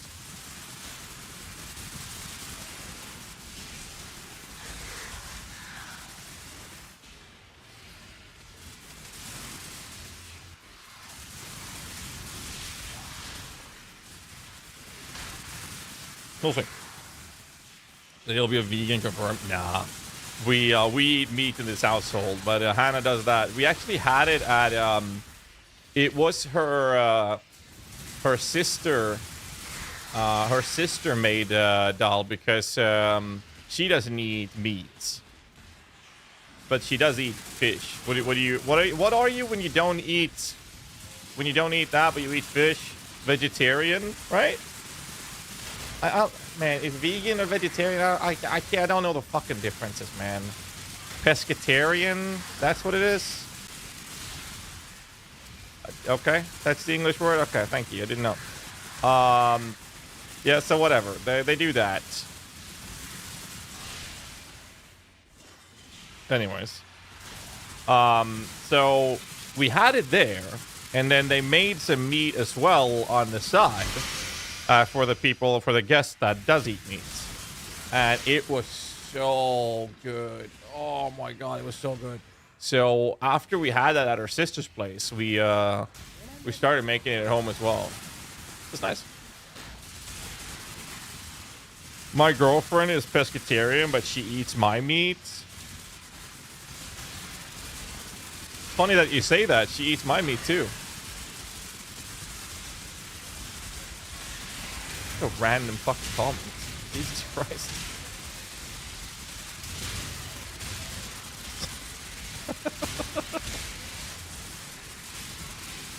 Sorry. Speaking of packets, I actually want to show you guys something. Sorry, I couldn't help myself. Anyways.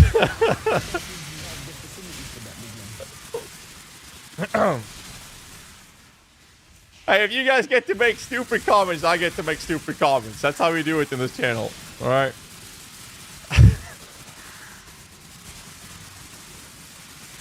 I see why you wrote it now. It's funny. Anyways. Has any of you guys had dal before?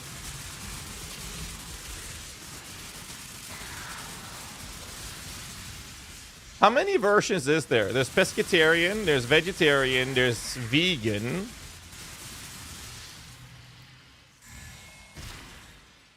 I have also. I prefer a bit of chicken. Yeah, I prefer to have some chicken with as well. Have you had dal? Cool, some fun? What are you farming? Your rares live forever. Look at the deli. And the rares I was fighting there was deli together with the super juiced up map. They have mitigation. They have endurance charges, which is even worse for me. That actually does lower my damage output. They also suppress all of their damage, so they already take 50% damage because my damage is from spells. And they have endurance charges on top of that. And they're deli, and that was from an ore vein. So yes, this map, they will be very tanky. Never tried Dahl, because lenses. I'm not a big fan of lenses either. I really aren't. But that was pretty fun. Ooh, cold dress. Never mind, I'm still cap, we're good. What did you do last night? Ask your sister. I don't have a sister. Wait 9 months.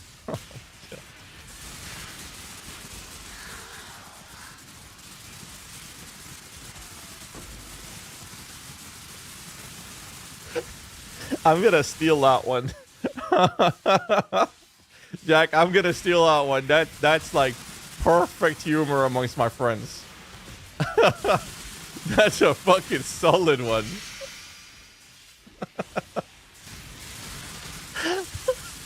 That's the kind of shit.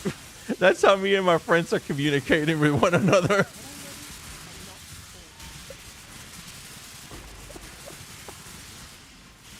Oh man.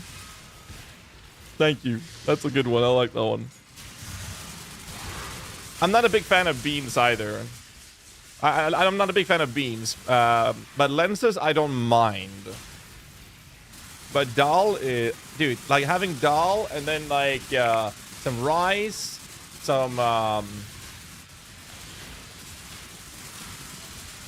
chicken. Oh, so good.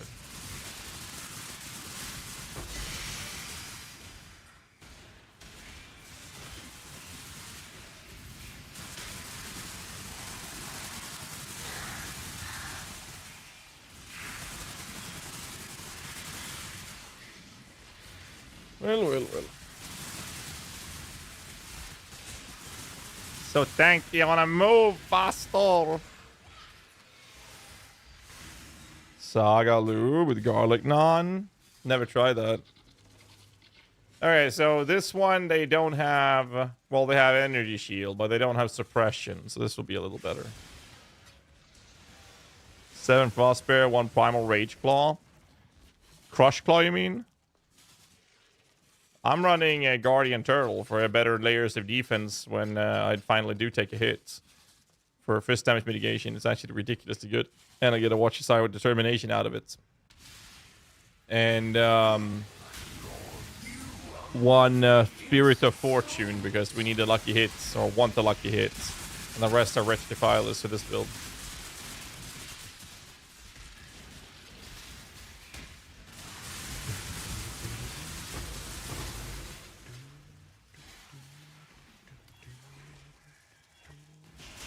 Hate incubators.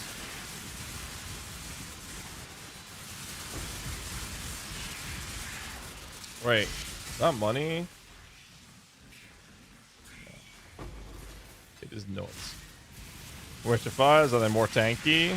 They're definitely tankier than 4 Crossbears, yes. But this is a Doriani build. So the way this build functions is very specific.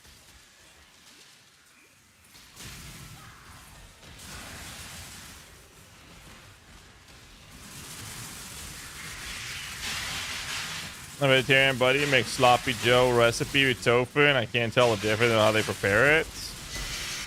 Yeah, I mean, there are some that's really good. I'm not saying that vegetarian food or vegan food is bad. It doesn't have to be.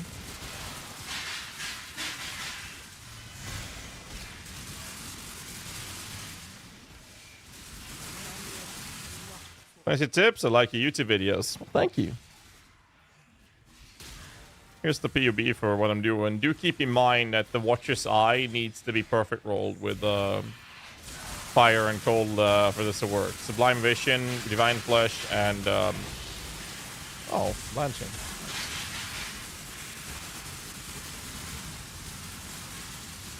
Bit sad, all mini builds I see are not like bad, but I see how to stop in the game is just like shooting in your own leg. So that's interesting that you say. A lot of people are missing, and this missing a very important aspect. And this is also why I don't like running the Serpent Warriors, because they're really good if you do poison, giga projectile stacking for single target boss fights. And it's because they suck at clearing. So minion builds have very rarely been the best at anything. There has been moments, or some leagues in the past, where they have been the best, but it's been very rare. What minions do that is really good is that they are always great at everything.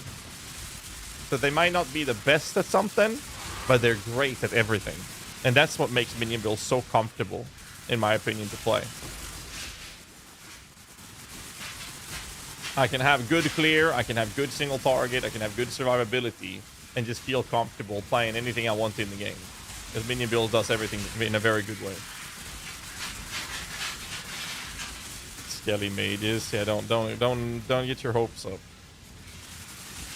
Oh, now my cold rest is gone. Eee! Now I might actually die because of that. If I take a hit now, I'm actually gonna maybe die.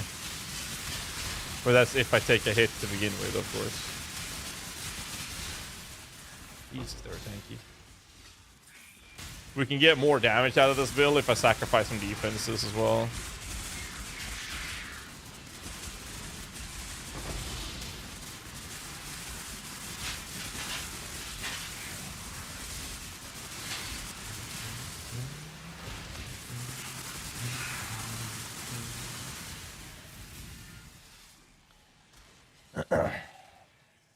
And all-rounder is not good compared to Archmage Fosno. Better in each single part of the game, and it's an all-rounder as well. Yeah, but that's a meta build. That is literally what you're talking about. Is a literal meta build.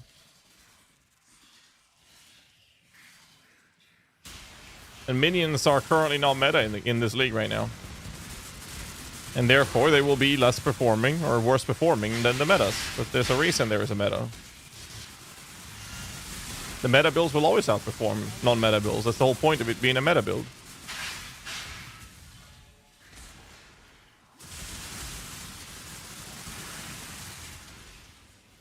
Minions are never in the meta. That's not true, though.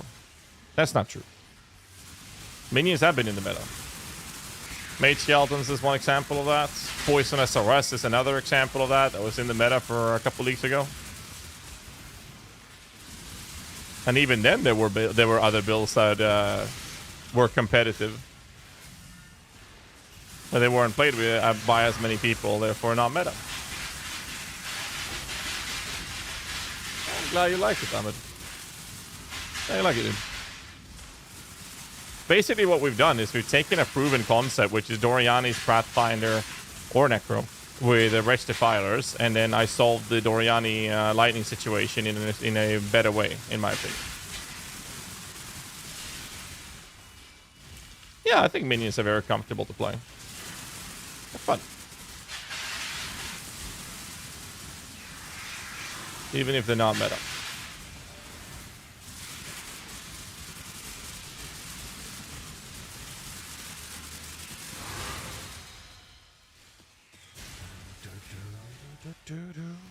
When Pathfinder, I'm not going to play Pathfinder.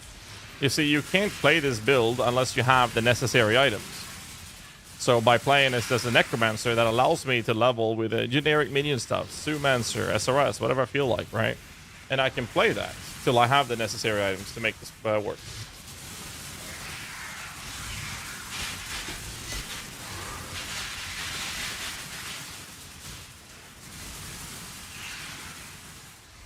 Shattering Jagged Metallic, Corrosive, +2. Yes, that's correct.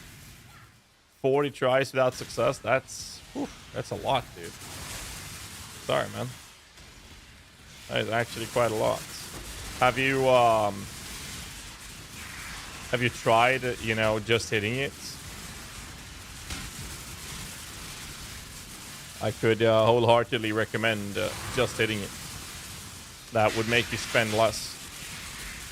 See, the problem with that is that the average chance to hit is a 1 in 12. That means that sometimes you can get unlucky. That sounds good, cool. You should do that. You should do that.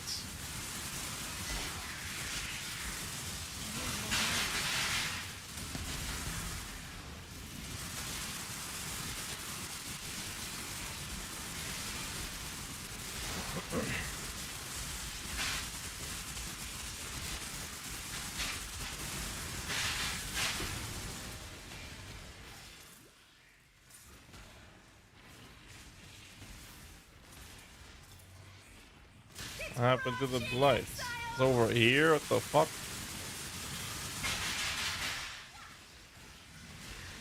It's Rachi Exile! I keep trying to spread.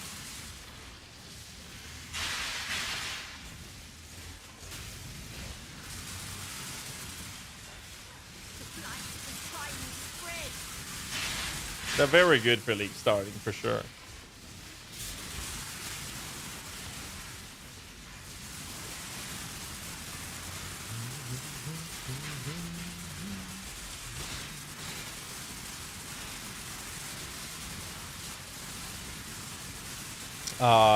Divine Flesh from the Glorious Vanity Prime.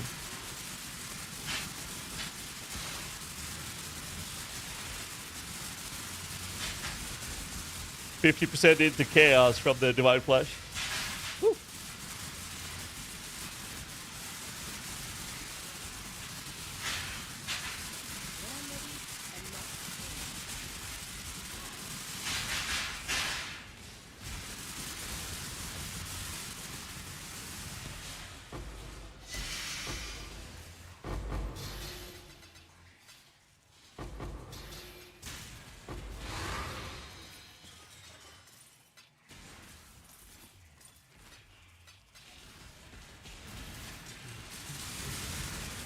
Oh! It's a bit hard to survive that when I don't have Cold Loss.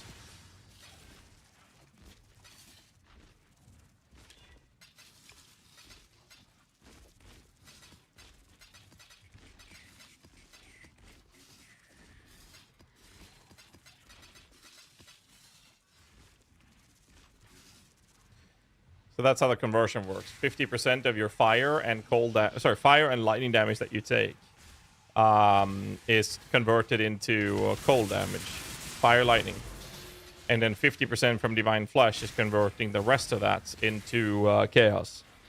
So that means you never take any fire damage, you never take any lightning damage. You only take cold and chaos damage with this build.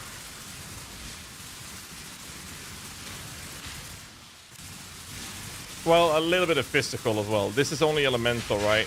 Sublime Vision is fire, lightning, and Watcher's Eye is fire, lightning as well. So you take fist, cold, and chaos damage from this build.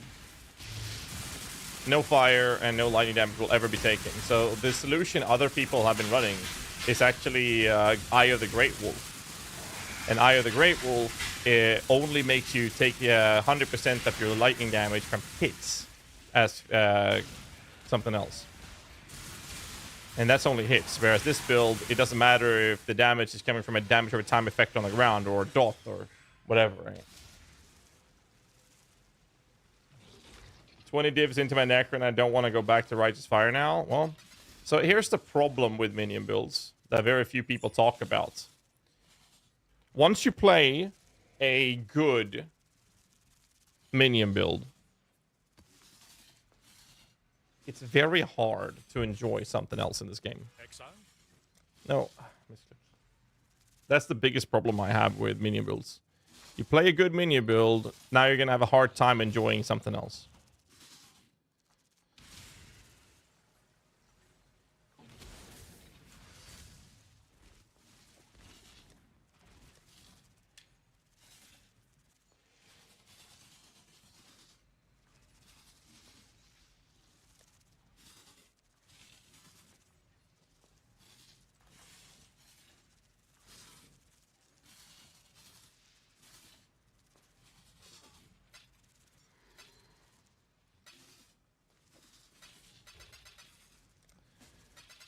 3, 4, 5, 6,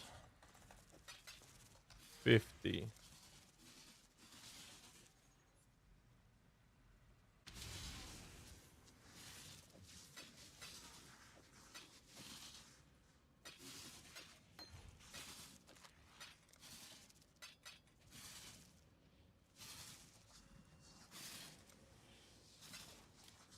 I forgot.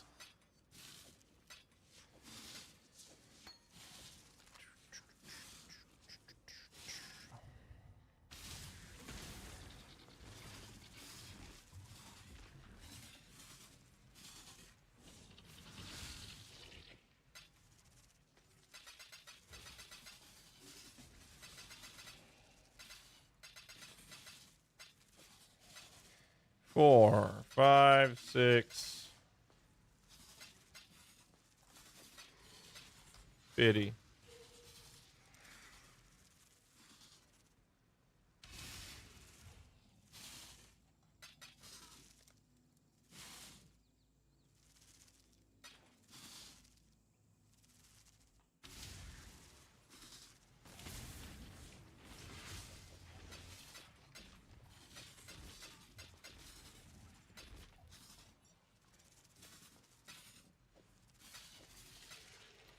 Shattering, corroded, jagged, metallic.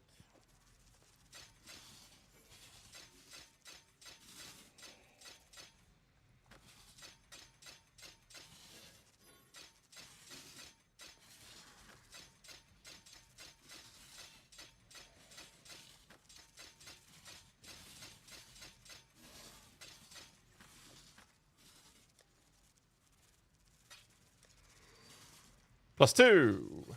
+2. +2. +2. Oh.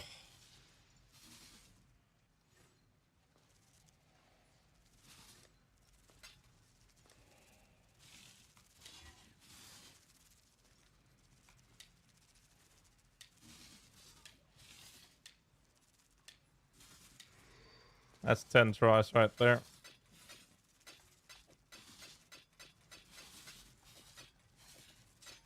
Average if you're hitting this is 1 in 12.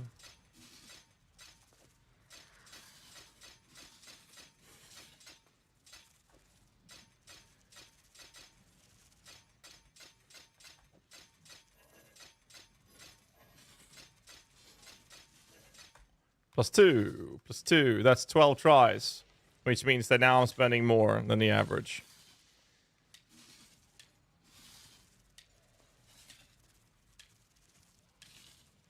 On the last try. And now I have to annul it.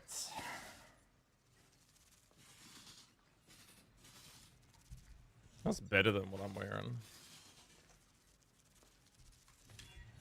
Lost the minion damage.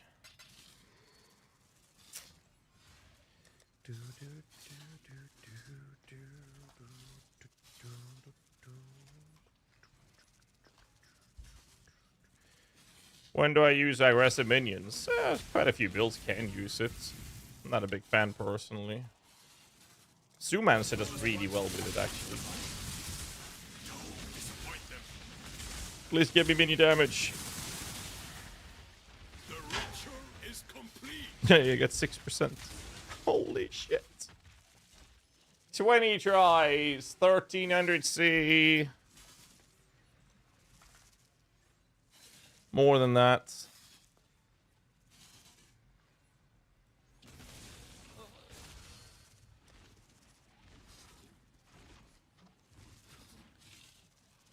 $13, $14.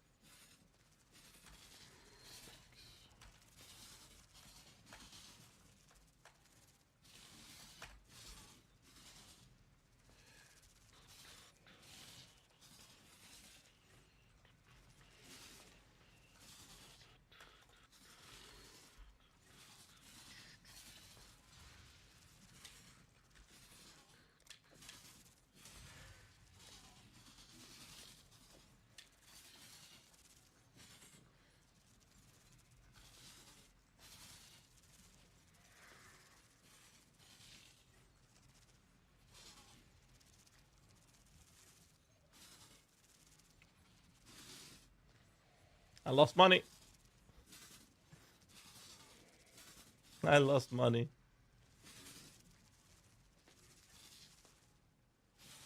I spent 11.5 dibs, and this is what I got. Is efficient to use 4 or 3 fossils. It's always better to use 4 if you're going for +2 minions. The only times I use 3 fossils is if I'm making +2 chaos ones as well, which I tend to do sometimes. But if you want +2 minions, you use 4 socket, 100%. With a fracture, doesn't matter. It's 20%. Here's an 18%er with no minion damage. So it's worth a little bit more than this. This one is about the same minion damage with a little bit lower attack and cast speed. For 12 divs, because of the price differences here, and I have a 6%, the price is between this, leaning more towards this. I spent 11.5 divs crafting it. I can sell this for 10, maybe 10.5. I'm going to put it up for 10. And the result is I just lost 1.5 divine, if it sells for 10 divs.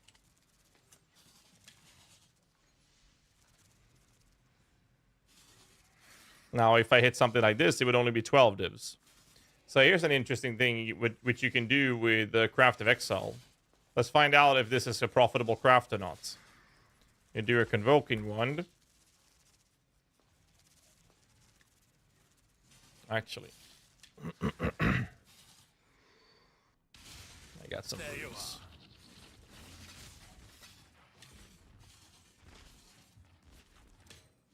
Proud of that one. I don't have more.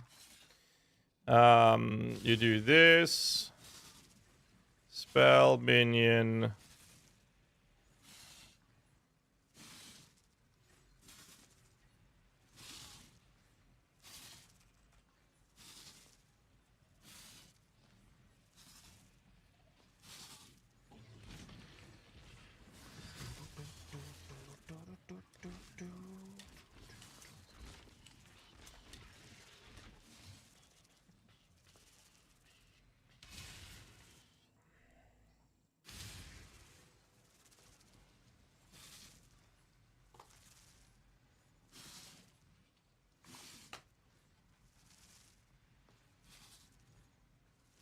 I think static craft costs pretty cheap in this.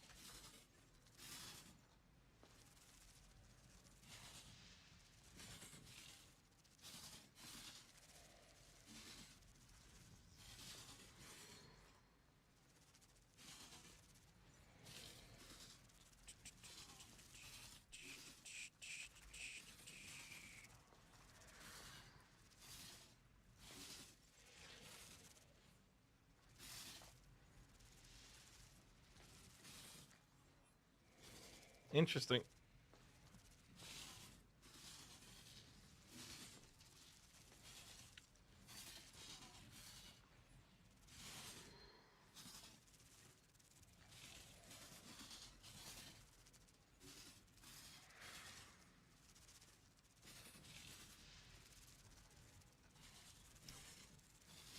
Why did that do that then? So they're up to 69C. That's 2.53 divs each to craft it.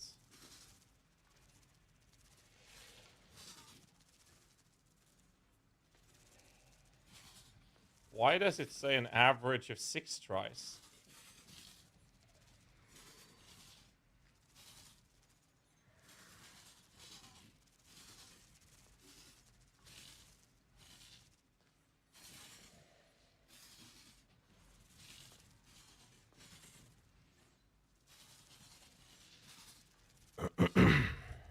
Oh, because of the fracture.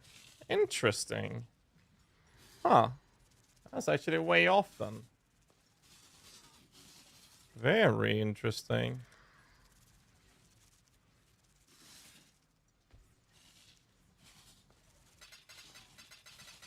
Four, 5, 6, 7.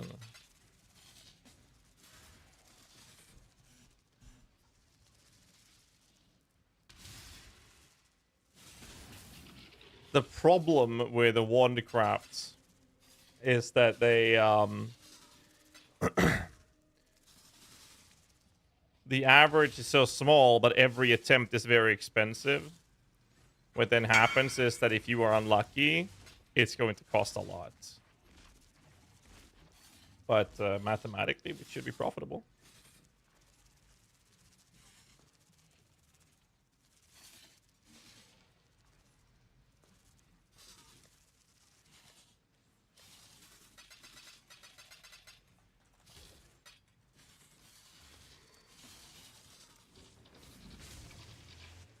Oh, yeah, right. You're right. So it's a 50-50 on the annul, right? So averagely, I should spend around 5 divines, maybe 6,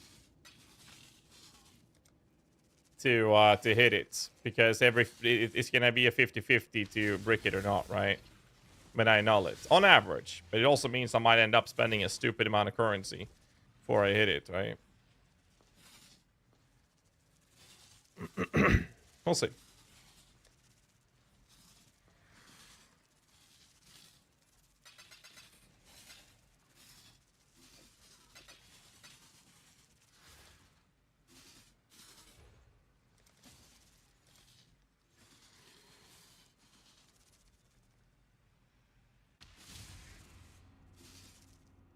And those ones are going for 9 to 9.5, right?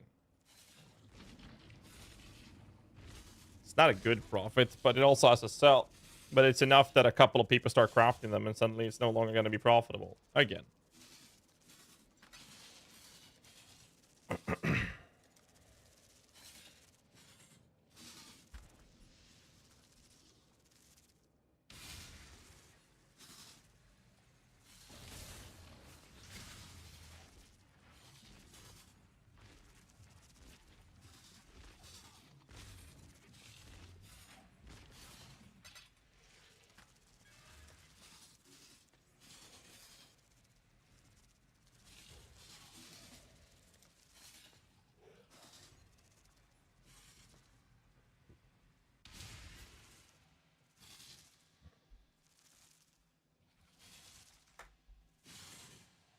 Craft of Exile, Convoking Wand.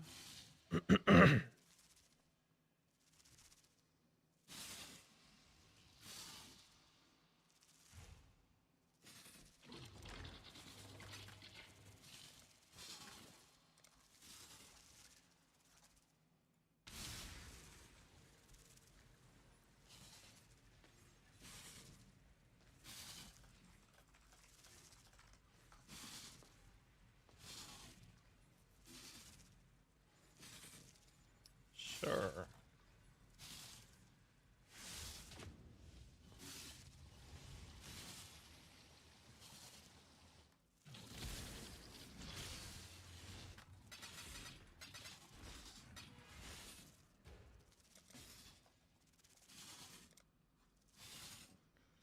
Hey, so I'm on it. Watch his eye doesn't do anything. So you don't run haste. Correct.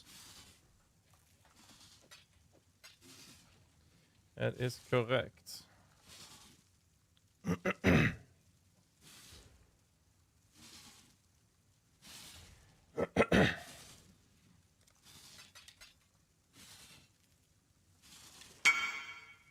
Should do this with convene ones.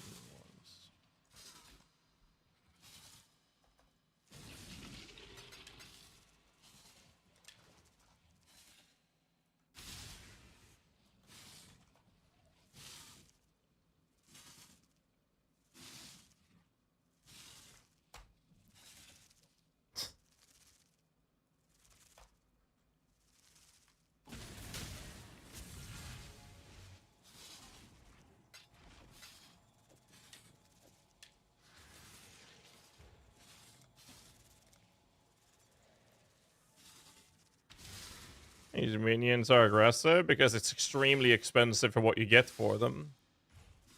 I don't feel like I need it. It's the main reason.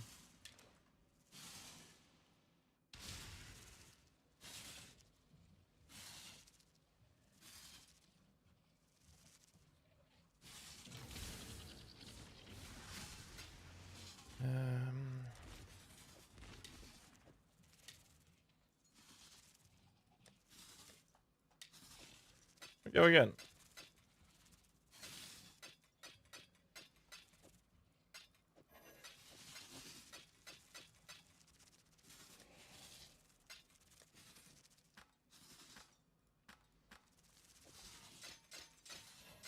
So apparently it's only 1 in 6.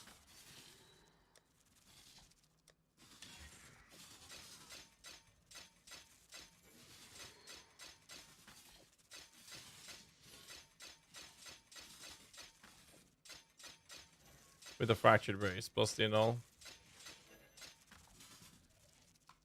1, 2, 3, 4, 5, 6. And now I'm above the average.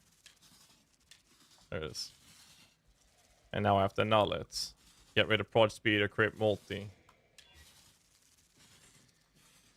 And we lost the minion damage again.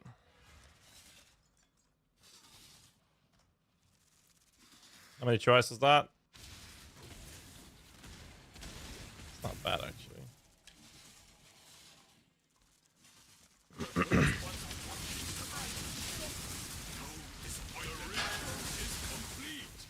I didn't get minion damage now. That is 9.5 div.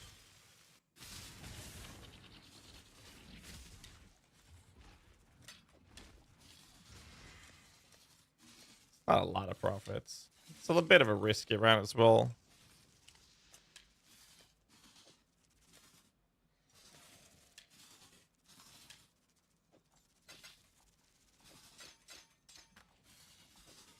That's an example of what you can do.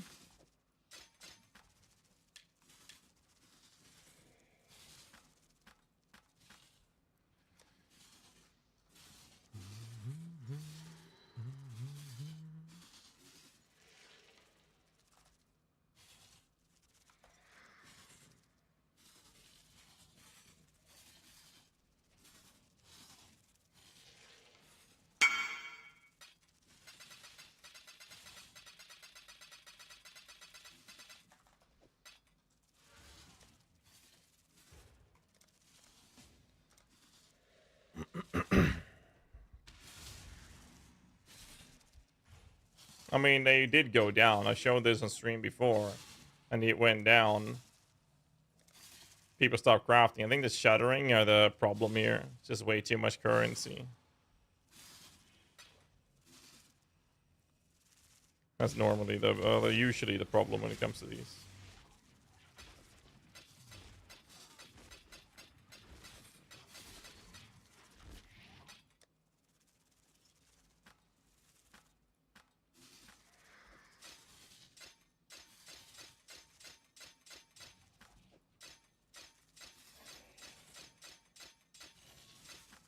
See if we hit it.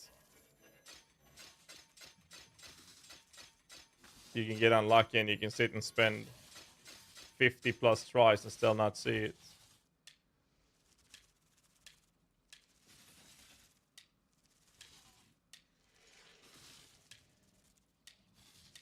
As you can see, that was 12 tries. That's twice as many as the average and didn't get it. What was the 3-socket reso strat? If you do for plus chaos. And then you end up with the chaos ones. It was shattering, corroded, and metallic, I think.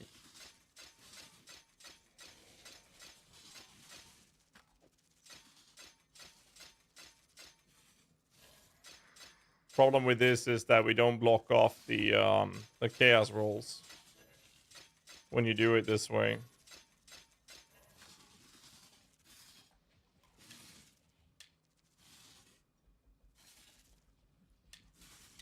You normally don't do this. You see this? So the problem with this is that those two mods, that's actually 2 divs. But I mean, I already bought the base to do this, and that's kind of a wasted craft. There's a little cast speed on it, I guess. I'm not sure if this will even sell.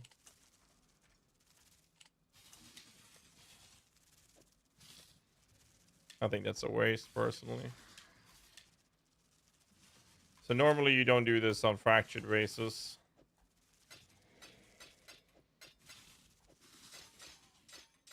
This is why you do this with 4-socket resonators.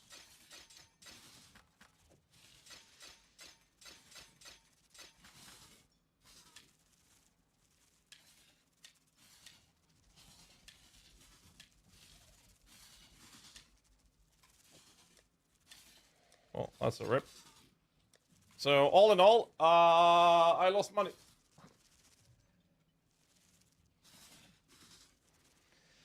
The last watch is high with 20% on the market. Yeah. You can just buy the cheap ones and then divine it yourself. Worst case, right?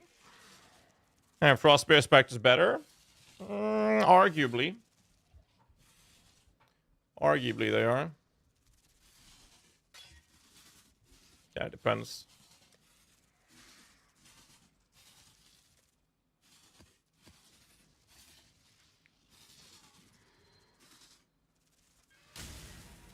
These maps are gonna hurt.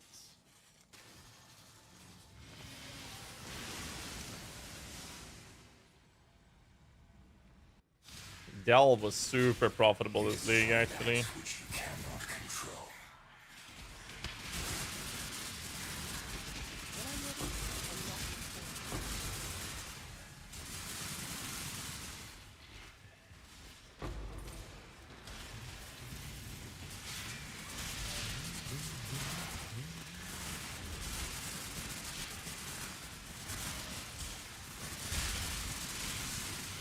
Culling straight. Right, I have culling on my guild Spectres.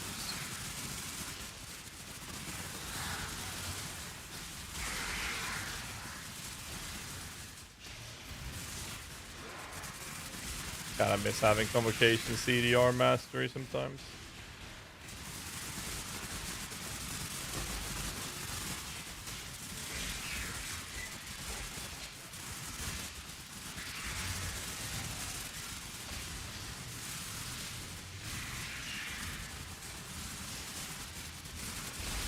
Pretty comfy though.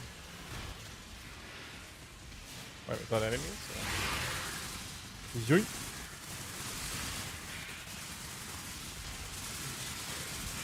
These minions like enemy guy and Spidey, it's a permanent actually. The Forged Frostbearers, they only exist from the Verisium veins.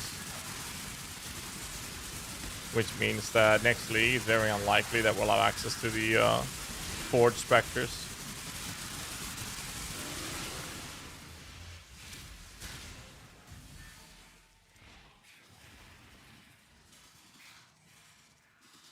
Huh?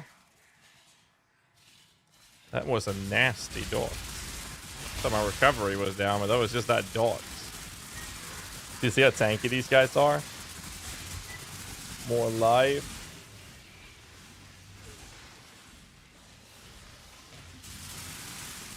Oh, I gave them spell suppression on the Eldritch monsters. Okay. That means they from the get-go take half of my damage.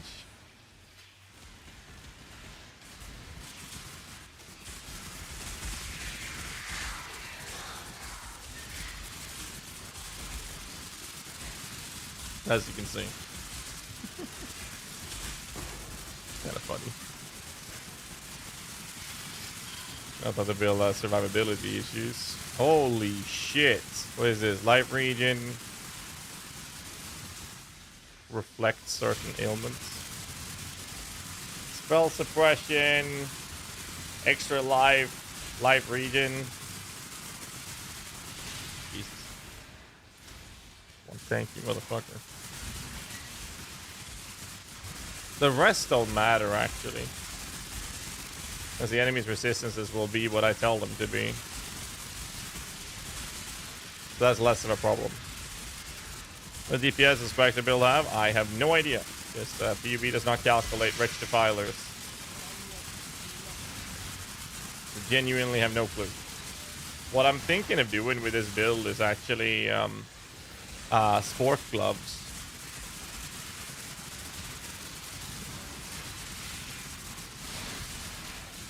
Similar to the minion helmet, but we do it with gloves instead. That's the only way we can give them crit as well. Because these guys have 0% base crits. We can give them base crit. Oh, yeah. We can give them base crits. What the fuck?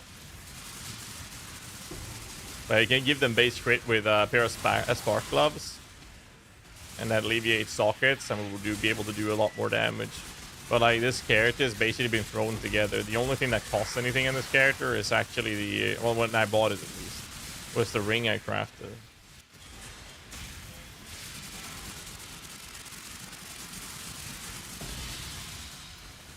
That's it. The map is very juicy. We have map mod scaling, and it's delirium on it, so they're extremely tanky, yes. The enemies are taking very little damage. And I gave them spell suppression, which just cuts my damage in half as it is. That's why it's taking so long to kill some of these guys.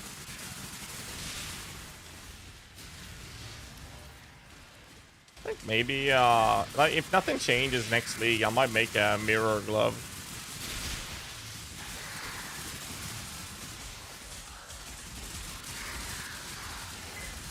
Just for fun.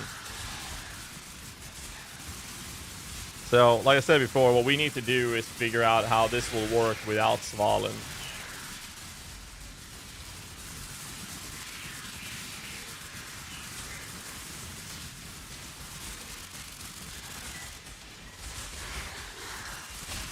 That's one of the things we're going to be doing.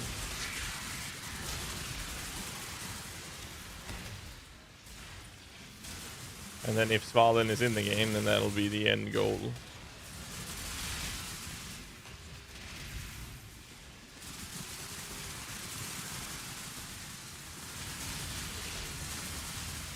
I think at least. It's branching! Exile! Branching exile!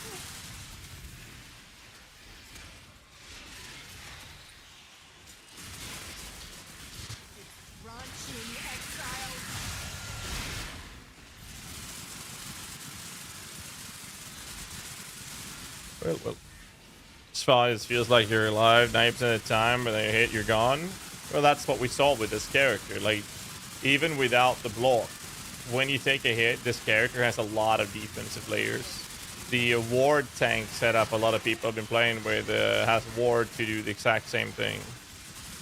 We do have a little bit of ward on this one. But yeah, Svalin is pretty fucking stupid. It really is.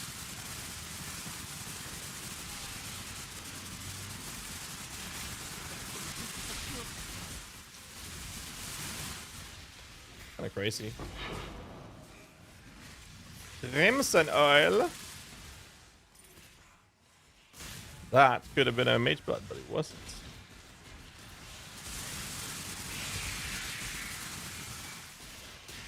Will. Like, this build tanks tier 17s as well, so it's like... kind of whatever.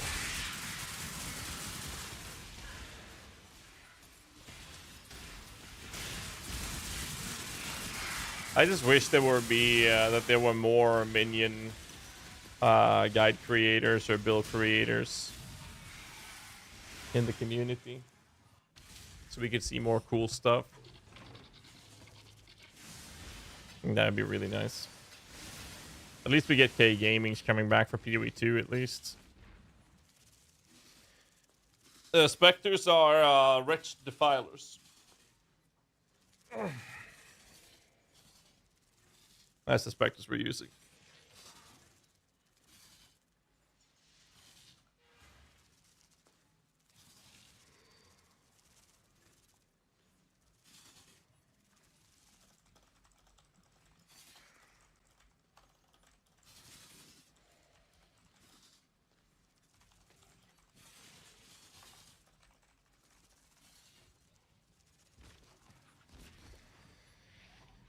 Support Spectres is 1 Guardian Turtle and 1 Spirit of Fortune for the lucky lightning damage.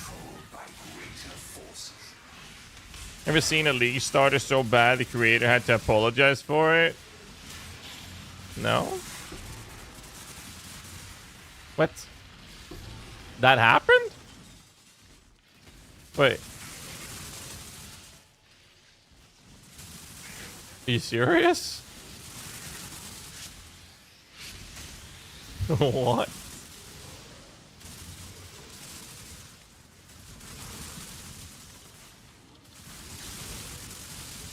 Apparently Sis did in 2.3. Bro, that is years ago.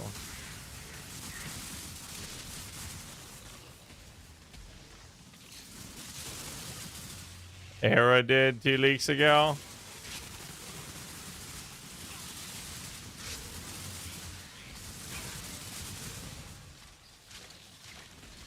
That's crazy.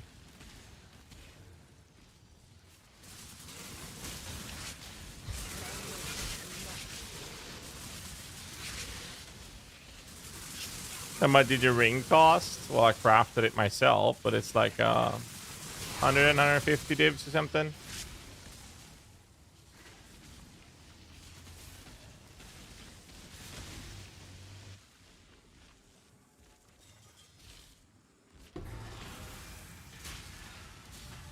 Bottom left is the snooze counter. No, that's the current subscribers for the last 30 days.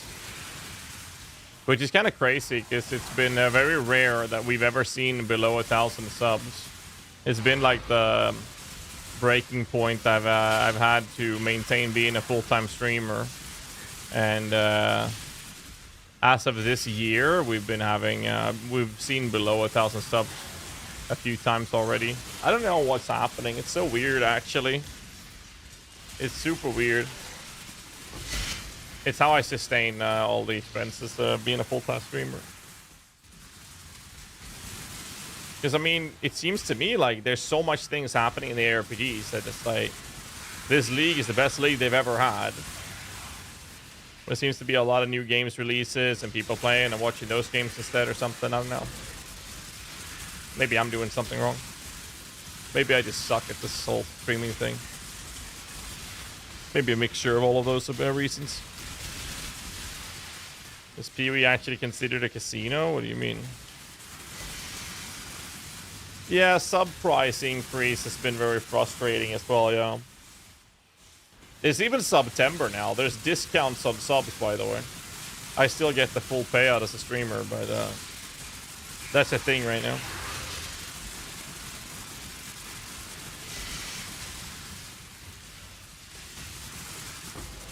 Well, I'm not sure about that. The sub record I've had on this channel is happened in August 2021.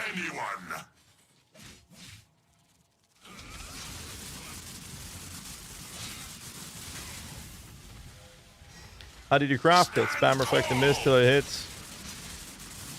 Yes, that's how you do it. It's very expensive.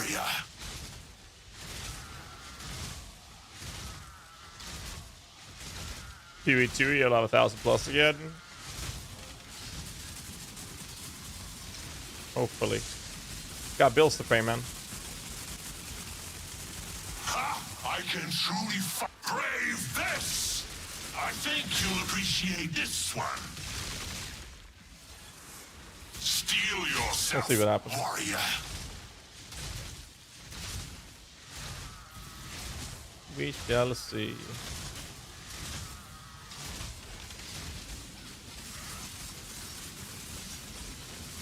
You have shown yourself to be. I'm finally starting to enjoy myself. More ore.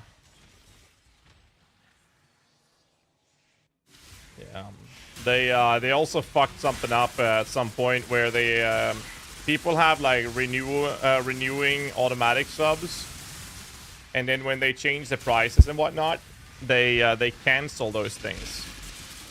And there's a lot of people who just didn't resub after that, and that's also something that's impacted a lot of streamers. pretty crazy, actually. How big such a small thing could do. How big of an impact it has.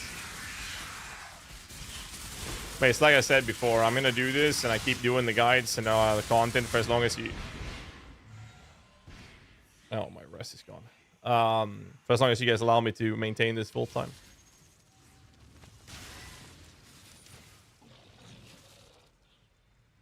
That's the plan.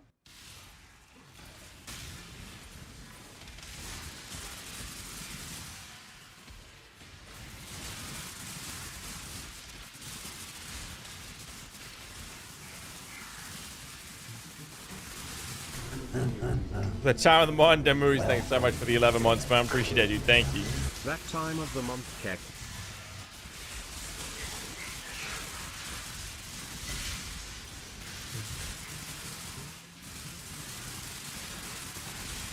Surprised I'm not dying more. Considering my cold res is gone and most of the damage I take is cold.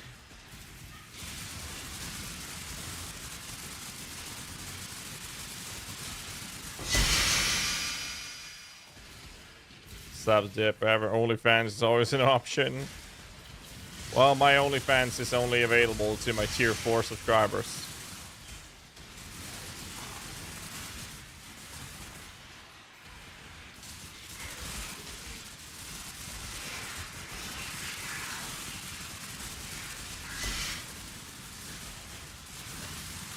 Another maid outfit. Well, I ripped the other one apart, so that one's broken. Maybe, we'll see.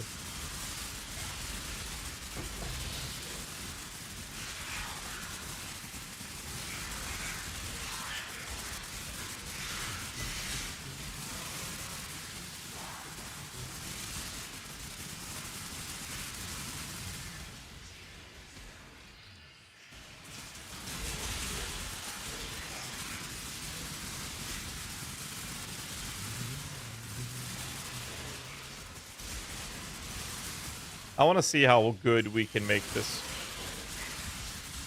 That's very important to me. I want to see how good we can make this specific character without Smallwood. Because if I can make that good, I might league start this shit every fucking league. Hidden Hand coming in with a Prime sub. Thanks so much for joining in the crew, man. Appreciate that. Thank you. Thank you.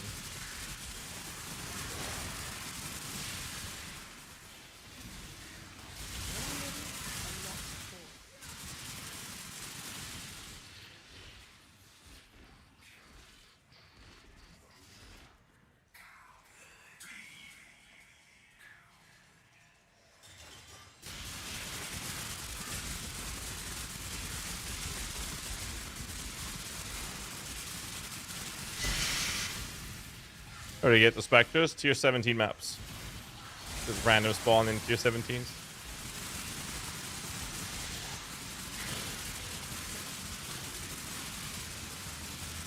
Okay, right, Sean.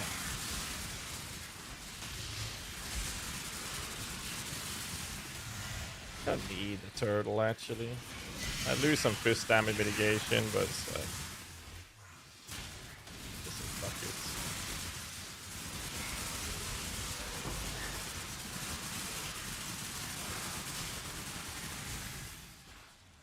Arena Masters, Drox influence maps.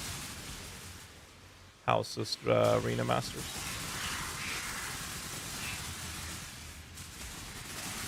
I mean, I'm doing 8 modded corrupted map farming at the moment with fucking Delhi. Enemies are pretty fucking tanky.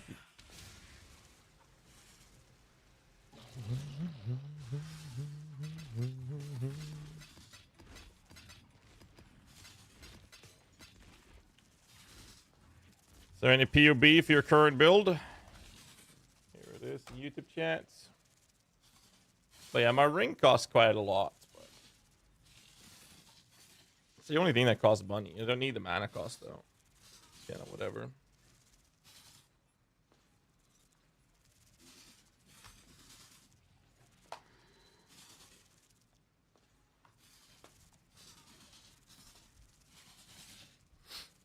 All right.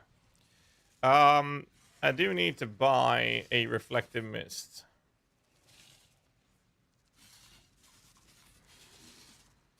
If we're gonna hit this ring. Kinda do. Is Enter online? No. Alright, let's flip some of that chaos into divines then.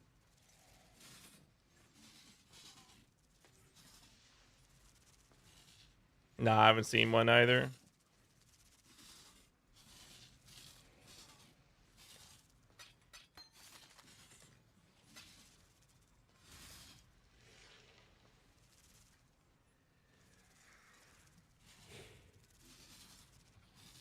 Next league is PoE 2. We'll see.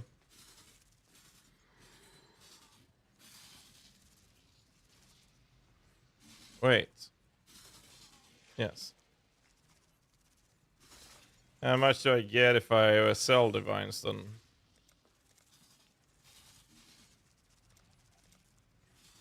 Or buy divines? 142.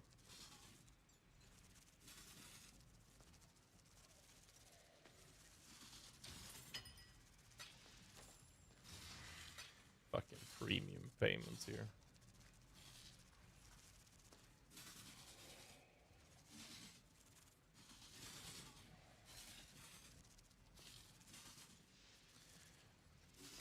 Are those price fixers? Seriously?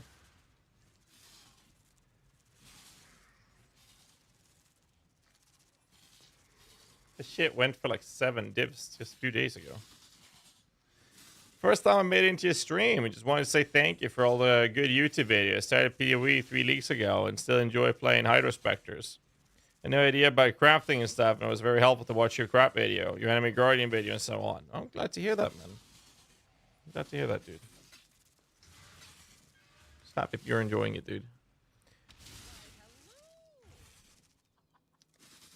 Well, is PoE 1 really gonna get more updates? They've said they are. But the more I'm thinking about it, the higher the risk it feels like they're going to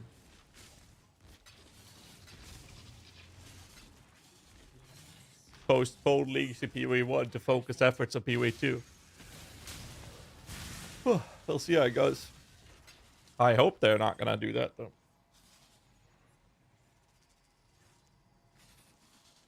Can't agree. First time you use Enemy Guardian, you use your gearing guide. I'm glad to hear that, guys. Alright. Let's get a prediction going. Get your votes in. I'm gonna fuck this thing over, and then I'm gonna cry about it.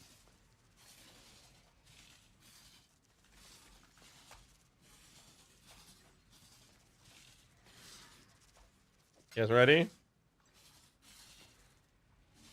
Shit.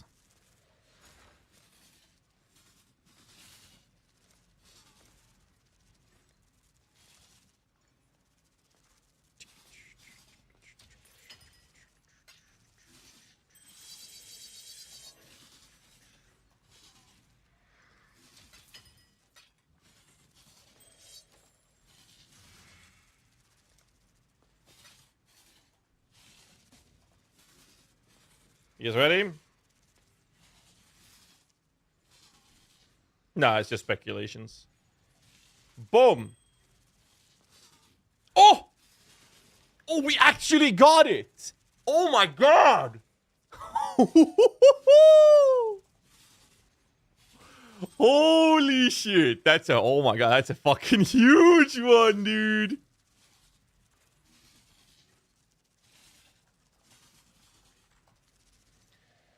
Holy shit.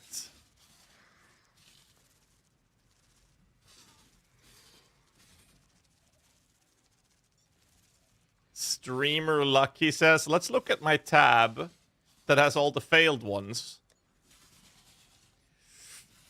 Yes, very lucky. Very, very lucky. Oh my god.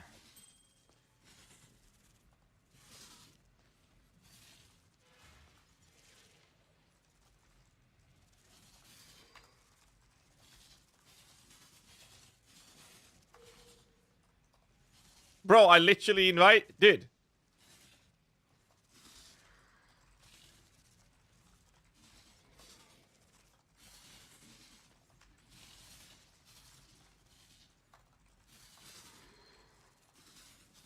He was in my hideout. And then he starts looking for more and then leaves. What the fuck you doing? Okay. How much is this?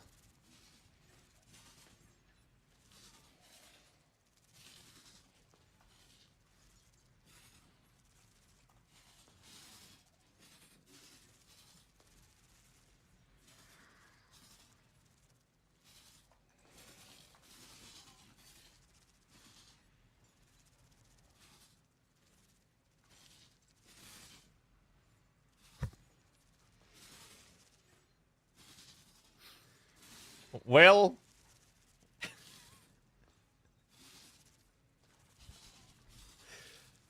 it's better than what I'm wearing, actually.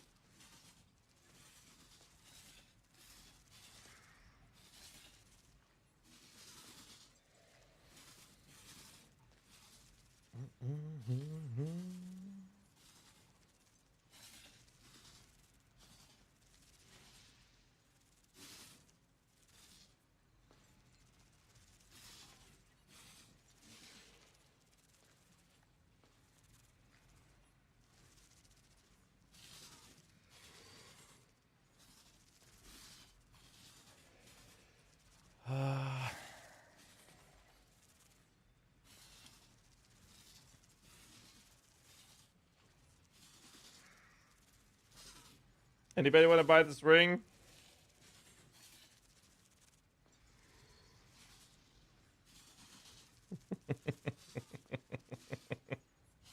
What a juicy fucking hit, though. Holy shit. I got 90C. I'm afraid I'm going to need a little bit more than 90 chaos.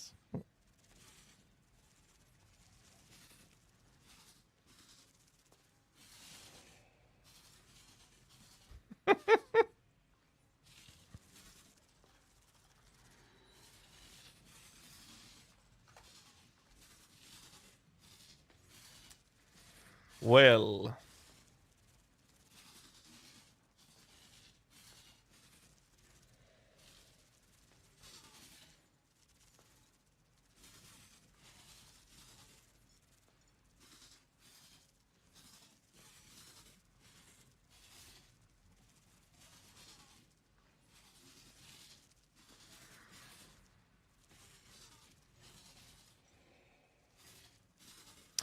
Well, I mean, it's a good fucking ring, though. It's really fucking good. Oh, man. What do I do, though? Fuck. I need the currency. Ah.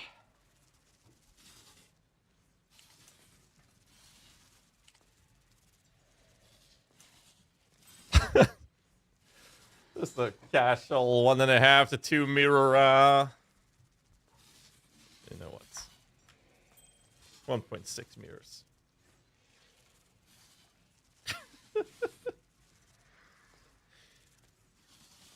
Tell you what, if I sell this, I'll craft some more. Just for fun. And I'll probably lose all the money doing it. But I think that could be fun. How much is the mirror going for right now? 660.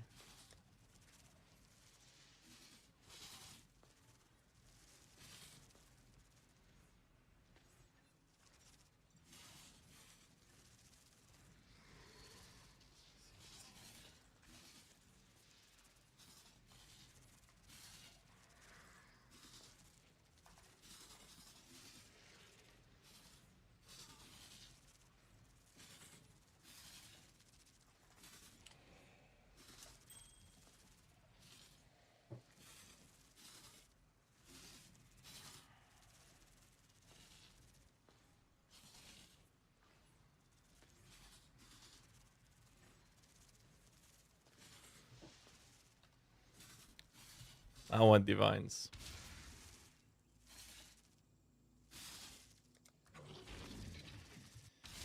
It's Scorched increase righteous fire damage, and why PB doesn't show any information even if you have Scorched in build. Let's say experimental shield Scorch on block. You'll have to manually add it in the config. Scorch lowers elemental resistances of enemies, so that should be a damage increase, yes. See you lack with the 13 months. Thanks so much for support, man. Appreciate that, dude.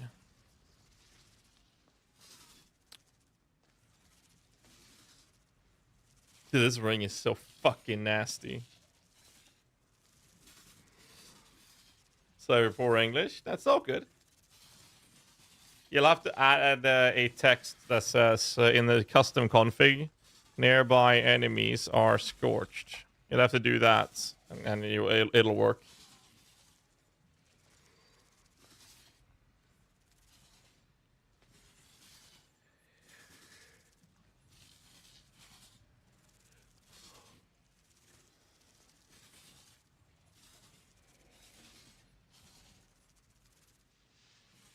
That ring is so nasty. Yeah, damn, dude. Holy shit.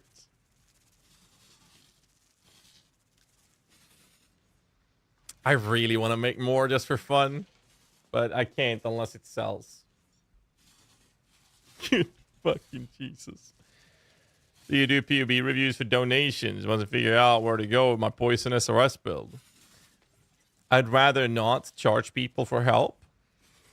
So I would rather say that when it comes to the Poison SRS, Bal or Mage is the guy you want to talk to. He has the guide on the PoE Vault for Poison SRS. What issues are you having?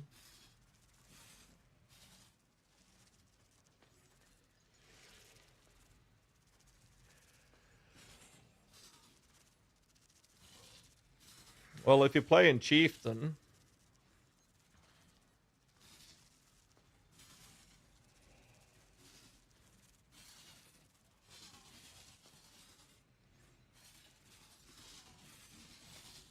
No, I mean, you can add a scorch to that as well. That's fine, but... I don't think you need to. I just need to sell this thing now.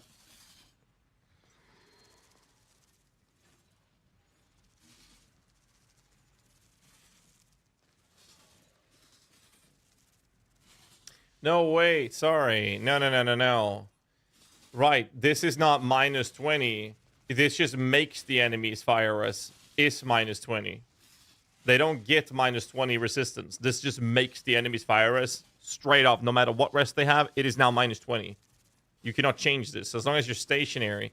The only way it would help is if you have Scorched and a resistance curse on them, and then you run around them so you're not stationary. But this would make you want to stand still, right? But then the Scorch or Fire Rest curse is just not going to do anything.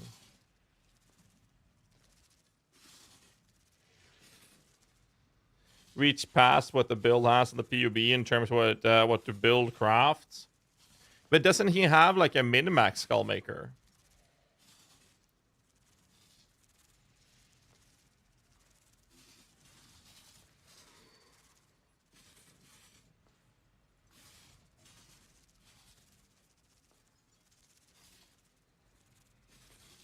You get 3 more levels for these 3 nodes up there. Get gear to cover one of your resistances. Either Chaos or Elemental. So that you can use an attack cast speed on the large cluster. That's a massive damage increase you can get there. But that means you have to compensate your rest or from Ellie or Chaos from the nodes that you're losing from this. And the prefix should not be armor, it should be life. That large cluster could be definitely improved. That's a nice wand.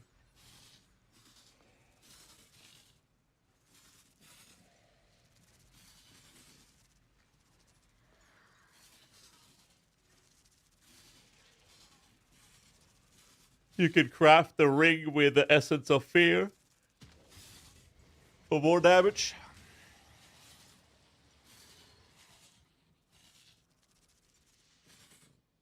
You don't have catalysts on your amulet for better defenses. Not that you need it. Low minion damage on the bone ring.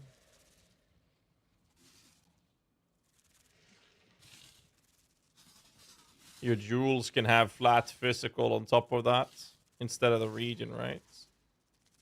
No, the poison is a prefix, isn't it? No, it's a suffix.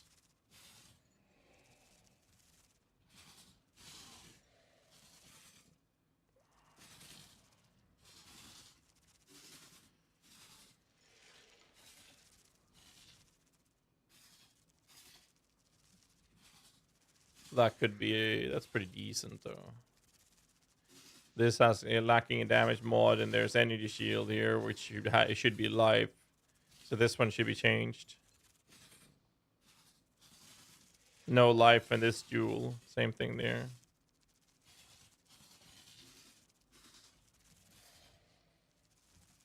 $21.20 SRS gem. Those are the things I could see.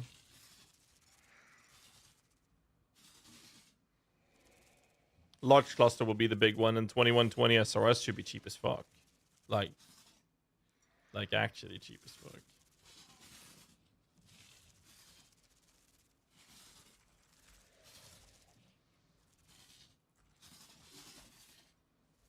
It's 10 chaos for a massive damage increase.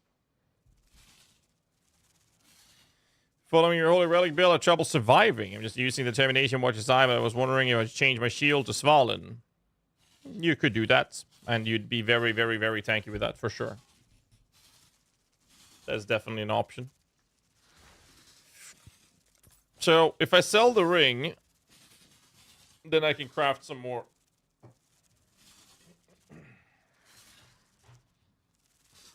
Just a casual 1,000 divs for this.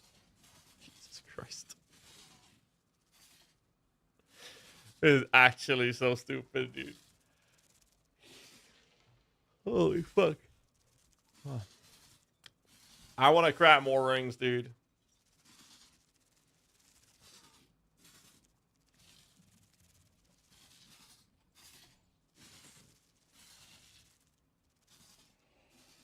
Yeah, you kind of want to stay away from tier 17 monsters.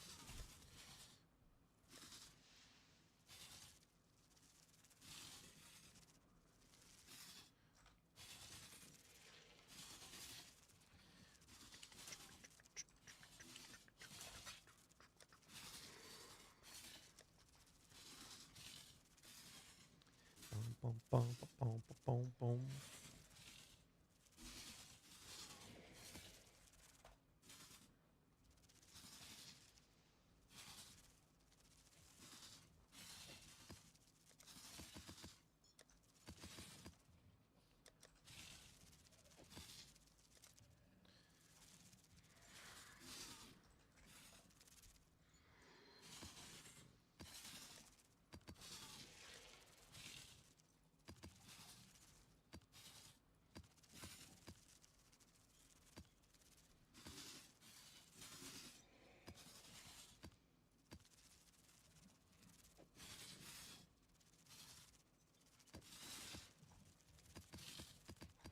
Those I can run.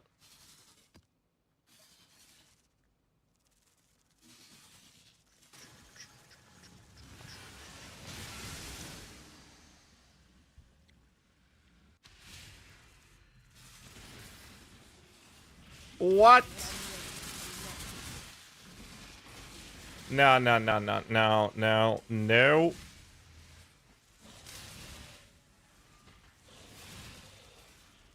There. I didn't even get Deli in this one.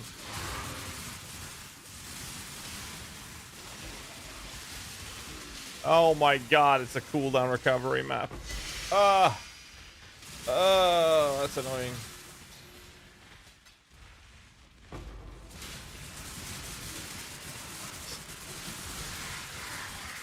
Eight-second cooldown, man. That is so annoying.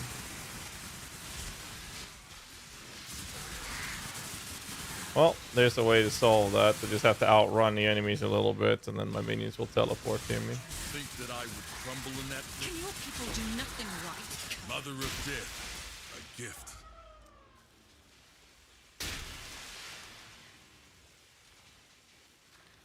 Oh.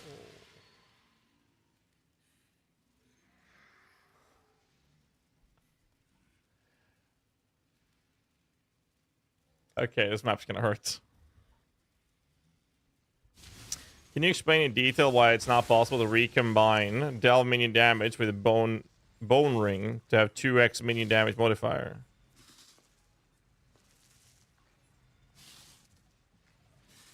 You mean the delve minion damage together with a regular minion damage roll? Is that what you're saying?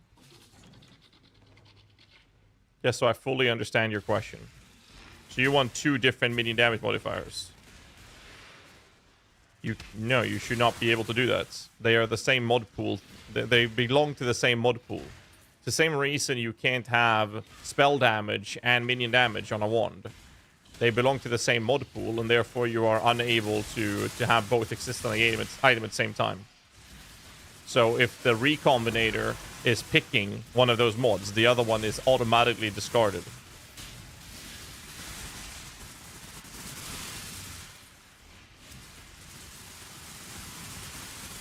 It's not the same mod, but it's the same mod pool. Does that make sense? You can't have fire, lightning, cold, spell damage, or minion damage. All of those modifiers, the prefix version of it. Only one of them can exist on a wand, for example.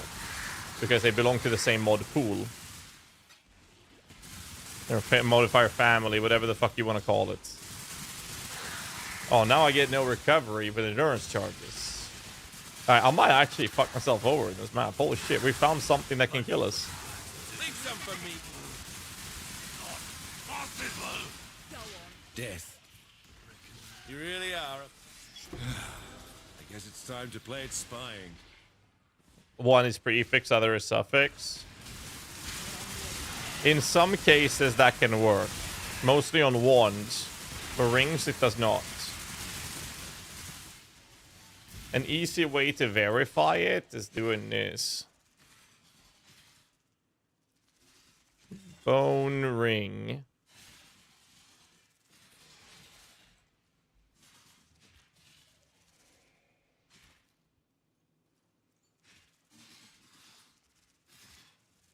You want the delve minion damage one, right?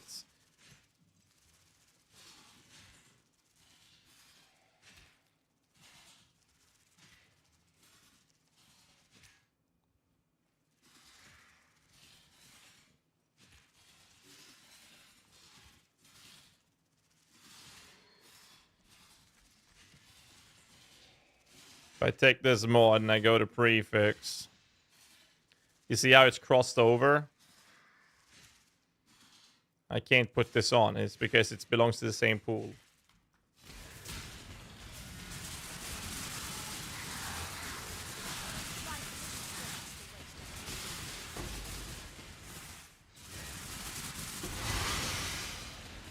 See how fast they die now that they don't have deli? Holy shit. And I even fucked my defenses over this map.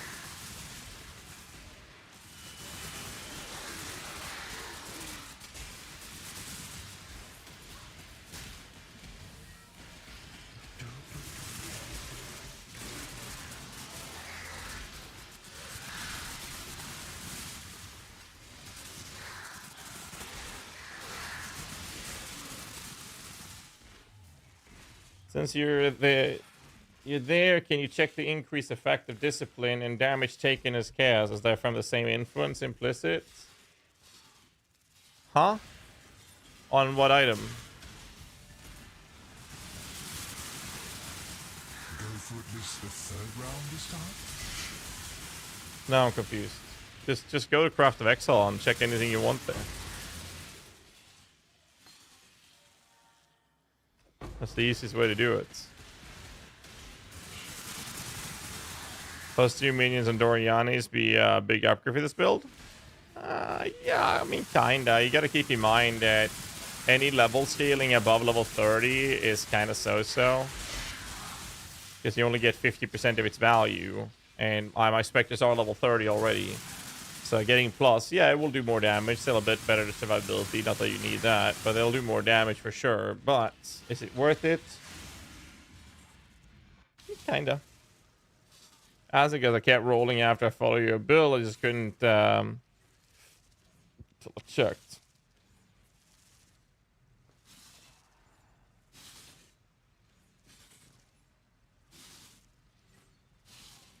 Your Zoomancer has 2 implicits and the Eater of World in the chest piece. Huh? Which budget version?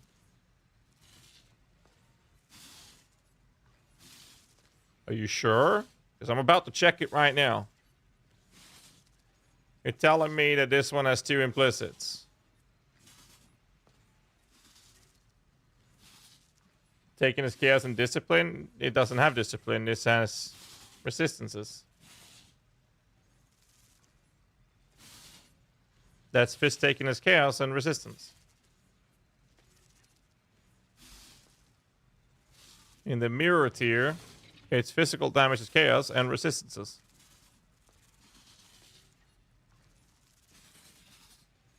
Non-curse hatred. Nobody doesn't even have implicits. It sounds to me that you have a POB when I was roughly drafting it before the league started. That's what it sounds like to me. Because this is why I'm very, very picky with telling people that before I make a guide out of something, the POBs are just rough drafts. Which means that there might be mistakes such as that one. And when I finally make a guide out of it, all of those should be fleshed out. The one here says other builder from Ciceran's video. Didn't Ciceran link to the written guide?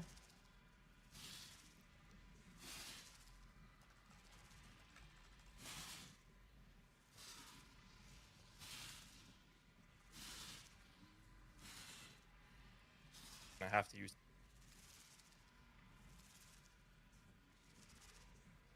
Yeah, let's check. This is why I never up. Okay, so the problem here, in general, is that I never post my POBs in the videos for the simple fact that if I do, then I have to update every video that has the POBs every time I make a small change. That's why I always post it in the written guides that needs to be updated at all time because I have a contract. So if I don't do that, then I violate my contract. So I have to do that, and that means you can always get the latest updates of my POBs by always checking the written guide that houses them. So this is just Ciceran having the rough draft of the POBs initially posted in here. But if you go to the written guide, there's the updated version where everything is fleshed out and fixed. Because these POBs were made before the league. That's why I never post POBs in my videos. Because then we end up with the situation that you're in, for example, where you're looking at an outdated version where we have made significant improvements. I'm sure there are other things that needs to be fixed in that. Because we made a tree change and we made an offering change in one of the budgets as well. That's why I was getting fucked in every map. It's very likely, yes. Because the thing is, I made some changes after playtesting it because we realized that the problem the build was having is that even if it had good mitigation, you still took every single hit running into a pack of enemies. So in the higher body version, I actually switched away and went to bone offering because I kept having a situation where I would get basically not one shot, but I would be tapped by too many hits that I was taking. So even if you had a good mitigation on the build, it could not handle taking, 30, 40 monsters shooting you at the same time before the leech started kicking in, which doesn't happen until your minions start attacking. So the solution was to not even care about having a cap on the block, but having some block actually solve that problem entirely. So we made a lot of changes to that. And those changes will always be reflected in the written version of the guides. Again, another one of the reasons why I don't do POVs in my YouTube videos.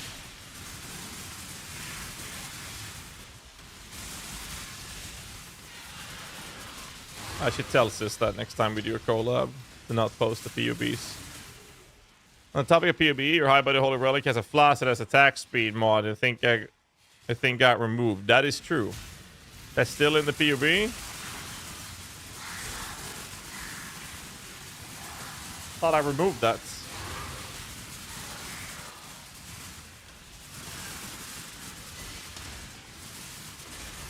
I thought I fixed that already.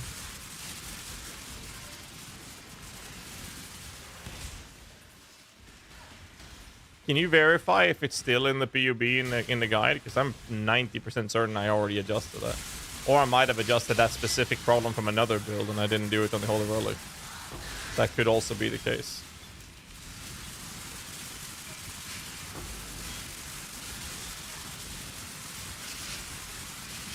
Could be.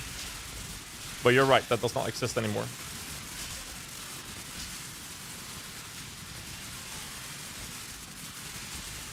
Where the fuck is EMP? I don't know. I don't know. I haven't talked to him in a while. Haven't really had time to talk to anyone, really. It's been fixing my guides and preparing for the D4 shenanigans that's about to come down pretty hard. We're gonna get a D4 expansion with massive changes to the game. And is the beta tomorrow? When is the... What's not beta? PDR. Is the PDR tomorrow, right? For D4? No. There are actually massive changes to D4 happening. Like, no joke. Humongous changes are coming. And I'm very, very interested in seeing how that turns out. Very excited for that.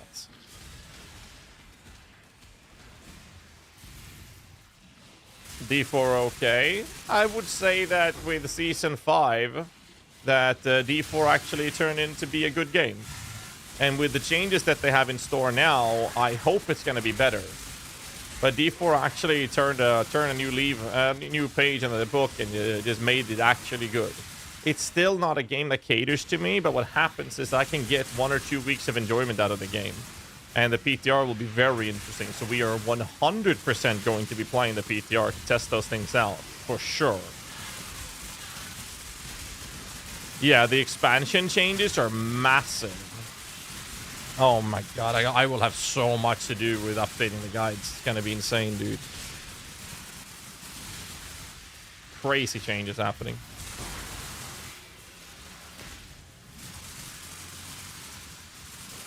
Nah, they don't have an auction house yet.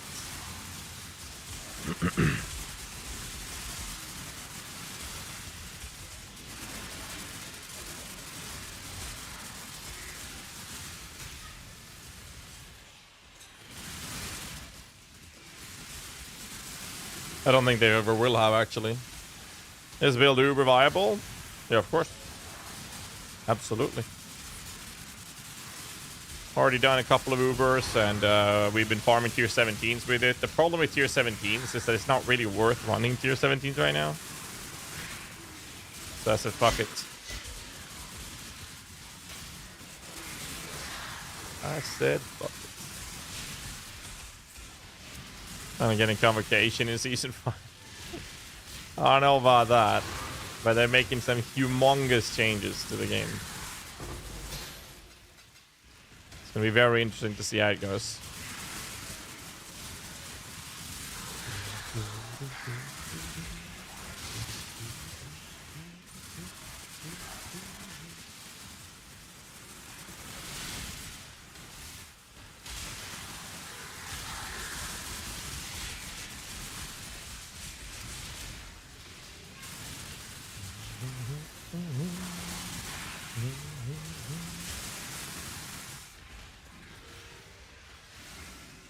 Does most minion build need Spectres? If a minion build can use Spectres, it should. There's just way too much power to be left out if you don't use it.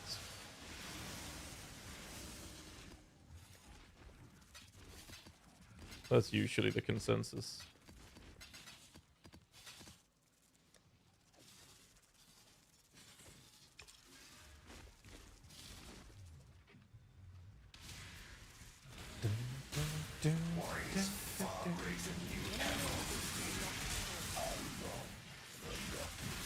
Remember how I said that the wands that we crafted might be profitable?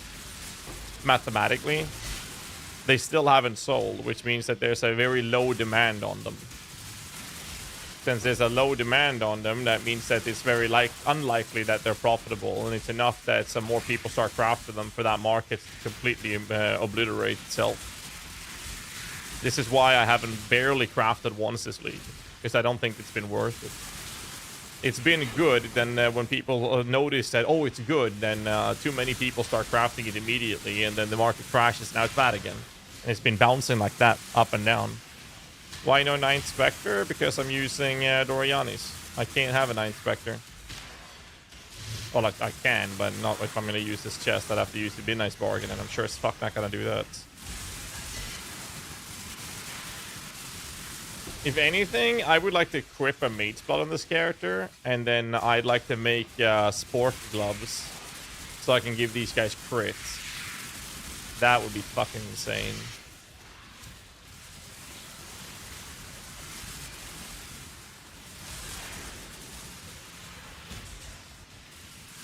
If this shit works, and tomorrow I think will be a little bit about making this character able to be played without Svalin. And if we can successfully make that comfortable, it's very likely that I'll make this my League Star character in the future. And we'll do the Sport Glove strat with it.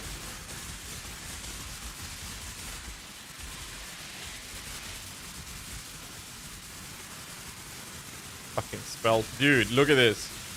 100% chance to spell suppress and plus 29%. That means versus Eldritch monsters, I only do 21% of my damage.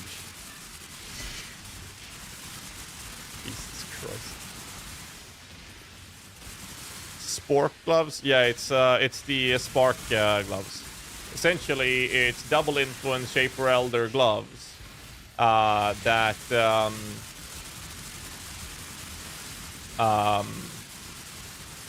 Christ. You get like slower, faster proj. Socket spells have crits, crit multi.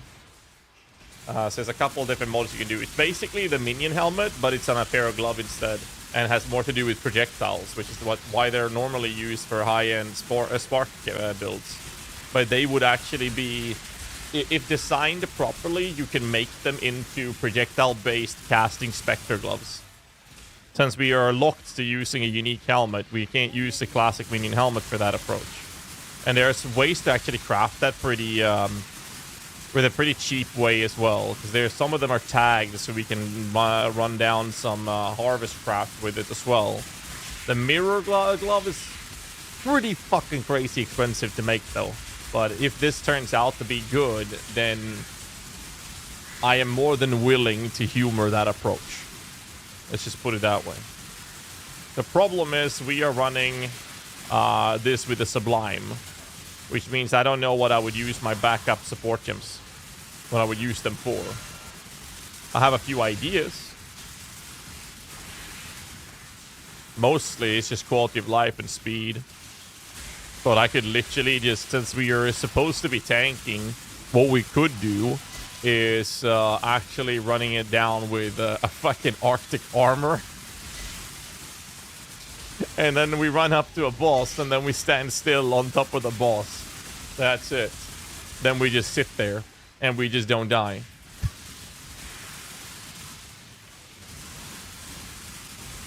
Yeah, I mean, normally Spark Gloves is better to purchase than it is to craft. Almost in every case. Not always, but almost always.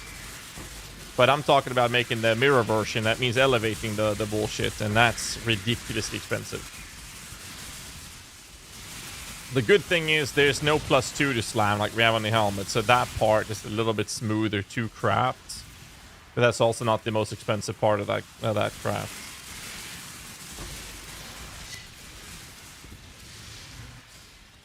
I'd be willing to humor it, though.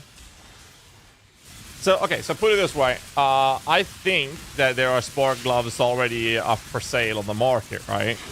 Or for mirror service. If there's not, then I will craft one. I will actually craft it this league, I think. If there are no mirror tier Spark Gloves up. I'll do that. And I'll design a mirror tier version of this character. But the thing is, I want to make sure that this can work without Svalin. Granted, if you do a mirror glove, you're going to use Mage Blood. So. Possible to sustain perfect Spirit of Fortune, Spectre, and non-minion builds. No, I don't think so. They're pretty squishy. You can always try, but I mean, if it dies, it's going to cost you currency to resummon again. I wouldn't expect it to survive, let's put it that way. So essentially, I just need to sell this ring. Yeah, I mean, I'm pretty sure you can skip Svalin if you run a Mage Blood. That's the thing. But I think Svalin is either getting nerfed or made into a tier 0 or both next league. Which means that for me to play around with this, I would like this build to be in a position where it's playable without it. So if we take a pair of gloves, pretty sure it's Elder Shaper. I'll figure it out. Okay, let's see. Elder has... Wait, Elder doesn't have anything. No, that's Haunted, sorry. Elder has faster proj. What's the essences? Horror has base crit strike chance. More cast attacks, we don't need that. So it would be a horror essence. Make Socket the Gems have base crits. Then it would be faster proj prefix. It would be Sock the attacks, accuracy, fast attack, chance of poison. No. Shaper has slower proj, faster casting, crit multi. I think that's the setup. Yes. So this would be the Mirror Glove. Suffixes would be Essence Craft with the cast speed and crit multi. Prefixes would be slower and faster projectiles. And the last mod would very likely be a life mod, unless we have a veiled we would give a shit about. So on veiled prefixes, we have plus a level of AoE gems, does not apply to Spectres. Melee gems, same thing. Prod gems, same thing. So essentially, we would use a benchcraft. And a benchcraft would just be life at that point, yeah. So, yeah, we would just do this. This would be the Mirror Glove, but we would benchcraft the life, of course. So that would be 50, 70 there. This would be the Mirror Glove.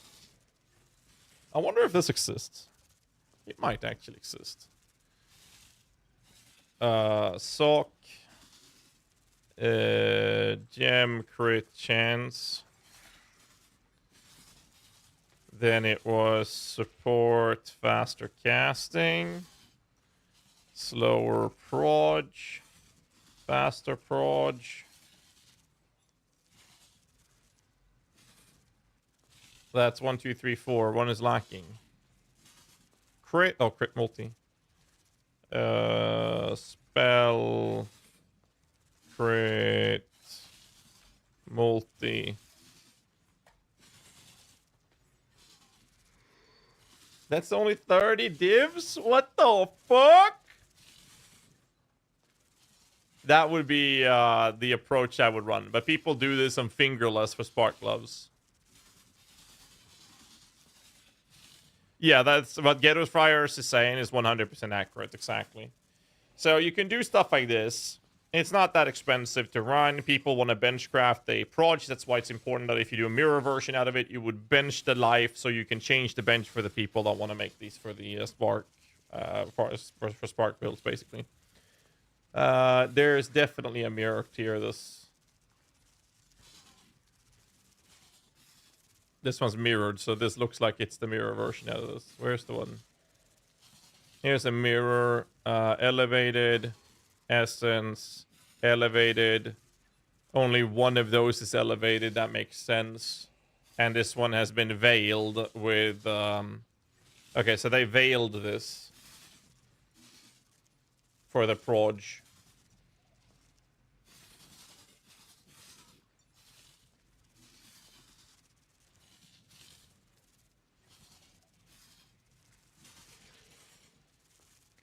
So that's how you would veil. Okay, so you would just veil it for the mirror version. which means that you would do this for the minion glove as well, so that the gloves could be serviced by both Spark and minion builds. You lose the life for that. I think that would be worth it. But that's essentially how you would go about crafting it. I wonder what the cheapest way would be to go about this. If you do, there's even 2 of them up below.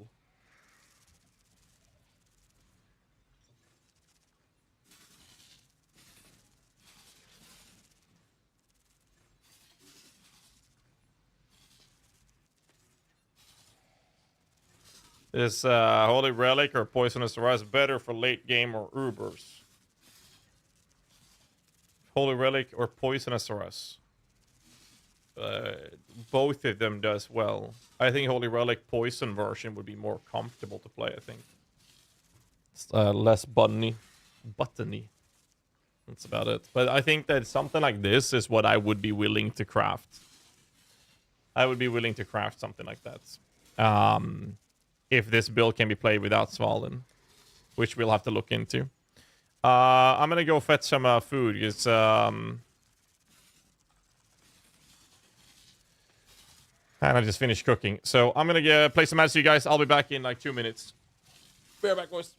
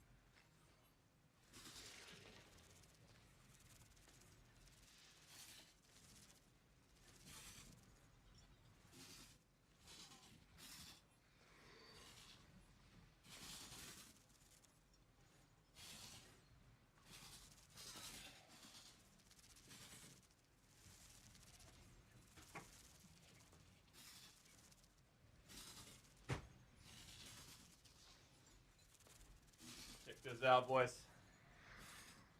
Nice little doll. Good shit. Oh. Good stuff, man. All right, let's find a highlight video or something so I can eat my food. PoE GFL highlights 1 hour ago. Let's check this out. I'm gonna eat my food. Oh, fuck. Think about it, pops and aggravate. Wait, is this good or bad? Lightning Riz, Chaos Riz, Frenzy on Kill. Oh, good.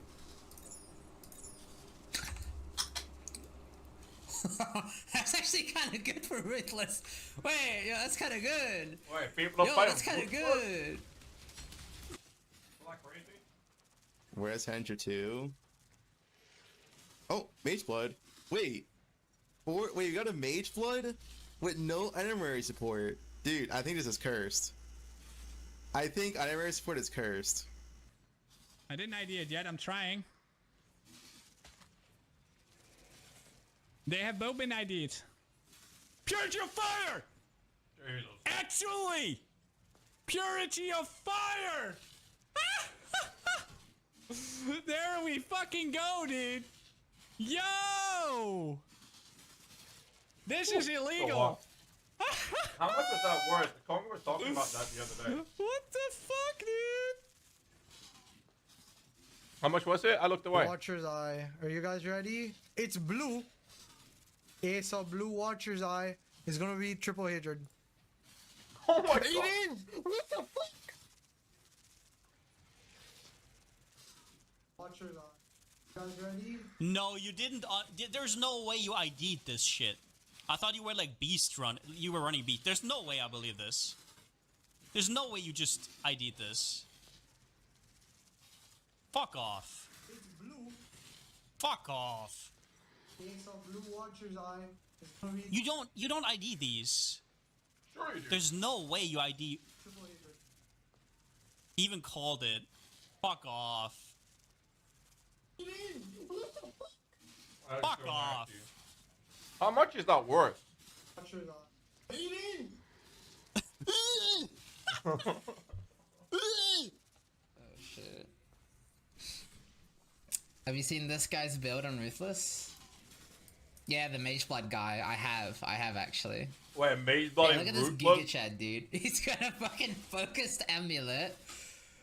He's got a focused amulet. Wait, is this misted too? Wait a minute. Wait, how do I open his profile? Does he have a misted amulet? What? Huh? What the fuck? What? Register filers are in tier 17 maps, What? Damien. What? Okay, this is unethical. Okay, but obviously we can't do anything like that. That's crazy. Voices as well. Yeah, that's actually. That's actually insane gear. O kurwa! Mage Blood mi wypadł. O człowieku! To jest takie kurwa drogie.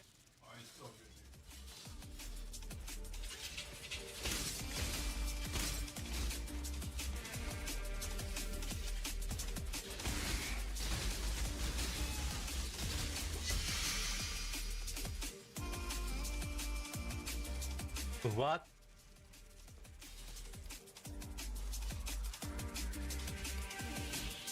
What the fuck?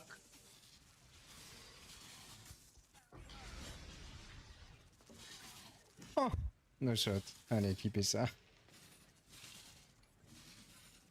Que é louco, porque já dá pra saber de cara, né? Ui.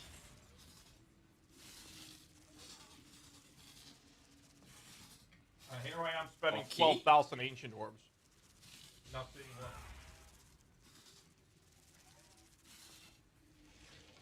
Ah?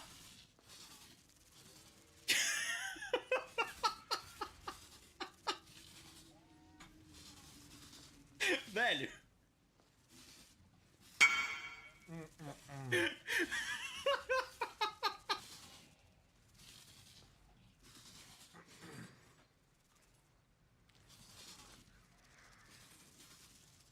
I'm getting a mirror offer for the ring.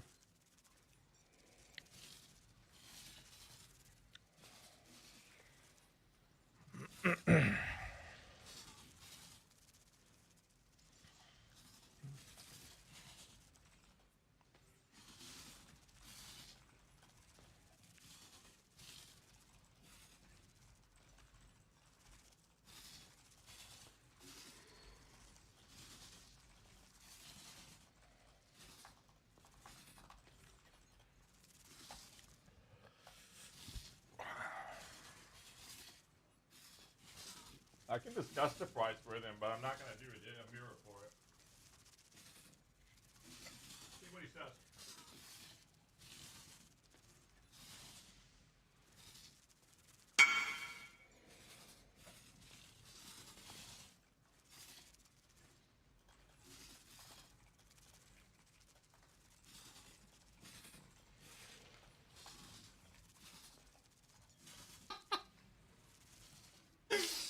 Meu Deus, velho. Hey, you're just in time to watch me dig 100 for the first time. Well, hopefully. We're almost there. We're like 99%. The game's kind of been teasing us for a while.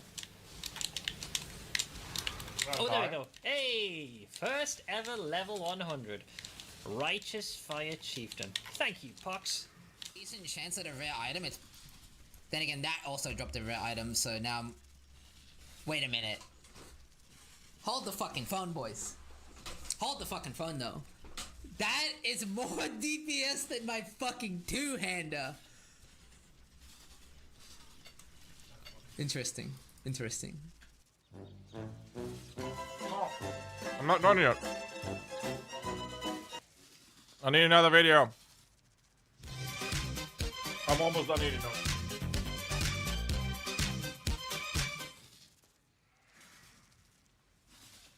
Oh, Mage Blood.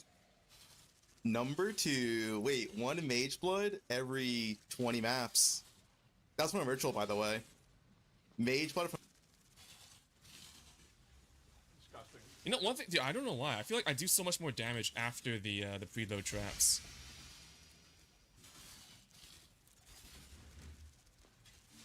Where's the divs? There it is. Price of Devotion. Oh! 2 Price of Devotion. Mage Blood card. 4x.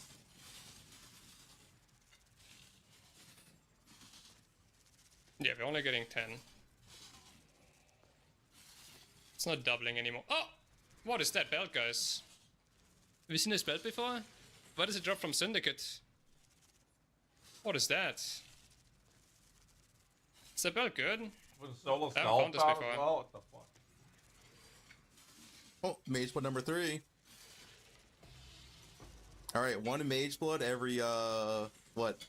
13 maps?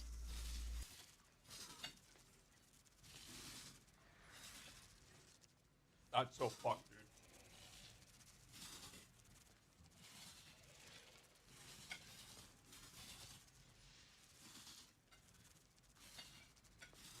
I knew I was gonna fuck up, bro. Oh my god. No, dude. I'm so bad. I'm so tired and stupid. Ja, oh mein Gott. Ich scheiße in meine Lederhosen und ich esse es. Ja. Lecker, yes, ah. What? Oh, no fucking shot! What? What the fuck is this?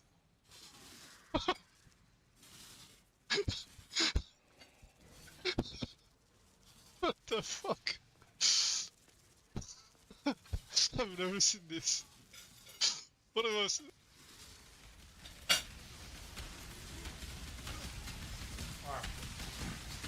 He's actually... Oh! What was that, bro?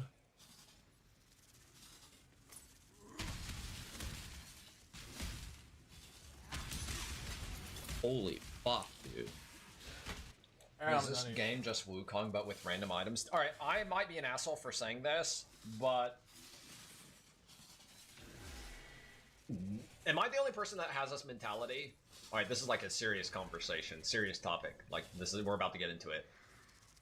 Why the fuck is Quinn69 playing Wukong when he still hasn't played the Elden Ring DLC, when everybody's played Elden Ring DLC by now, and we all just want to watch him get fucking farmed and die over and over again in the Elden Ring DLC? Because that's what actually people want. Like, we don't want to watch you fucking play Wukong. We want to watch you fucking log in the Elden Ring DLC and get the fucking shit beat out of you over and over again by all the bosses. And you make up excuses. That's what people actually want. Tell me I'm wrong. That's actually what people want. That's what actually people... Kind of insane. Mikey, because his Wiser build is slow. Shut up. Don't get me on the drive. Why are you banned from my channel, you bitch? Get him, ban him, ban him. Ban him right now. Get that bitch out of here. How dare you call someone the S slur? How dare you call someone the S slur? Huh? Calling a PoE streamer slow is like saying the N-word to a black person. You son of a bitch. You hurt my feelings. You hurt my feelings. Apologize. About to click the Sacred Orb and get like 10,000 ES. Actually, let's take a look at the ES. All right. It can't get any worse. Literally. It can actually. It Oh did. my god! It actually made it. What do you mean? It went. It literally. He lost too flat the ES. I've never. Oh my god! How? How did it go? Oh, that's funny.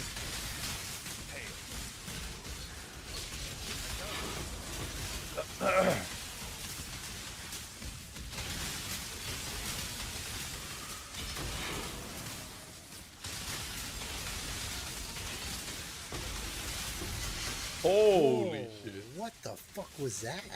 Did someone clip that? I almost died. I'm pretty sure the Omen just carried me. I got 21. Is that cheating if I use one? I'll see 20. That's cheating. Welcome to the crew. Great old ones. Rain Demon Bees Sisher, with a prime. Thank you so much, dude. Voidbringer. Thank you, sir. Oh, I got him. Yo. GG easy, I guess. All you gotta do is like not care anymore, I guess. That's crazy. Amazing. All right. So we got offered a mirror for this ring. I don't think we're gonna take that. There are rings that are worse than this being sold for 2 mirrors. So I told him that I'm fine with discussing the price, but still. I have a link for this build? Sure.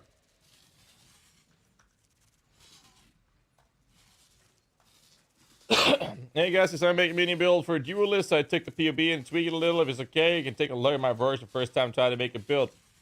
I don't want to do build reviews. If I say yes to one person, I have to say yes to everyone who wants me to do that. But I'll ask you this instead. Are you having fun with the build? And is it performing?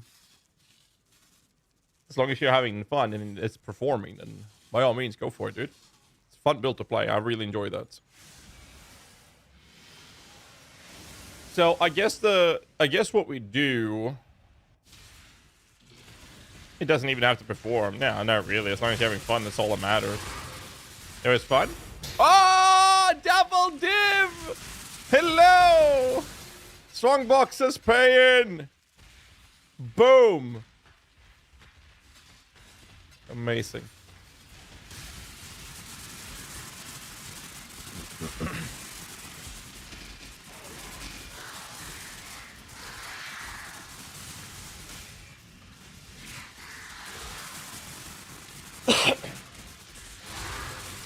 Double div, baby!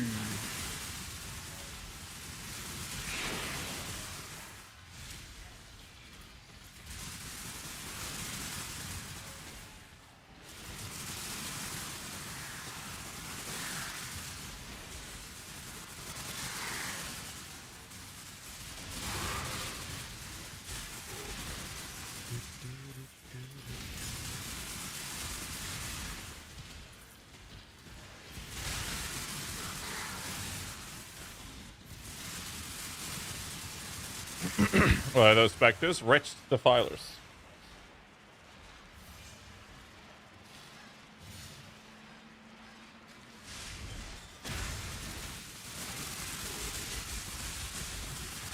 Rich Defilers.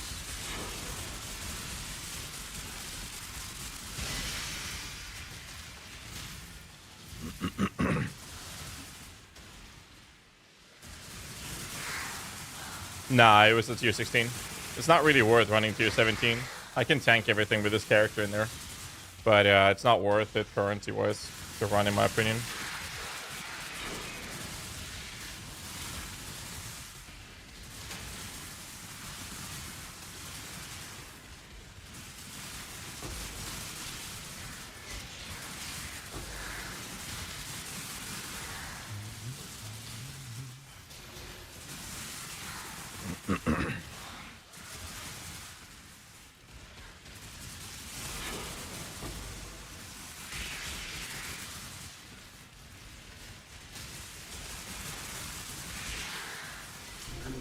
Malby! Thank you very much for the 66 months resub, man. Appreciate that, dude. Hope you're doing well, man.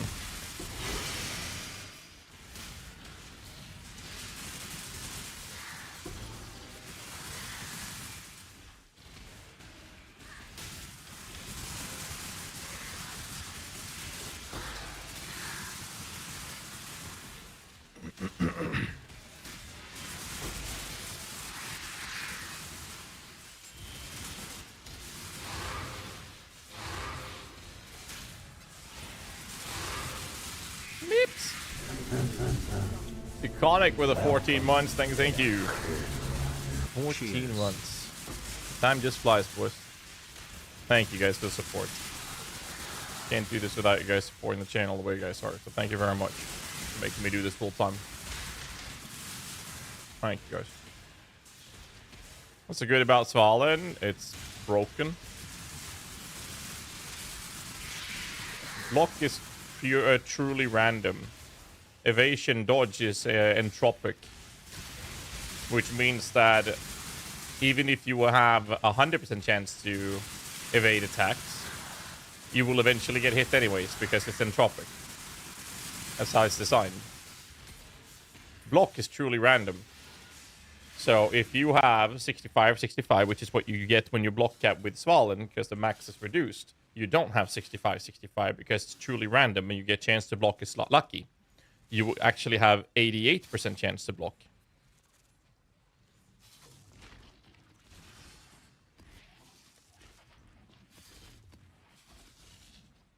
And that, in my opinion, is broken as fuck.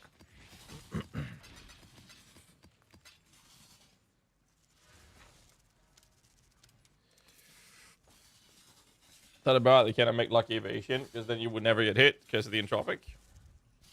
I mean, the entropy would still be there, though, but...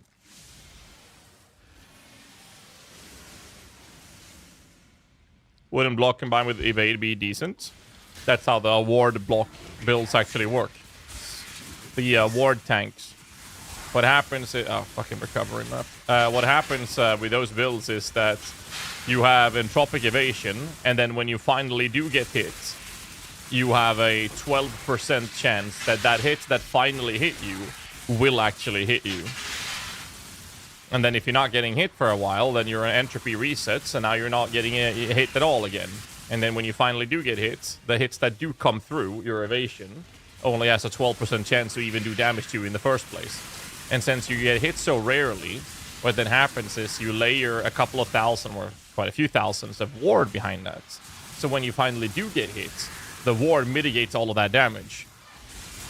And then since it takes a while for you to get hit again, your ward recovers, and now you're able to your ward recovers, and now you're able to take that hit again. When you finally do get hit, it has to go through a 12% chance of actually doing damage to you, and when that happens, your ward covers all of that again. That's how you basically AFK in tier 17s. This build is not going with the evasion route, so it's still ridiculously tanky, but we have mitigation modifiers, so that we actually can take the hits without the ward. We don't have that much ward, only 1,000.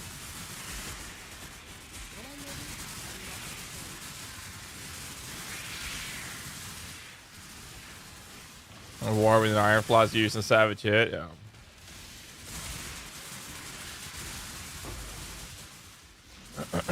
It's quite ridiculous.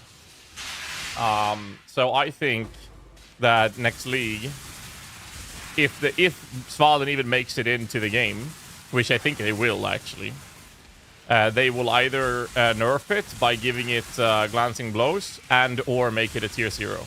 And even if they make it with glancing blows, it should still have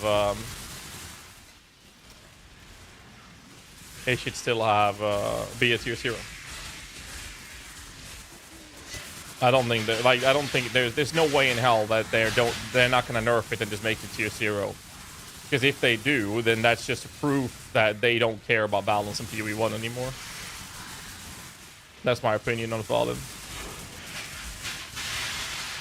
And you can clip that all you want, boys, and then show me that when they make the changes for the next league.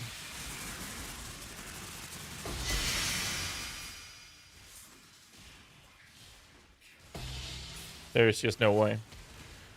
Can you do Ubers comfortably? Yes.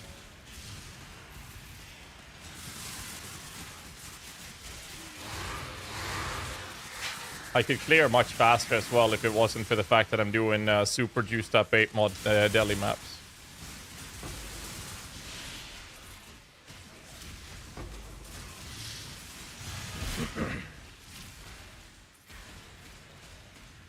Jesus, stuck in every corner. The enemies are pretty tanky with the Delhi.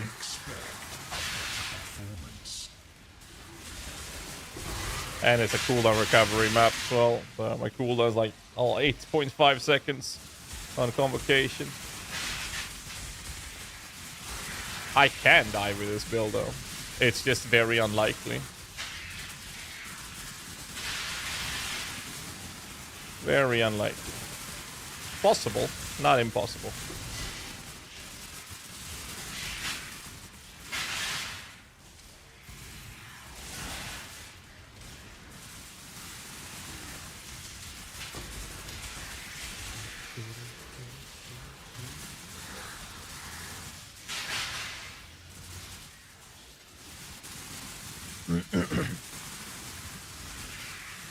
Less crowded is an option until you get good lightning rings.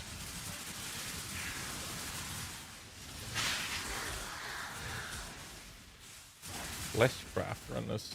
No, I'd rather just use negative curses. Or level with something else till you have everything you need to make the build work. Oh, come on, Convocation. Jesus.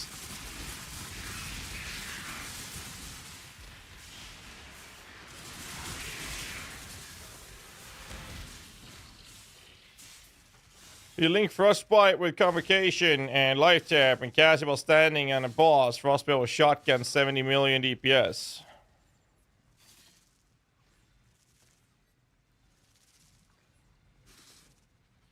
Why would you need to have Frostbite in there? But yes, the whole idea with Frostbearers is to stack them on a boss and then have them shotgun. That's how the Frostbearers do damage. Perfect Serpent Warrior Spectre build. Has someone made a video on this? Because everyone keeps asking me. We've tested them multiple times before. They suck ass for clearing. They do great if you do Giga projectile poison stacking for bosses. But they suck for clearing. Like, terrible for clearing. You're not the first, and probably not the last person to ask. I'm just curious. Has someone made a video or something? Because everyone keeps asking me. And the answer is the same thing that we had back in Affliction League when we talked about them the first time. They do great versus bosses. Suck dick for clearing. There is a video. There you have it. That's okay. That explains why everyone keeps asking me. Again, they suck dick for clearing. Cool though. Mirror Shard. No, not even a div. Not even a power rune. Thanks. I wouldn't say that they're trash. I wouldn't say that. I'm just saying that they suck for clearing.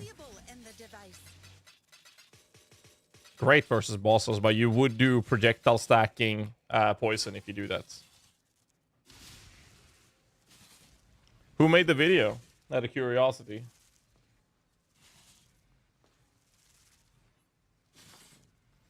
Lottie made a build for them.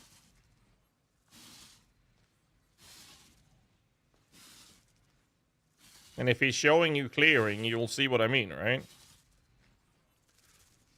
We tested these back in Affliction League. What are the best Spectres for Spectre only build in your opinion? Well, there's two different Spectres that one can play with. This league, we have access to Forged Frostbearers, which in my opinion are the most broken Spectres we've ever had since Syndicate Operatives. Because they shoot mortars, so they shotgun. The way you would play them is through a Ward Tank Spectre Necro approach. You could do it as a Pathfinder, but I would do it as a Necro. The other Spectre you can play with is the ones I'm running, and that's Wretched Defilers. And the way you play them is through Dorianish Prototype. And you can do this, again, as a Pathfinder or Necro. I prefer the Necro. There are two ways to solving the lightning problem. The one that people have made before I made this version is a Eye of the Great Wolf amulet to convert lightning damage away from lightning from hits. The problem with that is that it does not solve dots. So the way those builds do it and why they're better on a Pathfinder is because they do flask recoveries and then going into Lethe Shade to mitigate the damage from, you know, Mana Siphoners, Eldritch Lightning Boss, Baron, Blue Altars, Eater of Worlds Altars, Tentacles that puts a Lightning Dot and a couple of other modifiers in the game. I don't think that's a good way to deal with it. So I decided that we were going to try something new. And that is running a Divine Flesh setup, which converts 50% of all elemental damage into chaos. And then the remaining percent, the 50% that we're not taking as chaos, we have 30% of fire and lightning taken as cold, so we don't take any fire damage here. And then this one needs to be a perfect roll Watcher side with the fire lightning as cold. This means that we never ever take any sort of damage, whether it's from a hit or a dot or on the ground, it does not matter. We take 0 fire damage to this character. We only take physical when that happens, chaos, and cold damage, which is why I don't need to worry or think about my fire resistance at all. I only need cold res, and I need chaos res, and then physical mitigation. So that's what we've done instead. So I don't have to think about Lethe Shade and something like that. So that's what we did.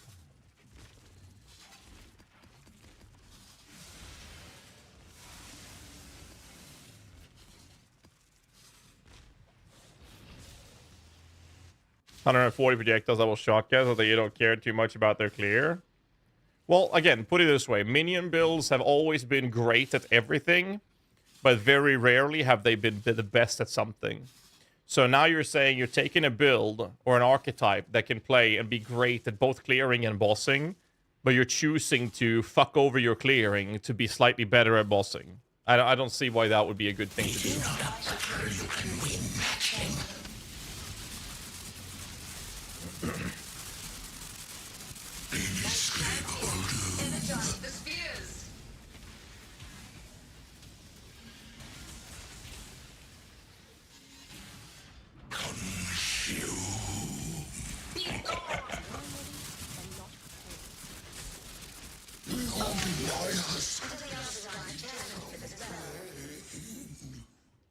Yeah, I don't want to do that. It's also one of the main reasons why I actually am not a big fan of playing Chains of Command. Chains of Command is one of the most smoothest and enjoyable clear speed or clearing focused builds in the entire game. It is so comfortable and so fun to play. But they lack single target unless you put a lot of currency into it, and then it kind of falls off.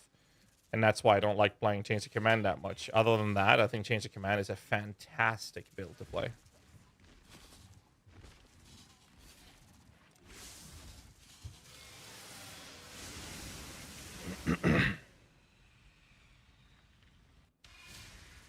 Have you guys seen the Moon Dancers?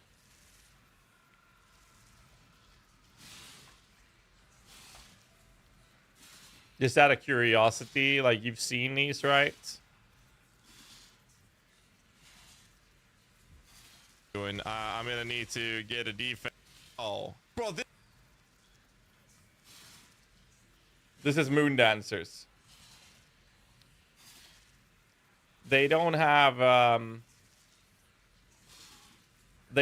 any cast speed. They, as you can see, they're just walking around. And the faster they walk, the more projectiles they shoot.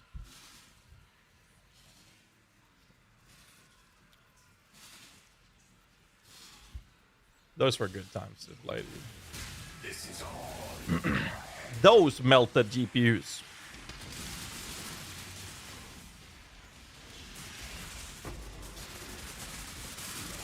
And they were very fun to play. Oh, it's another cooldown map. What did I do this to myself? I lend you my strength, Ella. A spot more. Wheeling and dealing. Death's the end. Oh.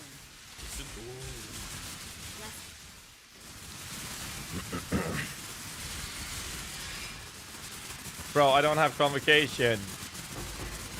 Well, I guess you just have to kill. Okay. Thank you. Jesus Christ.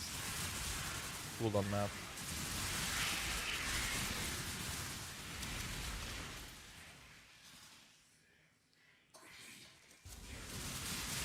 Bye-bye resistances. Now I might actually die. I got 42% cold rust. Now we might die. If something that deals cold damage happens to accidentally hit me.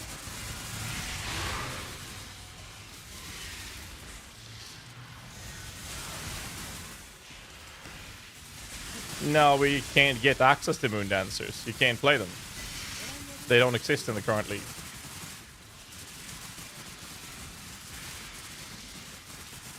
You cannot get Moon Dancers anymore. They are not a corpse. We got them from Affliction Monsters, right? I don't think it was. No. Was it, or was it Crucible? I don't remember. It was one of the two. Penance mark? Mark of submission? No, it's called something else. It's called... the mark is penance mark. I know that one, but the ring is called... not mark of submission, right? It's something else. Or is it mark of submission? Hateful Accuser, thank you. Commonly used by the Fulcrum build, actually. That one's great. That helps... that one helps change the command single target a lot, for sure. It's still about their actual generic damage output, though. Not to mention that for the build to function, you need to keep your enemy guardian alive. So if your enemy guardian dies, well, you're fucked. And a lot of people don't want to play like that for the simple fact that, well, your AG dies, your build's fucked.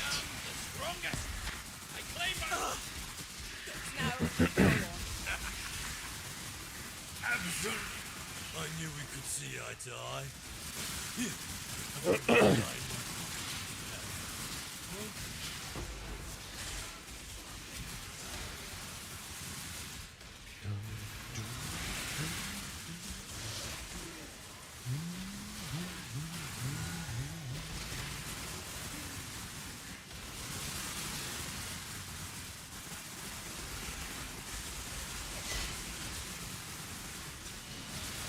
No, I don't want to stand close to that. I don't have cold rest. Monka.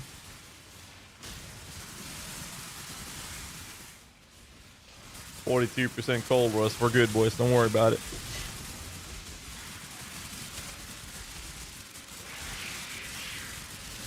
Love it. Under builds. That can be fun. Sucked all that shit. Locust in your offhand. Well, the thing is, what we're going to do is I'm going to find a way to make this work without Svalin. That's the plan. And here's the other plan. This is going to sound really stupid, but hear me out. If we do with Spark Gloves, then we can actually make room for Arctic Armor. And what Arctic Armor does, it gives us even more physical mitigation and cold mitigation. Oh, sorry, fire mitigation. We don't care about the fire, but the physical mitigation. It also allows us to use Vol Arctic Armor, which basically makes us immortal for 3 seconds by making us a little ice cube. So here's the plan. You go up to a boss, then you stand next to the boss, and you click Vol Arctic Armor, and now you're an ice cube. Then the boss is dead. And you are basically not gonna fucking be able to die. Whether or not you have Svalin does not matter. That's the idea I want to play with. It will require Spark. Well, I don't necessarily need to have Spark Gloves, actually. All I have to do is remove faster attacks from my shield charge, or not run a separate Desecrate for corpses. I can actually already do it.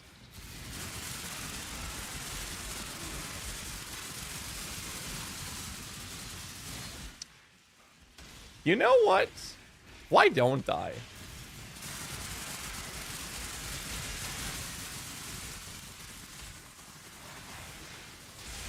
It would be fucking hilarious.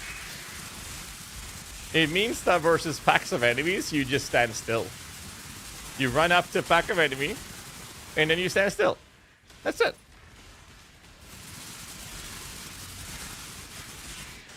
Well, this is because I don't have any cold rust. But it was we'll try it out. It'll be fun. You spam Massive Horror to hit a good helmet. Which build? Why Indus? To get some layers of ward to cover us.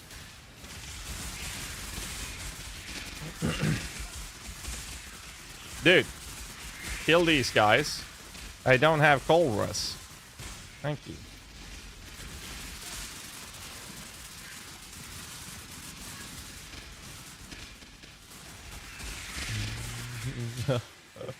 Maybe I shouldn't be inside the packs of enemies. Hi, Buddy Sue. I would probably not try to craft that. It's so hilariously expensive to craft that. But yes, what we would do, the crafting process is to hit Essence of Horror until we get a good mod, and then whatever crafting method you can do on top of that. But the Horror Essence is normally only used on the mirror tier version of the build.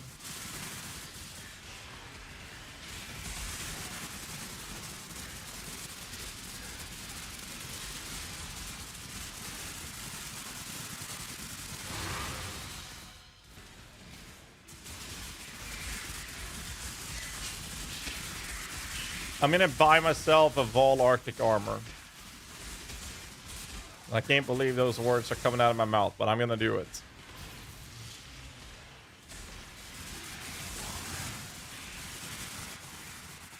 I think, oh Jesus. I think that since I'm not doing single target bosses, I'll just skip the Desecrate.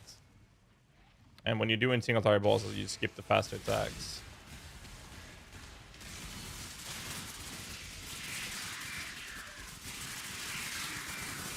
I think that's a pretty fun way to play the game.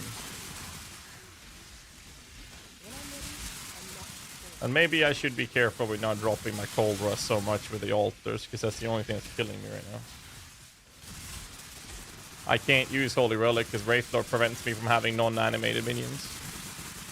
Or non-spectre minions, sorry. So unable to use other minions. I can't even use other auras because of Sublime Vision either, so I can't even use mines, which would be a pretty cool way to play as well. And one of your Pure Spectre guys, I thought I saw Light Eater, passive node allocated. That's something you recommend a certain minion builds, or am I crazy? Oh, no. The reason we take that is to get the Leech Mastery for 10% insta-leech. All of these nodes does nothing for that build, but we want the Mastery. In this build, I want the Mastery as well, but I pick it up from here. So these actually gives me, well, the Chaos Rest is from Light of Meaning, but these are attack speed, which is kind of whatever. It helps shield charge, I guess, but we do it because we want the Leech. No other reason. This allows, because of the Bone Barrier Ascendancy node. Where's the Leech happening? From this node. 1% of the damage dealt by our minions is leech to me as life. That Mastery gives me 10% off that damage leech as instant. It's a massive amount of sustain.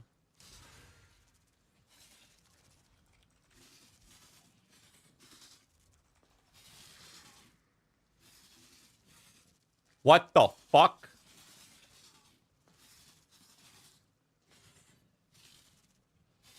What? Which fucking build is using Vol Arctic armor? Like, for real?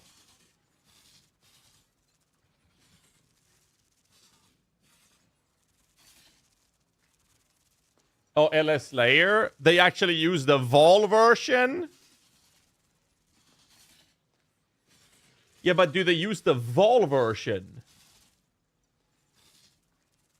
Apparently, like the LS Slayer meta build is using it. LS uses Vol. Vol LS, they don't. But what? Wait. Can someone explain to me why they use the Vol version? I haven't looked at the build. I have no idea. I did not know about this.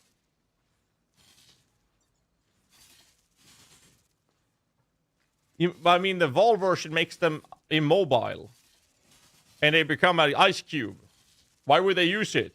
I don't think anybody used this.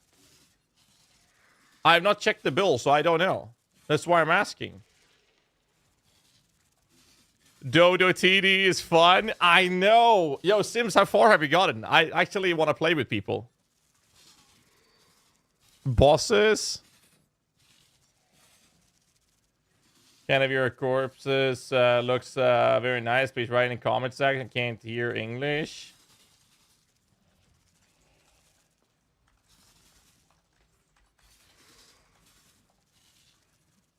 It's just a face tank for boss mechanics. Okay. I had no idea they used Vol Arctic. Stage 3. Wait, Chapter 3? So, Sims, I'm at the point where I can't progress Chapter 4 because I need to level up my cards. So, if you're down, hit me up, and I'd be happy to play with you. If we can farm, like, Chapter 3 difficulty 7, 8, 9, around that. Yeah, so there's 4 different main difficulty stages in Dodo TD. And they go from they're called chapters. So 1, 2, 3, 4. And then each chapter has higher amount of incremental decimal difficulties inside of them. So chapter 3 goes up to 10, I think. I think chapter 4 has up to 10 as well, actually. Yeah, it's what Sims is saying. It's a Dota 2 arcade custom tower defense game, which is so fucking in-depth. It's insane. Like, actually crazy insane how in-depth that shit is. I love the TD game from Warcraft 3 called UTD, which was the most in-depth TD game I've ever played.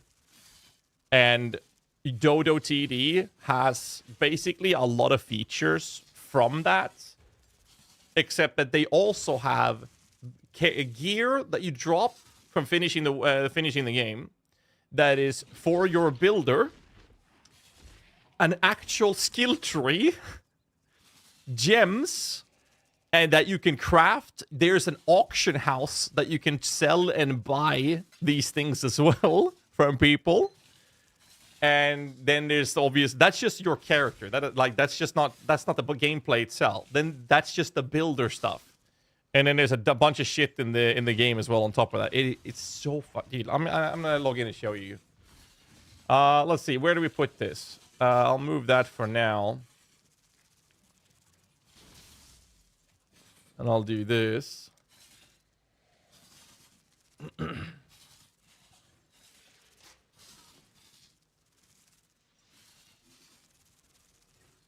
Okay. I am now playing. Oh, I can't believe I'm doing this. Let's see. Scarabs. Escalation, yes. Corruption, yes. That one, yes. Delhi. Mania and Paranoia.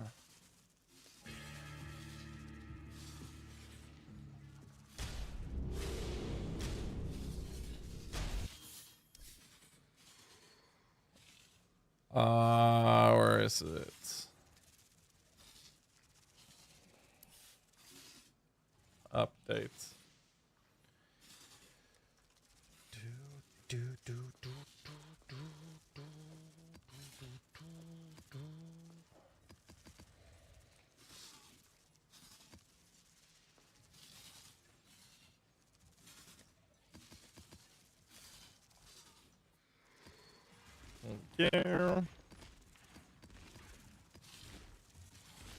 Okay, let me show you.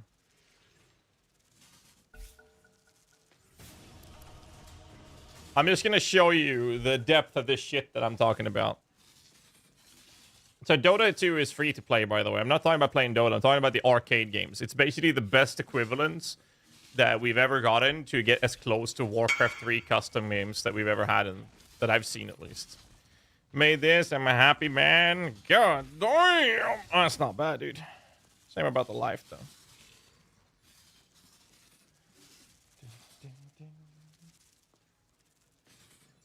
I'm gonna show you what I mean. It's actually crazy. The Totem Spectre, that's a perfect Spirit Fortune.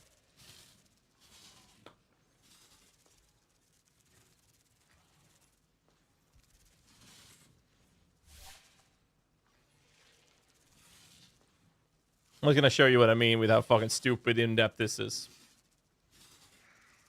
TD map? Oh yeah, dude. So there's some chapters, right, with difficulty. So I'm on chapter 4. I can't do that, but just to show you. And then there's difficulties inside here. I'm on N7, but I can't handle this because I did this in a party.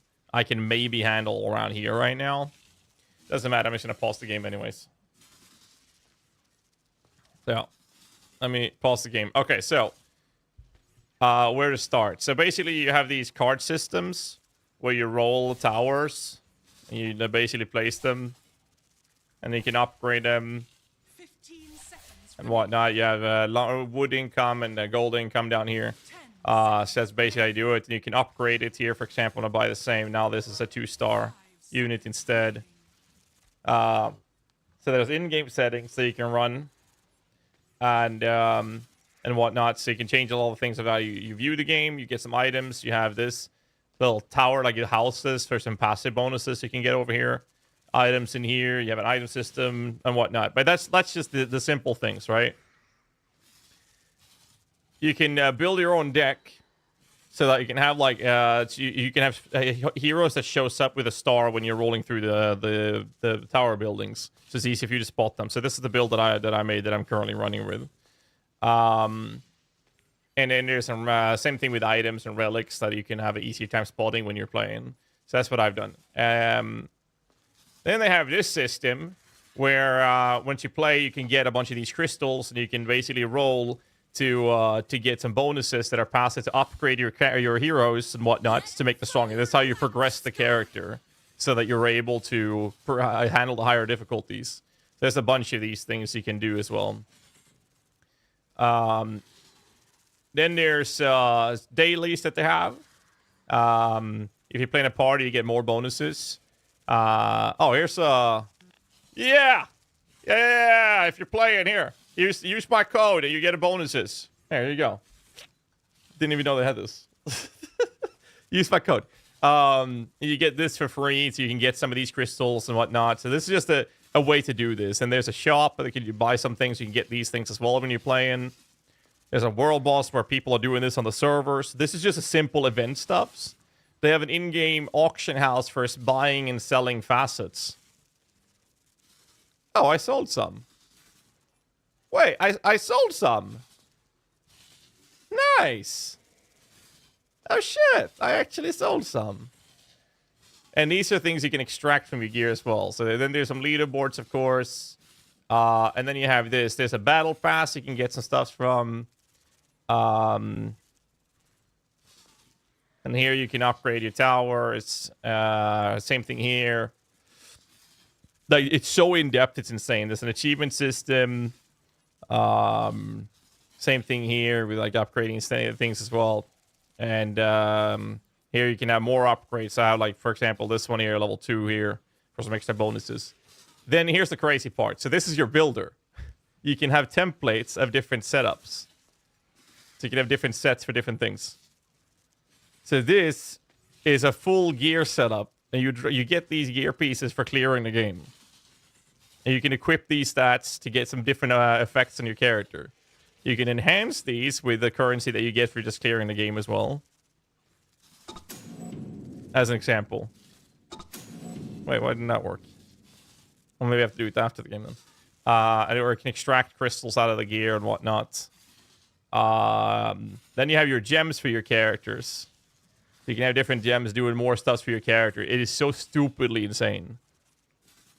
And then you have the, this is the skill tree. There's a fucking skill tree, and you can have templates here for different setups as well. And you can put multiple points in here. So this gives me +3 food, because I've spec'd 3 times. And I went for minions, so I'm doing summon builds at the moment.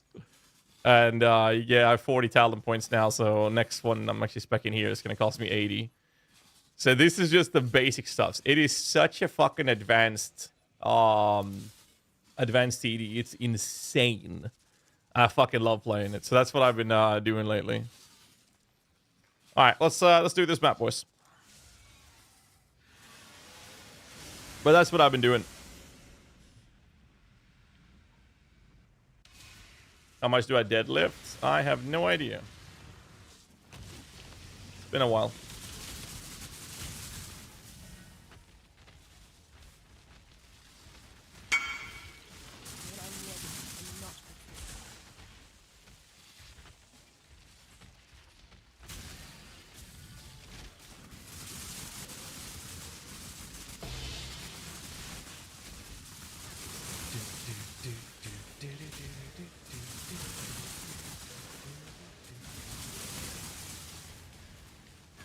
Alright, whatever. Get me somewhere. Can't see any colors. There's some colors. And that just led over there. Here. Oh, too late. True strength comes from within, and I know for a fact you.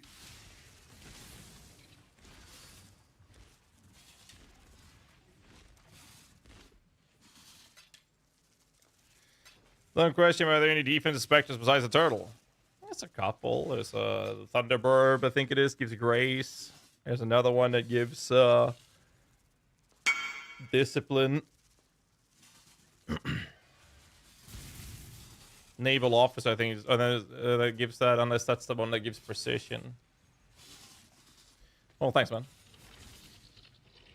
Actual name of the game, it's called Dodo TD.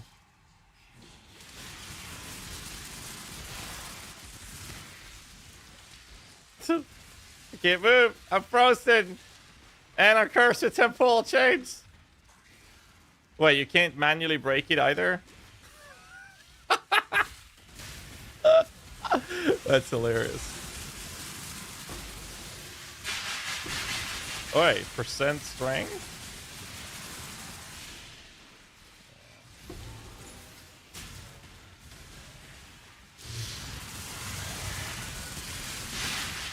That's actually hilarious. Okay, Vol Arctic armor, dudes. What's up, Regis? Increase the chance of affliction would step here. Not that I know of, no. Not considered a league mechanic.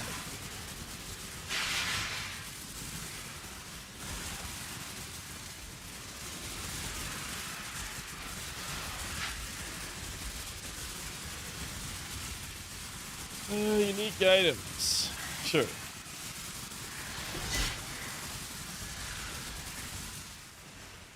Kind of funny though.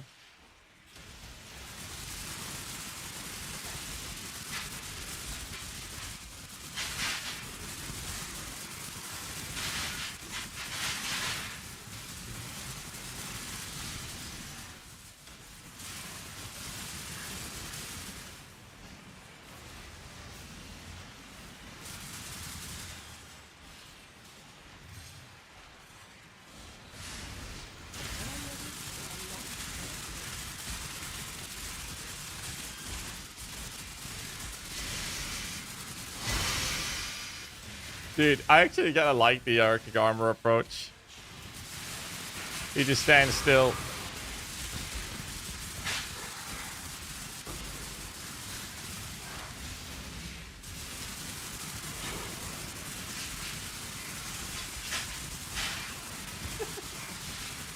Is there a PUB for this build? There is, yes. There.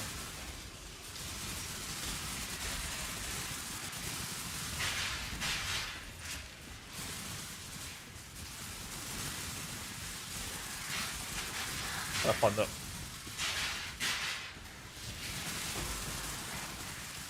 Soul Devourer. I don't want that. I want my minions to have the souls.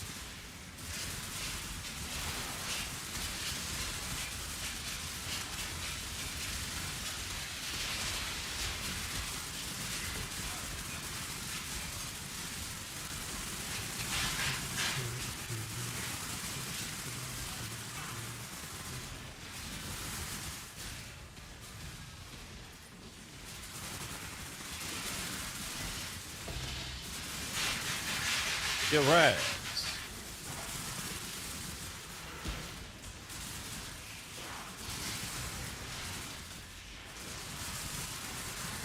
Alright, so here's the plan, right? Curse him and then jump into the form. I can't move! I'm frozen! I wonder if... Oh, you can disable it by re-equipping the gem. Oh, shit. So you can end it early. Put on a weapon swap or something. And this build is 8 out of 10 at everything. I would say so, yeah. I think that the original version that we know that this concept is a proven concept, right?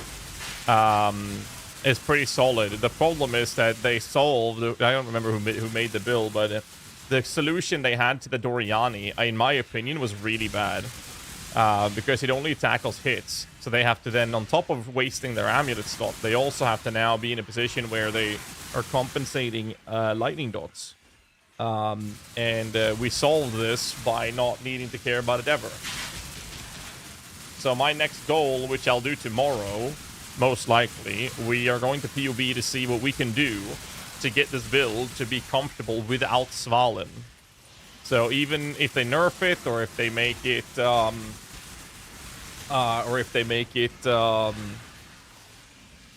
tier 0, I want this build to function without Svalin.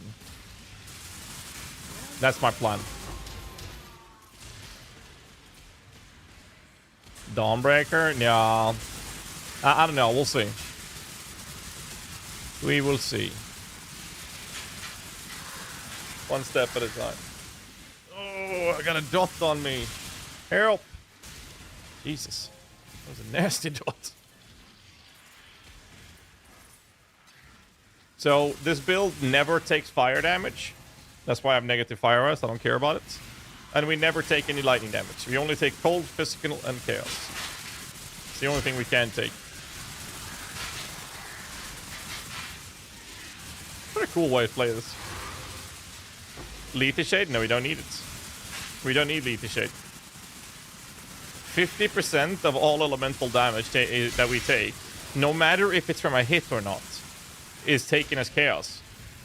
Then we have a Sublime Vision, which is making 30% of fire and lightning damage taken as cold.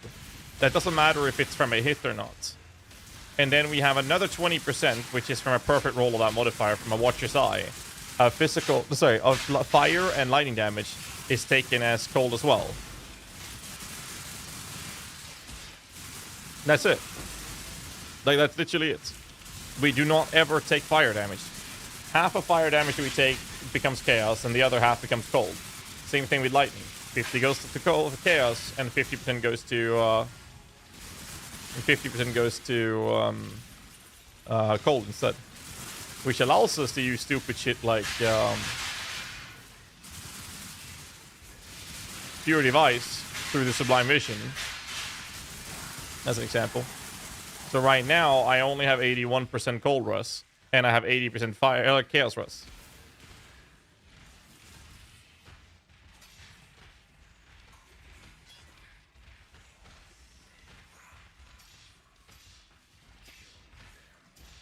And that's it.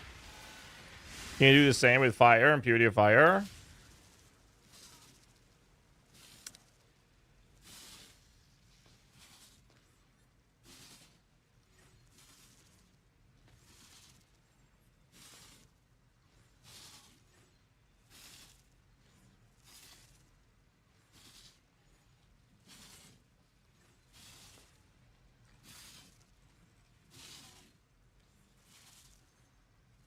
Cold and lightning damage is taken as fire.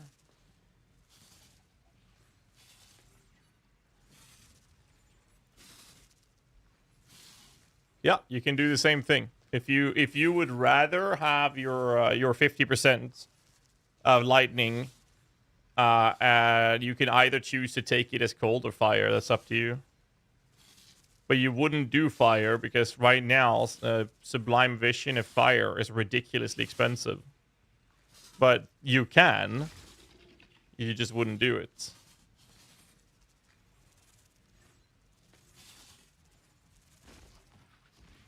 Curl better because of Aegis. So, we don't use Aegis. You can, because you can get increased You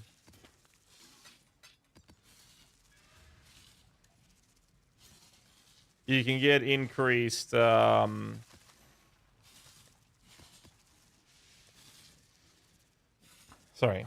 let me show you. We have energy shield, but because of this, all damage is gonna bypass the energy shield, so we will never lose energy shield. This allows us to go for this node, which makes us get 10% physical damage mitigation just straight off the bat, because we will never go away from full energy shield. So Aegis has a couple things to it. It's energy shield and armor, and then max cold res and a little bit of res and some block. But the main thing with Aegis is recovery of energy shield. But because of the way we play this build, we will never need to recover energy shield because we will never lose energy shield, and we will never have energy shield become a defensive layer for the build. So Aegis is kind of so-so. What you could do, however, is use a shield like this that has a life mod and then plus the maximum cold and the fire and the maximum elemental res instead of the Svalin. This would be a high-end version of shield, which is kind of expensive to craft. I'm not sure if they even exist. Because if you really want to be picky, you would do this together with life recovery on block, and now it's really expensive. I wonder if this even exists. We can actually track that. So you would search for a shield, max cold res, max LE res. Search. They don't exist. Wow. So it would be a shield like this together with this mod. Oh, that's the wrong one. Wait, hold up. All maximum resistances. Wait, is that chaos? Oh, that's chaos as well. There we go. It does exist. And the stats, the numbers we would want is 3, 2. So it would look like this. I mean, any of this. Here, 30 chaos. Preferably you want this on a fossilized spirit shield, though. Which I sure as fuck don't think exists.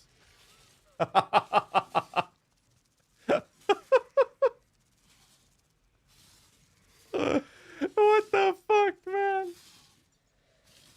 Okay. Huh.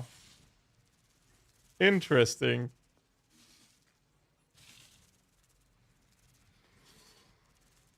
So if you want to be real picky, you would do this with plus level of minions as well.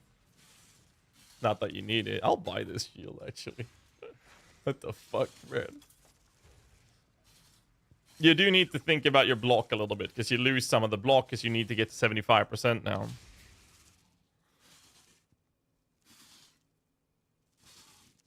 Yeah, you could craft a shield like this with life on block, but you don't really need life on block. You really don't. Not to mention that since you can flip the resistance. I'm pretty sure you can. I'm gonna find out. So if I turn the cold to lightning, it works. It actually works. Which means that you wouldn't search it like that. You would do this.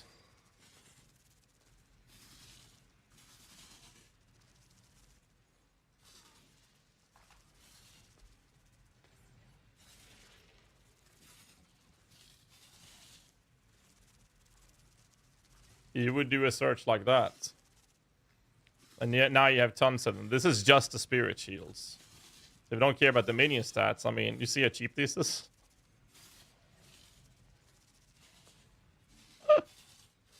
Oh, fuck's sake. And that allows you to do this. And this one had an open prefix. Oh, I overrolled it. There we go. So that's how you could play the build as well, if you don't use Svalin, as an example. Now, here's the problem with this. Your block goes down.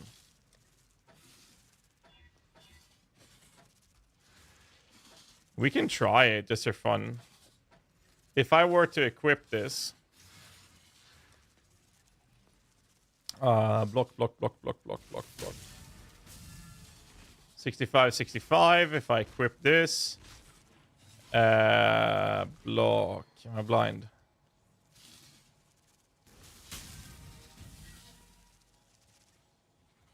There. So now, oh, wait. Temper Shield needs to go in as well. Sorry.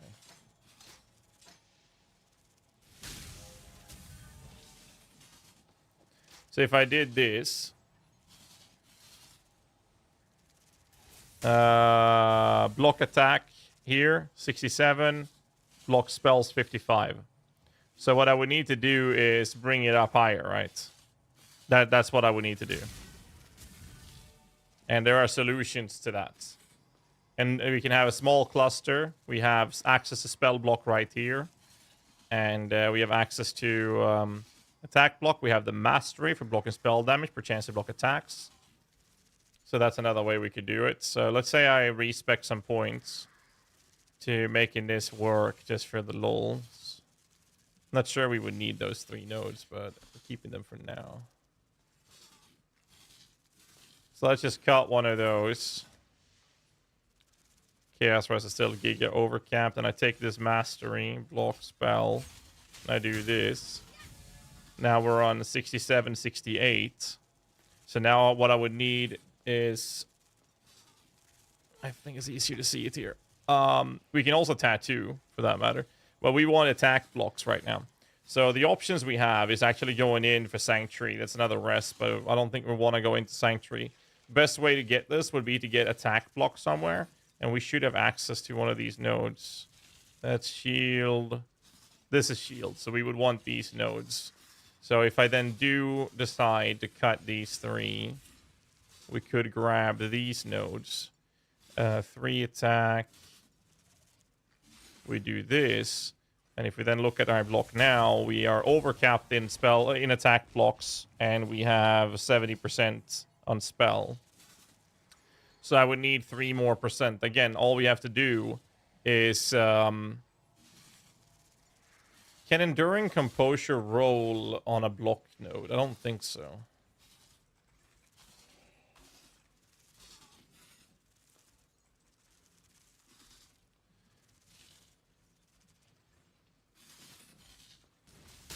It's spell block. All I have to do is spend 2 points in here.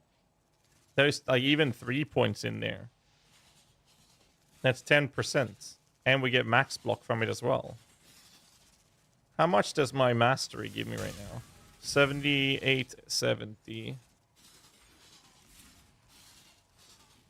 No, we're definitely keeping the mastery.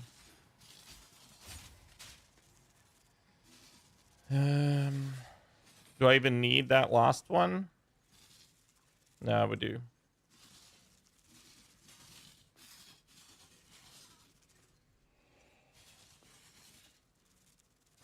Oh yeah, we don't need Inda either. We could run Inda, but we don't need to. That's a very good take as well. I just unequip Inda entirely. Now I do need a little bit more cold rest because I have a bit of my cold rest cap from there. But that is an option. But that's how we would play it, right?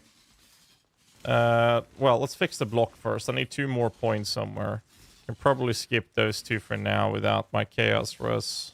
Yes. And then we just do this. There. Block 78, 75. We want to be really picky. We grab that last one as well.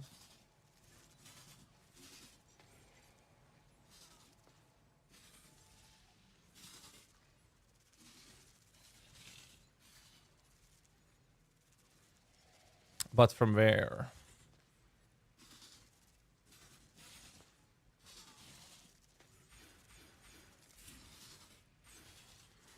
And that puts us on 78, 78.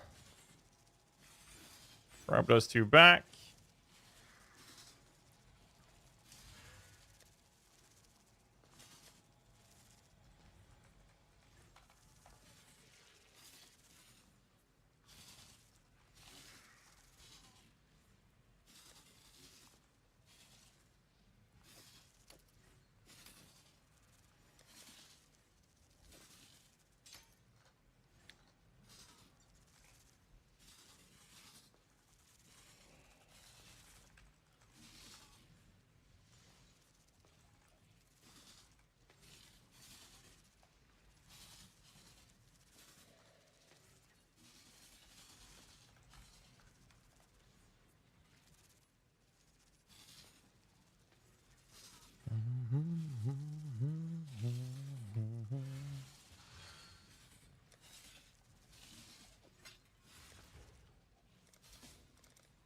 Let's find out. I mean, Mage Blood would be the high-end version, which we'd also use when we go for, like, Spark Gloves.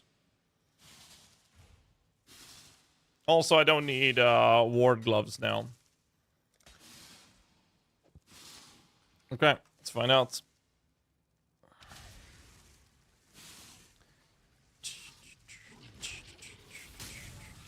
Alright, we are not Captain Colrus. I do need Colrus. My gear is not designed for this.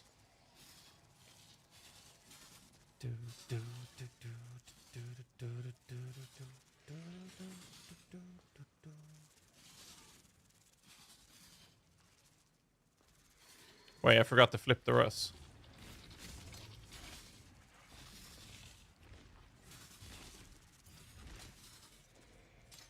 Sorry, I'll take it back. There we go. Now we're done. Will there be another spec that can compete with Defilers? Oh, only Forge Frostbearers. 51... 51.5. 52.5. 53.6. Here.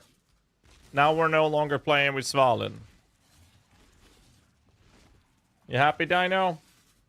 You try this build at tier 17s? Yes, I'm gonna try it again now. Now without running running Svalin now.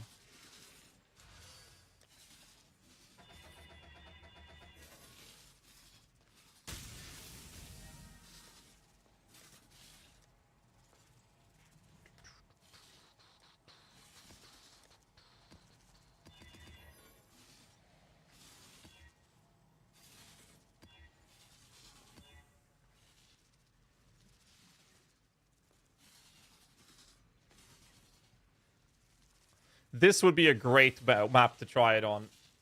Simply because the reduced life and mana recovery from Leech. So that's going to hurt my sustain a lot.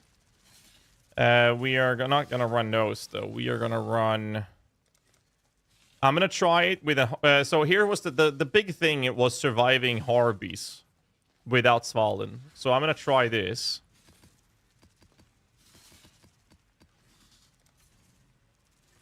So we're going to make this really rough for this build to handle. And we'll see if we can fix it.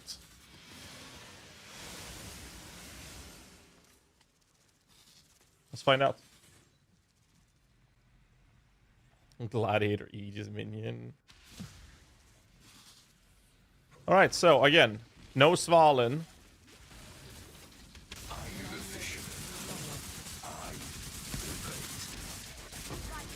And we'll see if this build can handle surviving. You know what? Let's do this. Let's make this really fucking insane for the build. Let's make it really fucked.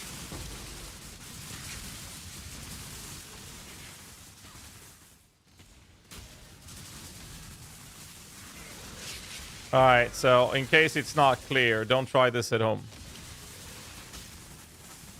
Do not try this at home.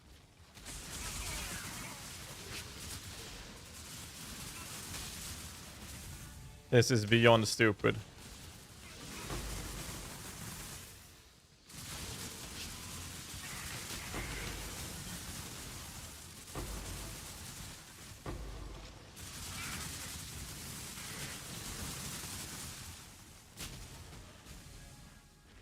The boss is gonna fuck me up too. All right, let's see how this feels. Wait! I lost a Spectre. How did I lose a Spectre? All right, I'm probably gonna die anyway, so I'll resummon the Spectre when I'm in town. I don't know if I unequipped something, or maybe it died in the map. Oh, it might be the node I took away from their survivability. That should still be fine, though. So now we're doing this without Svalin. And to be fair, I actually got myself even more resistances. So now we're 86 cap, thanks to that shield. And I did lose the Spectre, so I'm not sure if it died or what happened to it. I guess it could have been the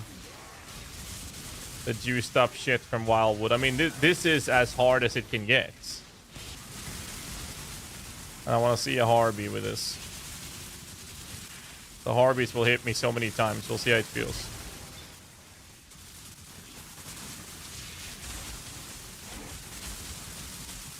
I mean, it's not like I feel like I'm in trouble. My crit on the shield does nothing for me because they don't have any base crit, which Spark Gloves is supposed to fix if you do this type of budget. Alright, here we go.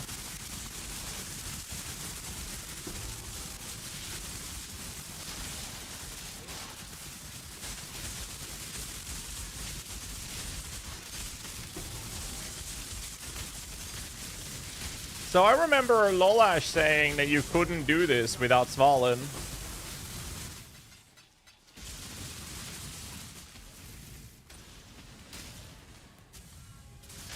He actually said that. I went in with 5. Oh, it's my bad then. My fault.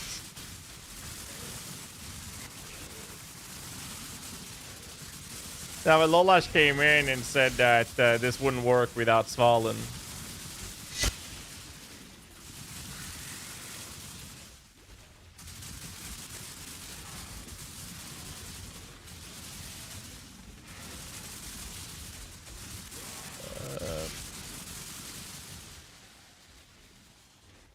Is that?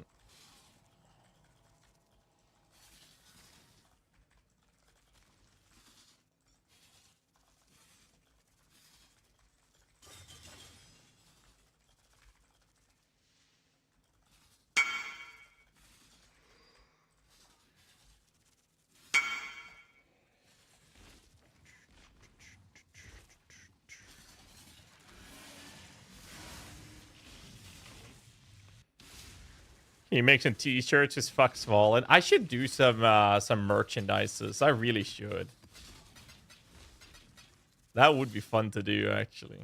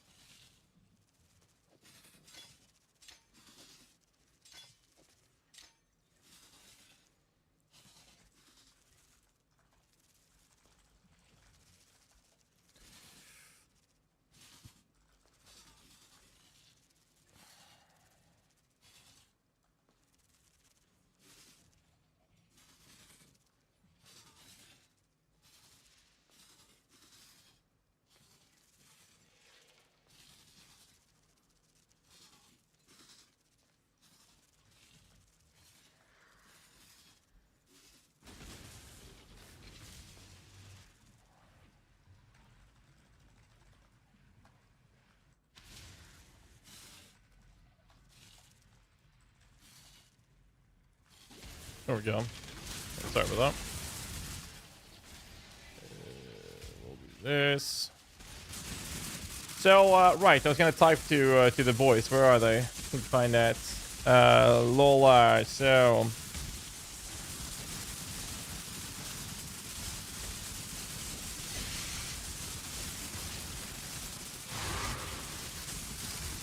So yeah, fuck Svalin. We don't need it. We clearly don't need it. And we gain damage from using Darkness and Throne now. Svalin does not have 2 times more chance to block now. I'm going from 88% chance to block to 75. So the difference is I lose 13% chance to block. But that's why the defensive layer of actual mitigation is so important, which this build actually has. So we can handle it, and we have a massive, like, ridiculous sustain. as well.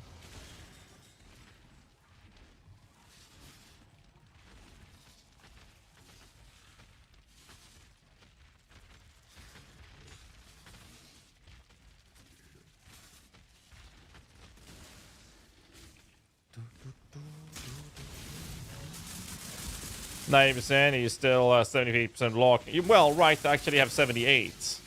That's right, it's 75 to 78 actually. So I only lost what, 15%? 15 how much block did I lose? I go from 88% block. So I lose 13% attack block. And I lose it's only 5% block chance that I... No, wait, more than that. It's 88. So I lose 13 attack and 10 spell block. That's it. That's what I've lost. And then what I gain is more life from having life jewels in a Darkness Enthroned. I get more damage, more efficiency, and I get higher resistance as well. So my defense's stat goes up on just generically, and then I get offensive scaling. And since we're on the higher body version, I want to use spark gloves. Then we can if I do spark gloves with crit base, then I can actually benefit from the crit on the shield.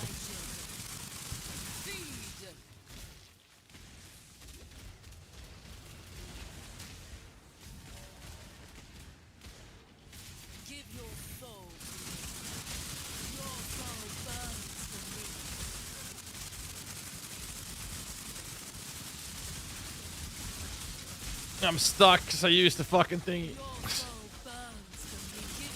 The Spectres are wretched defilers. So, I mean, it's pretty clear that we don't need Svalin at all. We do not need Svalin.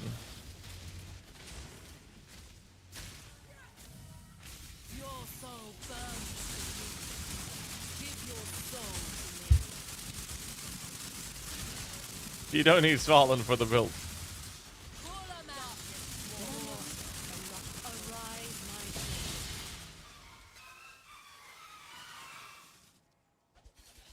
Going from 88 to 75 means enemies have 100% and more chance to hit you.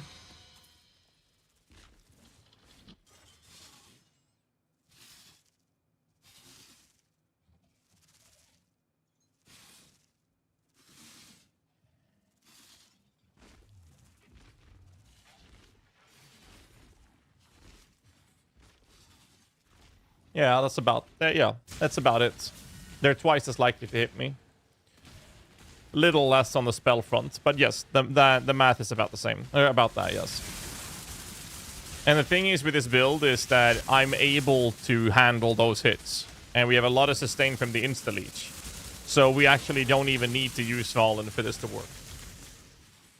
But you also have to keep in mind that because of the changes we've done, our actual EHP has gone up. Simply because we are able to... The hits that do come through, we will have a mitigate more of when we do this. So it's really not a problem. I have higher resistance, so any sort of elemental damage taken is mitigated in a better way. And the fist damage is covered by the fact that we have a higher life pool. I would arguably say that this is better than Svalin for this build. Because even if you increase the chance of them hitting you, you still need to sustain it. And this build does sustain it. This would make this build be able to handle harder hits that accidentally happen to hit you.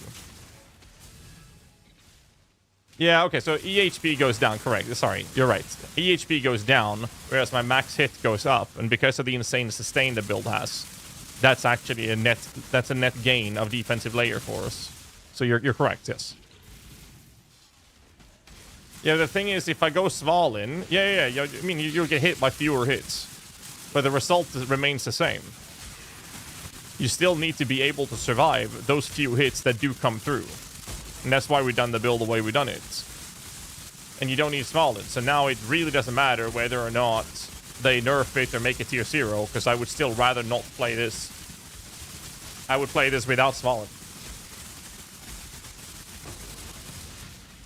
And it also benefits us quite a lot because we can actually scale crit for our weapon minions through our weapon, our shield, if we want to, completely based around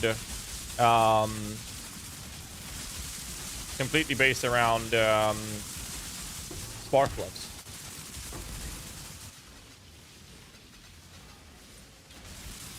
And that alleviates socket pressure as well. A lot. Still need to cover the resistances though. That's the only downside. See, my gloves gives me Chaos Rest and Cold Rest. Which means that if I go... It does mean I might need resistances on all my jewels if I go with... if I decide to go with the Spectre Gloves. So that means all my jewels will need resistance rolls. And that's fine.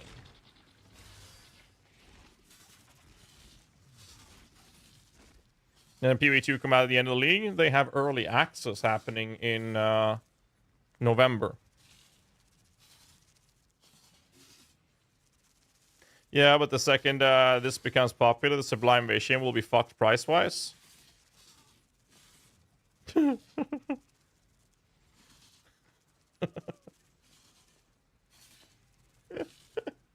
Well, you're not wrong. You're not wrong.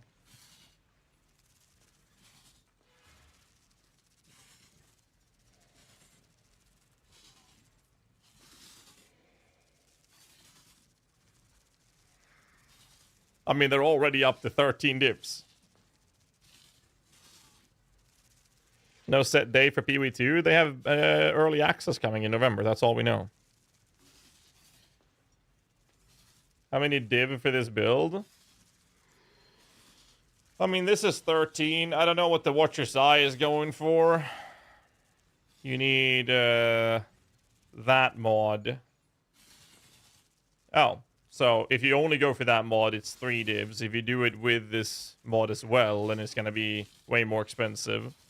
So, that's like 20 divs for that. Doriani's is whatever. Kalander's Touch is 5, so that's 25 divs. You want a +2 weapon, it's like 10. So, it's 35 div. That's like 10 divs. I gotta check that. So, is it 20, 35 div? 48 divs. This was nothing. You don't need +2. You can buy these pretty cheap, like 1 or 2 divs. So that's like, say, 40 divs then. Jewels, say that you have to pay, like, I actually just bought the rest one for like 15C. The gloves cost nothing, just craft them yourself. You don't need Ball of Faith. So excluding this Giga Ring, you can buy a shit ring for like 50 Chaos. Or you can spend, you know, a mirror on a ring if you want to. Actually, you know what you can do? You can buy this ring. There's a guy who offered me a mirror for it, but I said no. He said he was going to get back to me, but we'll see if he does that before someone else buys it. You made a guide on this build? I'll probably make a video on it. I don't think I'll make a written guide on it. How to craft +2 Spectre level boots? Well, you get a pair of boots, Elder boots with +1 and another influence mod, and you Orb of Dominance craft it to get +2. And you make sure that's 50-50.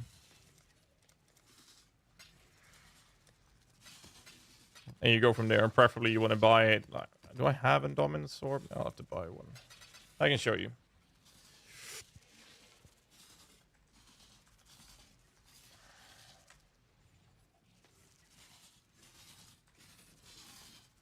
Booties! You do this. And you find one that preferably has something like a Chaos Rest. Say 30%. Let's not say 30, let's say 25. You look for something like this, and then you try to find one that has another influence mod as well. And if this doesn't exist, then you can always craft it yourself.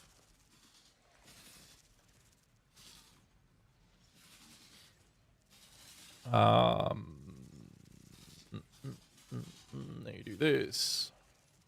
And you do. Welcome to the crew.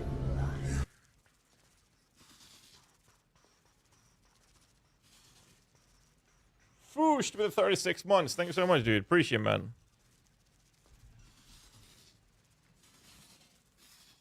Abomination maps, I think it is that drops them, yes.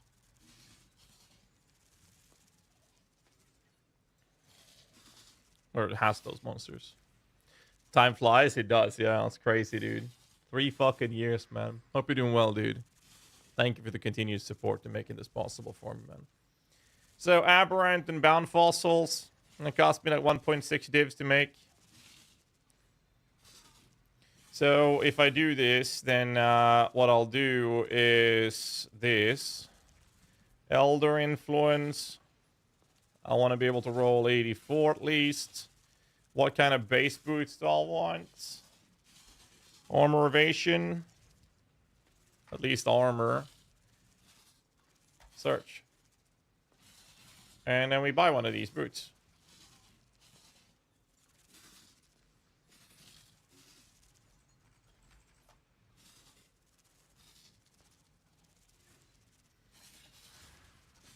$223.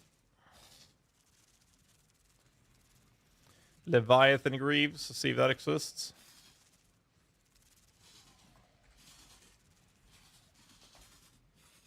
Oh, look. 31 implicit.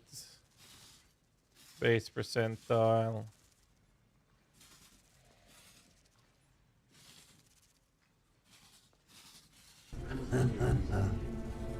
Welcome to the crew. Who peed my...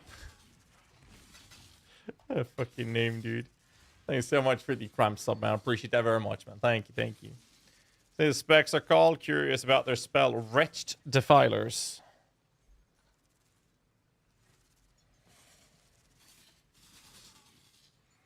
Wretched. V-wretched.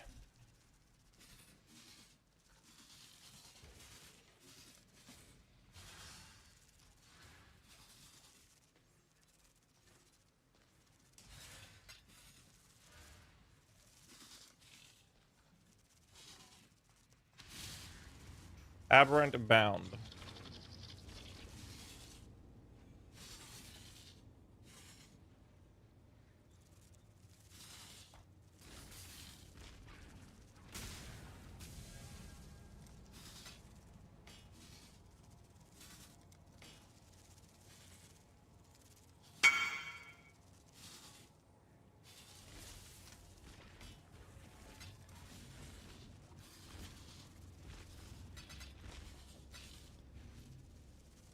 There we go.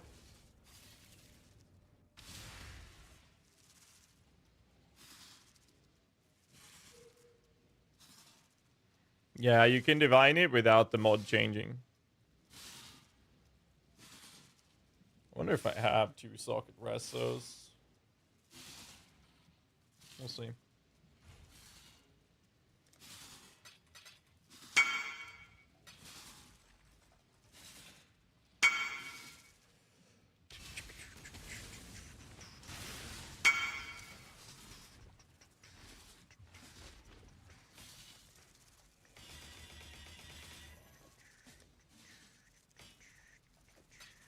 Bound. Aberrant. Boom. I don't want to overuse these.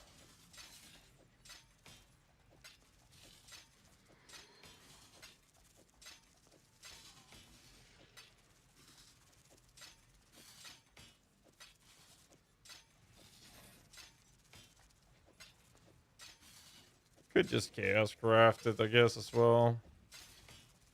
So I'm looking for this, but I need to have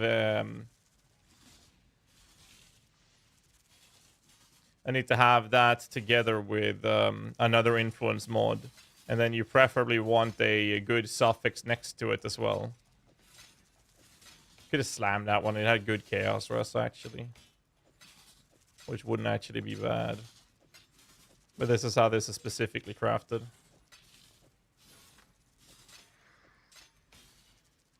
That one has Chaos Rest and Endurance. Here we go. So this is double rest, tier 2. There's double influence mods in this, which is great. Then I would take the Orb of Dominance. I will do this. And there you go, I'm done. Now, this one has movement speed already.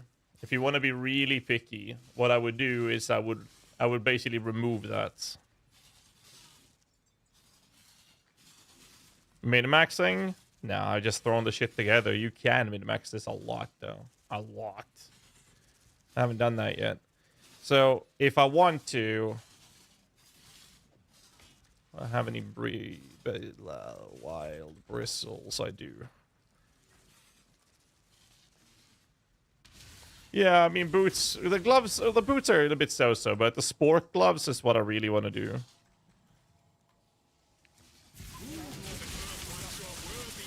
That, I think, could be really fun.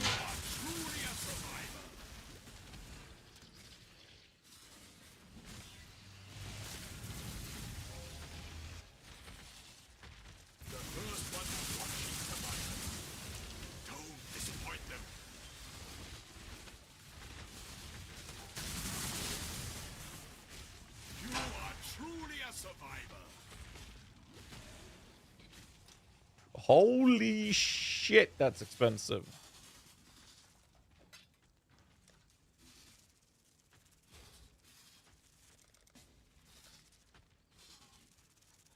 So you get your influence, you craft it for Spectre and another mod. Once you've done that, you clear the prefixes if needed. Then you do a Suffers Can't Be Chained Veiled Orb.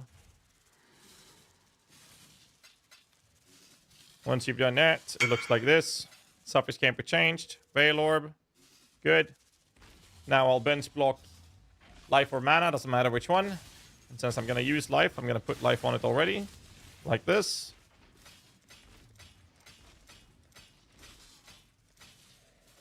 And then we unveil 1 in 12 chances that I don't get movement speed. Hello. There it is. That's a good one as well. Done. Boots are done. Blessings.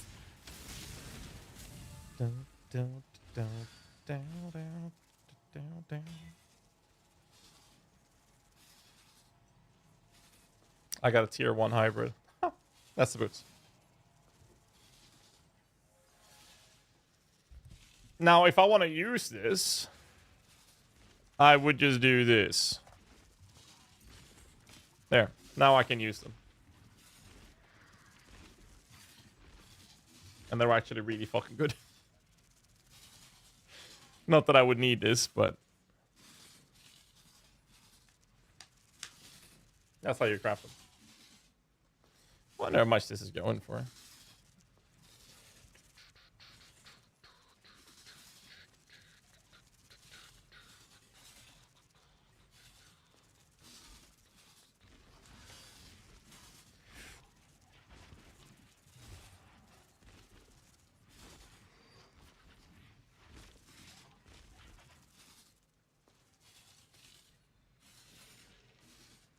At least 20 dibs or something.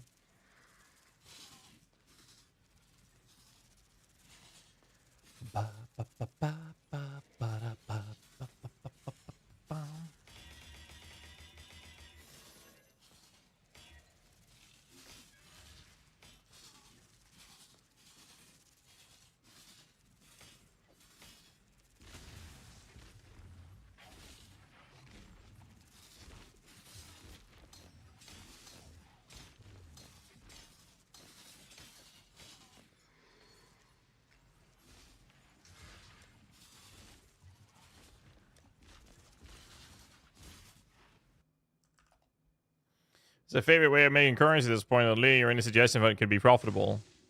Crafting. Doesn't matter what point of the league I'm in. I always craft. Always craft. At this point of the league, you can craft to make like a mirror a day. It's not that hard. Just gotta have currency for it. Anyways, so that's the boots. That's how you do it. It's very simple, but you don't need to spend that much to doing it. So how much was it? We said 40 something plus the boots. You can get... no, I did calculate the boots already. It's like 40 divs, and then you need a large cluster. That one is...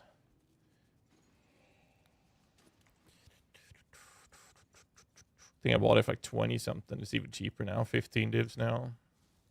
This one is a bit more. You can go for like 30 or something. I mean, you can make this entire character for less than 100 divs. You don't have to go super crazy on the stuff either. Crafting is my favorite part of the game. Yeah, no, I agree. Definitely agree. Oh. Bow. Oh shit, we got a podcast coming up tonight. In 2 hours from now. Shit, I gotta set up a group chat with a voice. Give me a second. I haven't done that. TS Lily. There you are.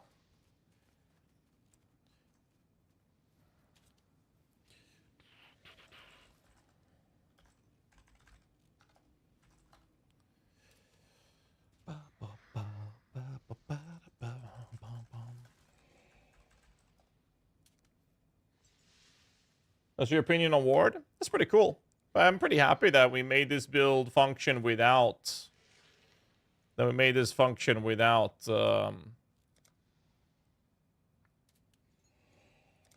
what's its face?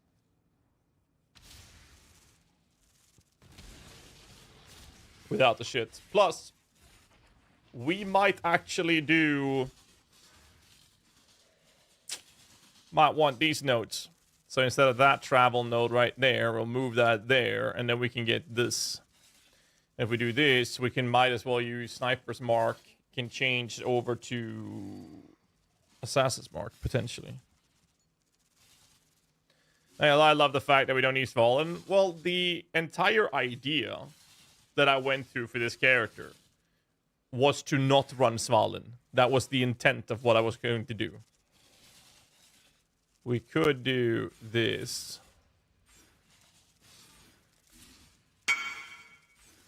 And that would give us access to these nodes. But, I mean, next level I'll put here. That's 97. Then I get 3 points.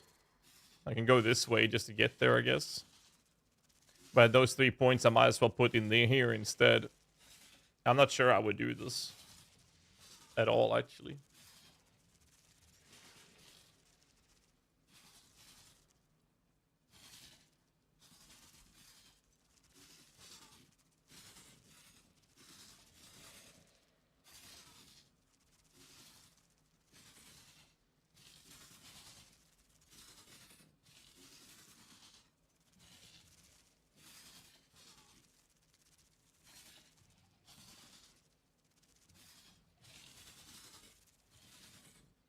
I don't know, actually.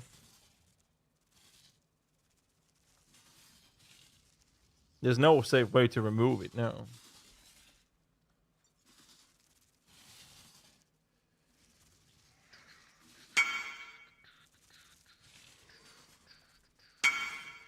Celebration and Karenizing. I mean, it's up to you in the end. You kind of want to have more mods as well. I would just keep it. If I were you, I would keep the accuracy, and then I would bench craft. I would remove the bench from the morbid bite, and then I would bench crit strike chance or multi, and then YOLO and pray. Well, he needs to add more mods for sure. He definitely wants to add more mods to the other item, not remove them. Oh, you'll multi-craft both. Oh.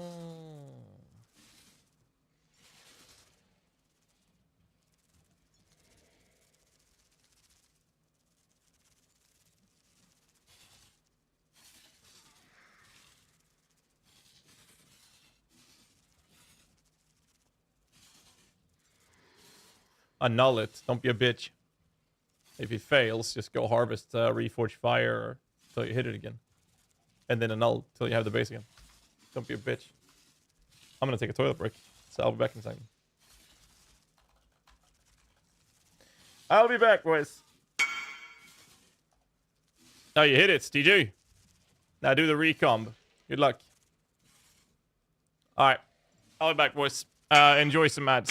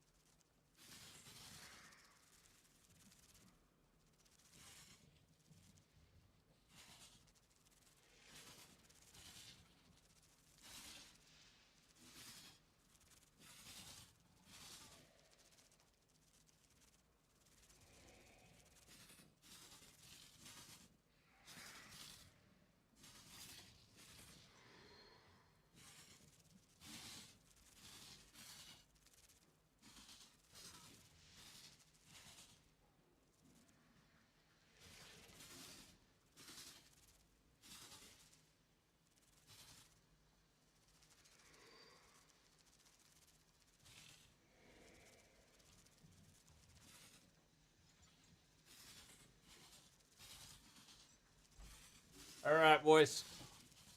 I'm happy this don't even require a Fallen, dude.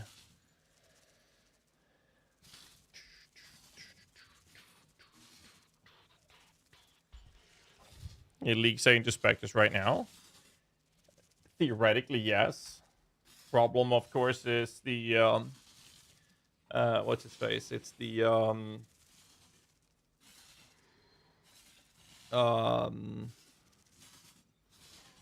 this character will require Doriani, right? But I mean, it's doable. But I wouldn't do Doriani until I have the necessary pieces for it to function. At least not personally. That's what I would do, at least.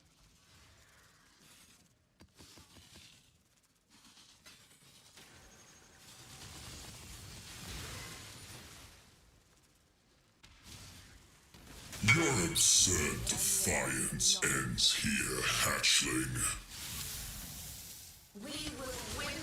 The reduced movement speed is really, really fucking annoying. I mean, it's a good ring, don't get me wrong, but there's a reason I don't do those with movement speed on them. Svalin Frostbearer is just easy mode.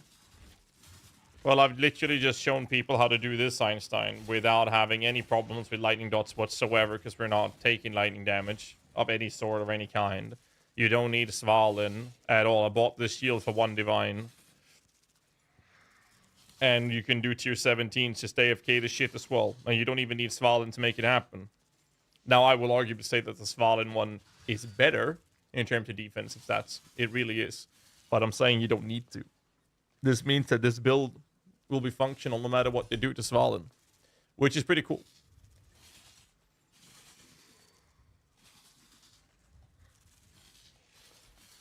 That is pretty cool.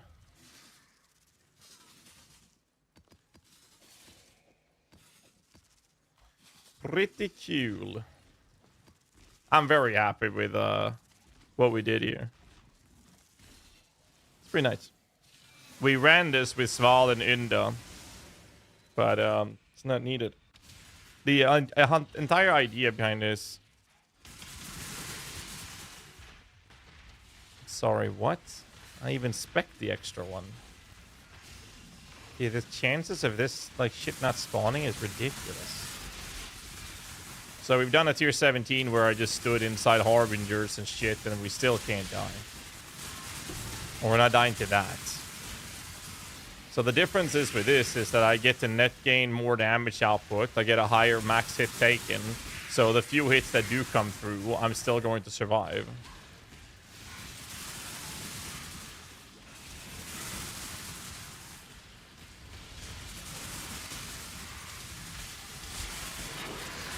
Pretty cool. Most importantly, this will work without Svalin, which was the plan from the beginning.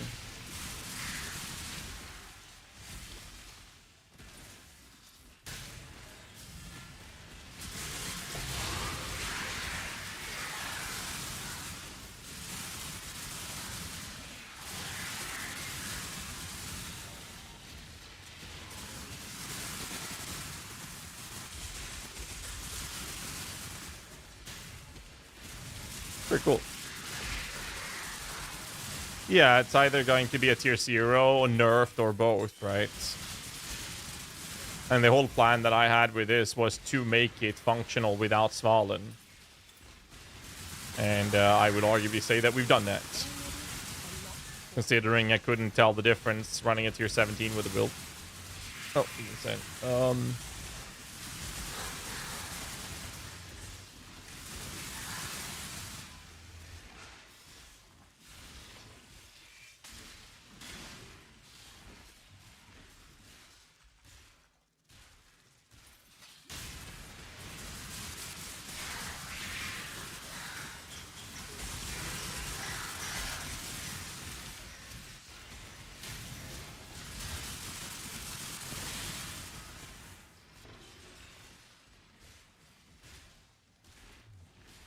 I mean, you know what's really funny? You don't need +3 levels. If you get a corrupted Doriani with levels, you no longer need, because you're already level 30, you don't need 3 extra levels. They don't scale that much from it. You could actually give this build, the current version, the nerfed state of the Defiance of Destiny, and now you're even more tanky. Now, not that you need it, but you could. You could do it.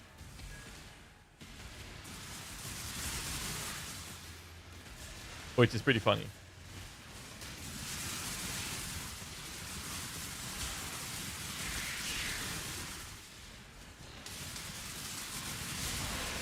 POB, yeah, I mean, I'm gonna clean up the POB a bit and make one Svalin style and one without Svalin.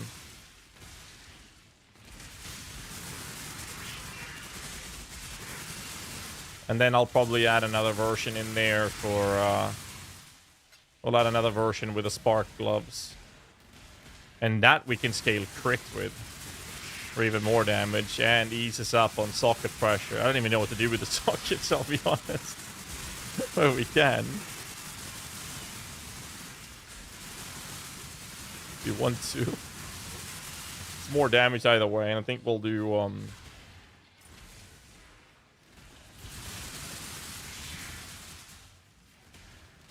what about Leash? Using Bone and Spirit Offering. Could make Abyssal Sockets in a year and just add more stuff. Yeah, we could do that too. There's a couple of options, right? There's quite a few options.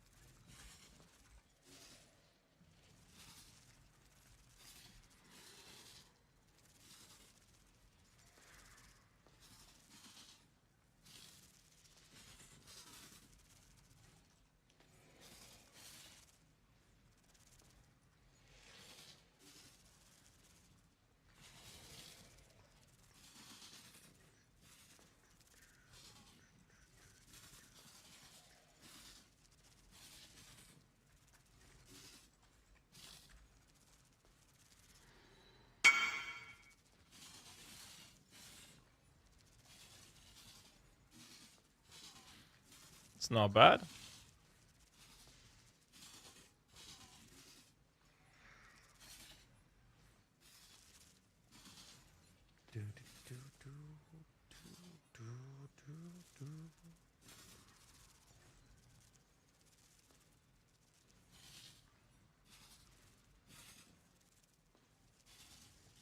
And then we do this.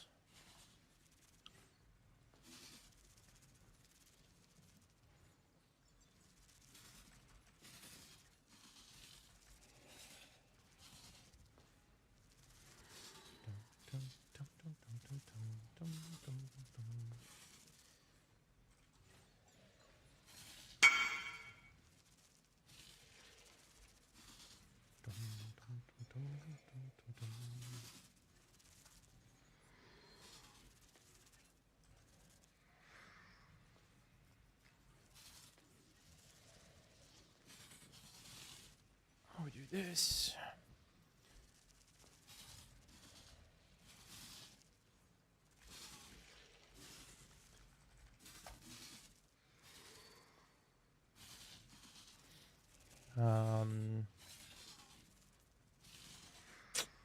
Non-Svalin.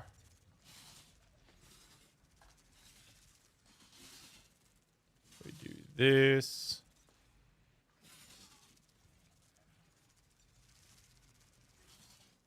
Darkness Enthroned.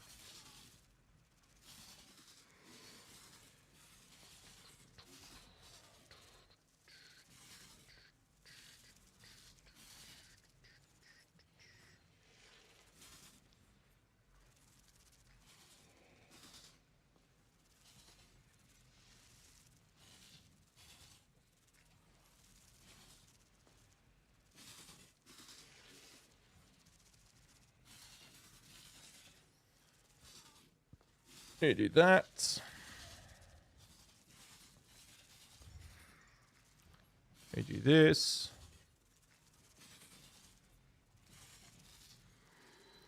You do that. Pretty sure we did that as well, did we not?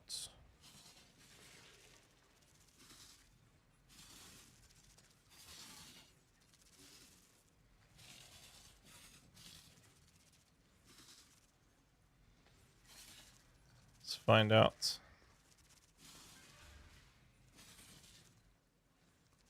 We did. And that overcaps me. Why am I overcapped?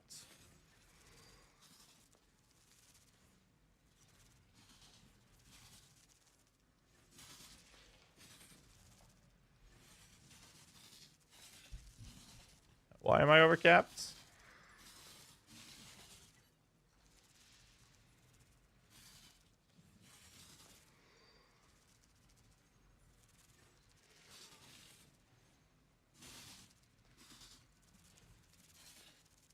Let's check out my new ring. I'll check it in a bit.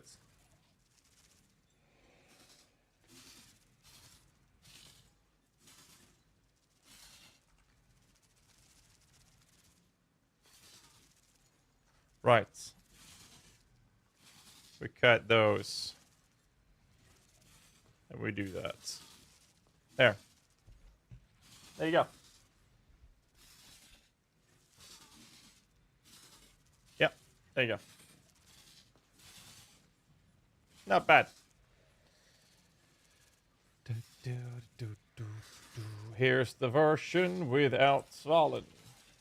Idea with reflect is a mechanic for that we need to refresh. Well, you can't do elemental reflect. So there's that.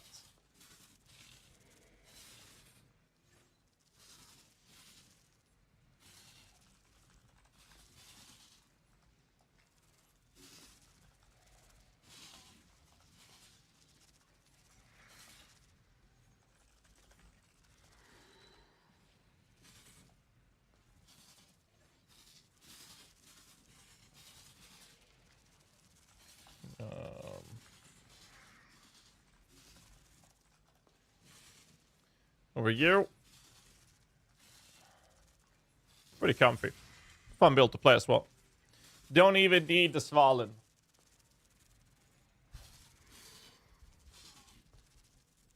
Ring.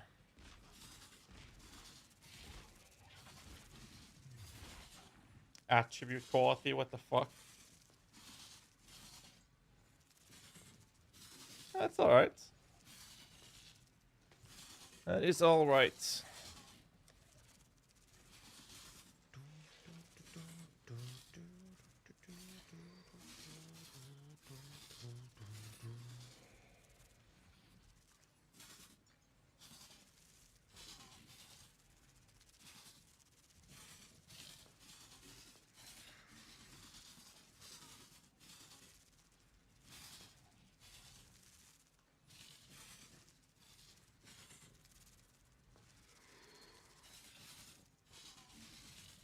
A lot less tanking and less damage than the shadow pathing with Great Wolf and Hubris.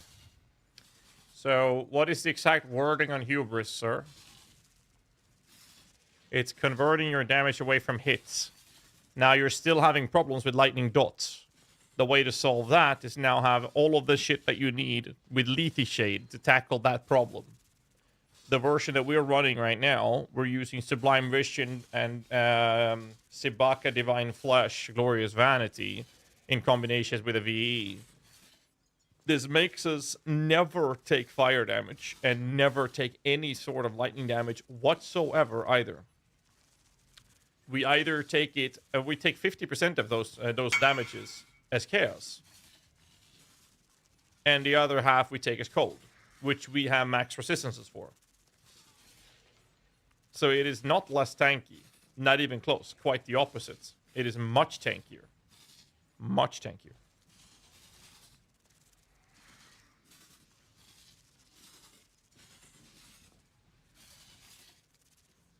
That's not bad, dude.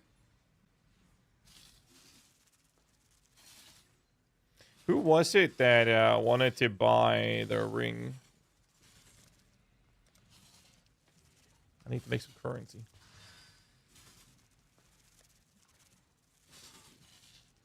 Craft a shield like yours. How would you approach it? Like the one I have in game? You just do this. Max resistance. Wrong one.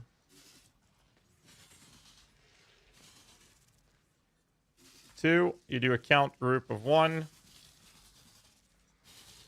Then you do max fire, max cold, max lightning. 3, 3, 3. If you want it on a fossilized spirit shield, you do this. You search. 2 divines now for this. You can just flip that over. Flip the cold. Well, actually, you don't need to flip that one. Here's one where you can benchcraft life on it. Here's one with open prefixes. If you want to play with it. For 20 divines, you can get minion damage and plus level. Cold rust. You can flip it with harvest. If you don't do a spirit shield, probably find one with good life on it as well. So 80 life. Oh, look, 5 chaos. You get 174 life with all the defense you need if you don't go to offensive stats on it. Svalin gives you no offensive scaling. So it's not a DPS loss. It's just that this allows you to have better DPS slots from it. But sure, if I were to do a fossilized spirit shield and craft it, I would look at Craft of Exile. Would probably do bound fossils, and I would very likely do a fractured version. So if we do search for max LERS has a weight of 125. These have a very low weight, but you just need to hit. Oh, that's chaos. Still a low weight, right? So what I would do is I'd probably get a fracture one like this, or I'd get a fracture minion damage. But that's a weight of 400. So if I did this, fractured, and then look for something like this, any minion damage like this tier or higher, and then you would want to have one of these. Smack those 3 together and do this. It's probably going to tell me to use elemental and bound fossil, whatever the elemental one is called. Metallic. Oh, because of the weighted values. And this would cost me 380 divines to make.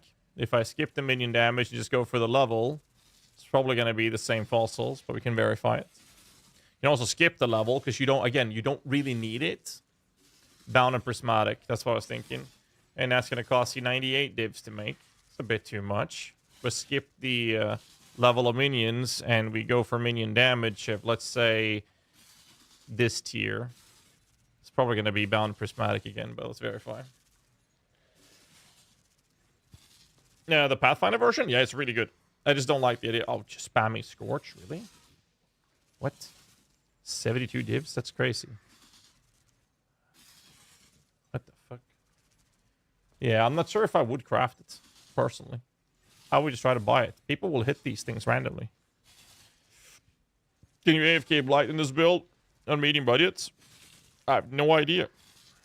Maybe if you give them aggressiveness with Feeding Frenzy, you can AFK a lot with it, but problem is they're not melee, so the problem with AFKing is if there's a proximity shield minion that comes around, you're not going to do any damage to it until they're inside of it, right?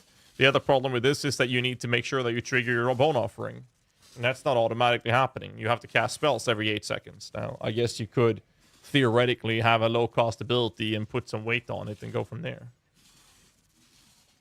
That is a possibility. Don't do that. It's against TOS, by the way.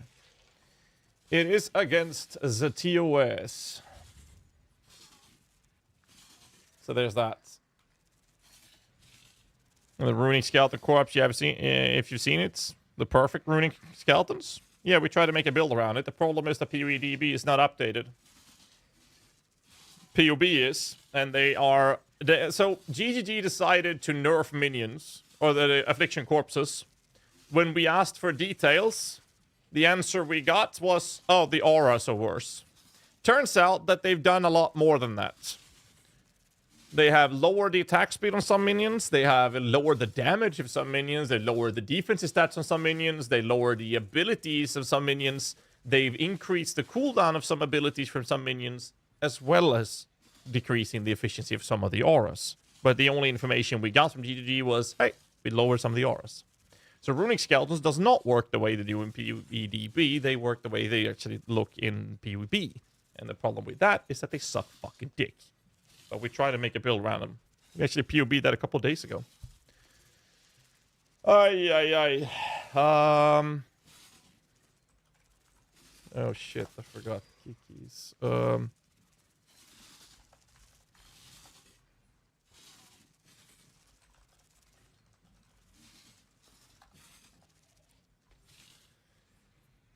it's not me feel so bad because you can play Zoomancer, which is just better, or actually play anything. It's better. I got to prep for the podcast tonight and get a few things done beforehand, so I'm gonna call it and I'll host you guys over to Darth, and I will see you guys in the podcast on Darth's channel. And the podcast starts in 1 hour and 40 minutes, and that's it. After that, I'll be back tomorrow. So, guys, thanks so much for all the support, all the donos, all the subs. Cannot do this without you guys. I'll see you guys in a little over an hour on DM's channel. Till then, give a big one welcome. I'll see you guys there. Good night, everybody.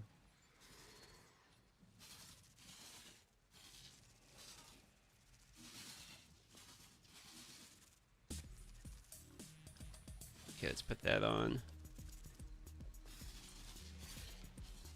LS Trickster needs money. Oh boy.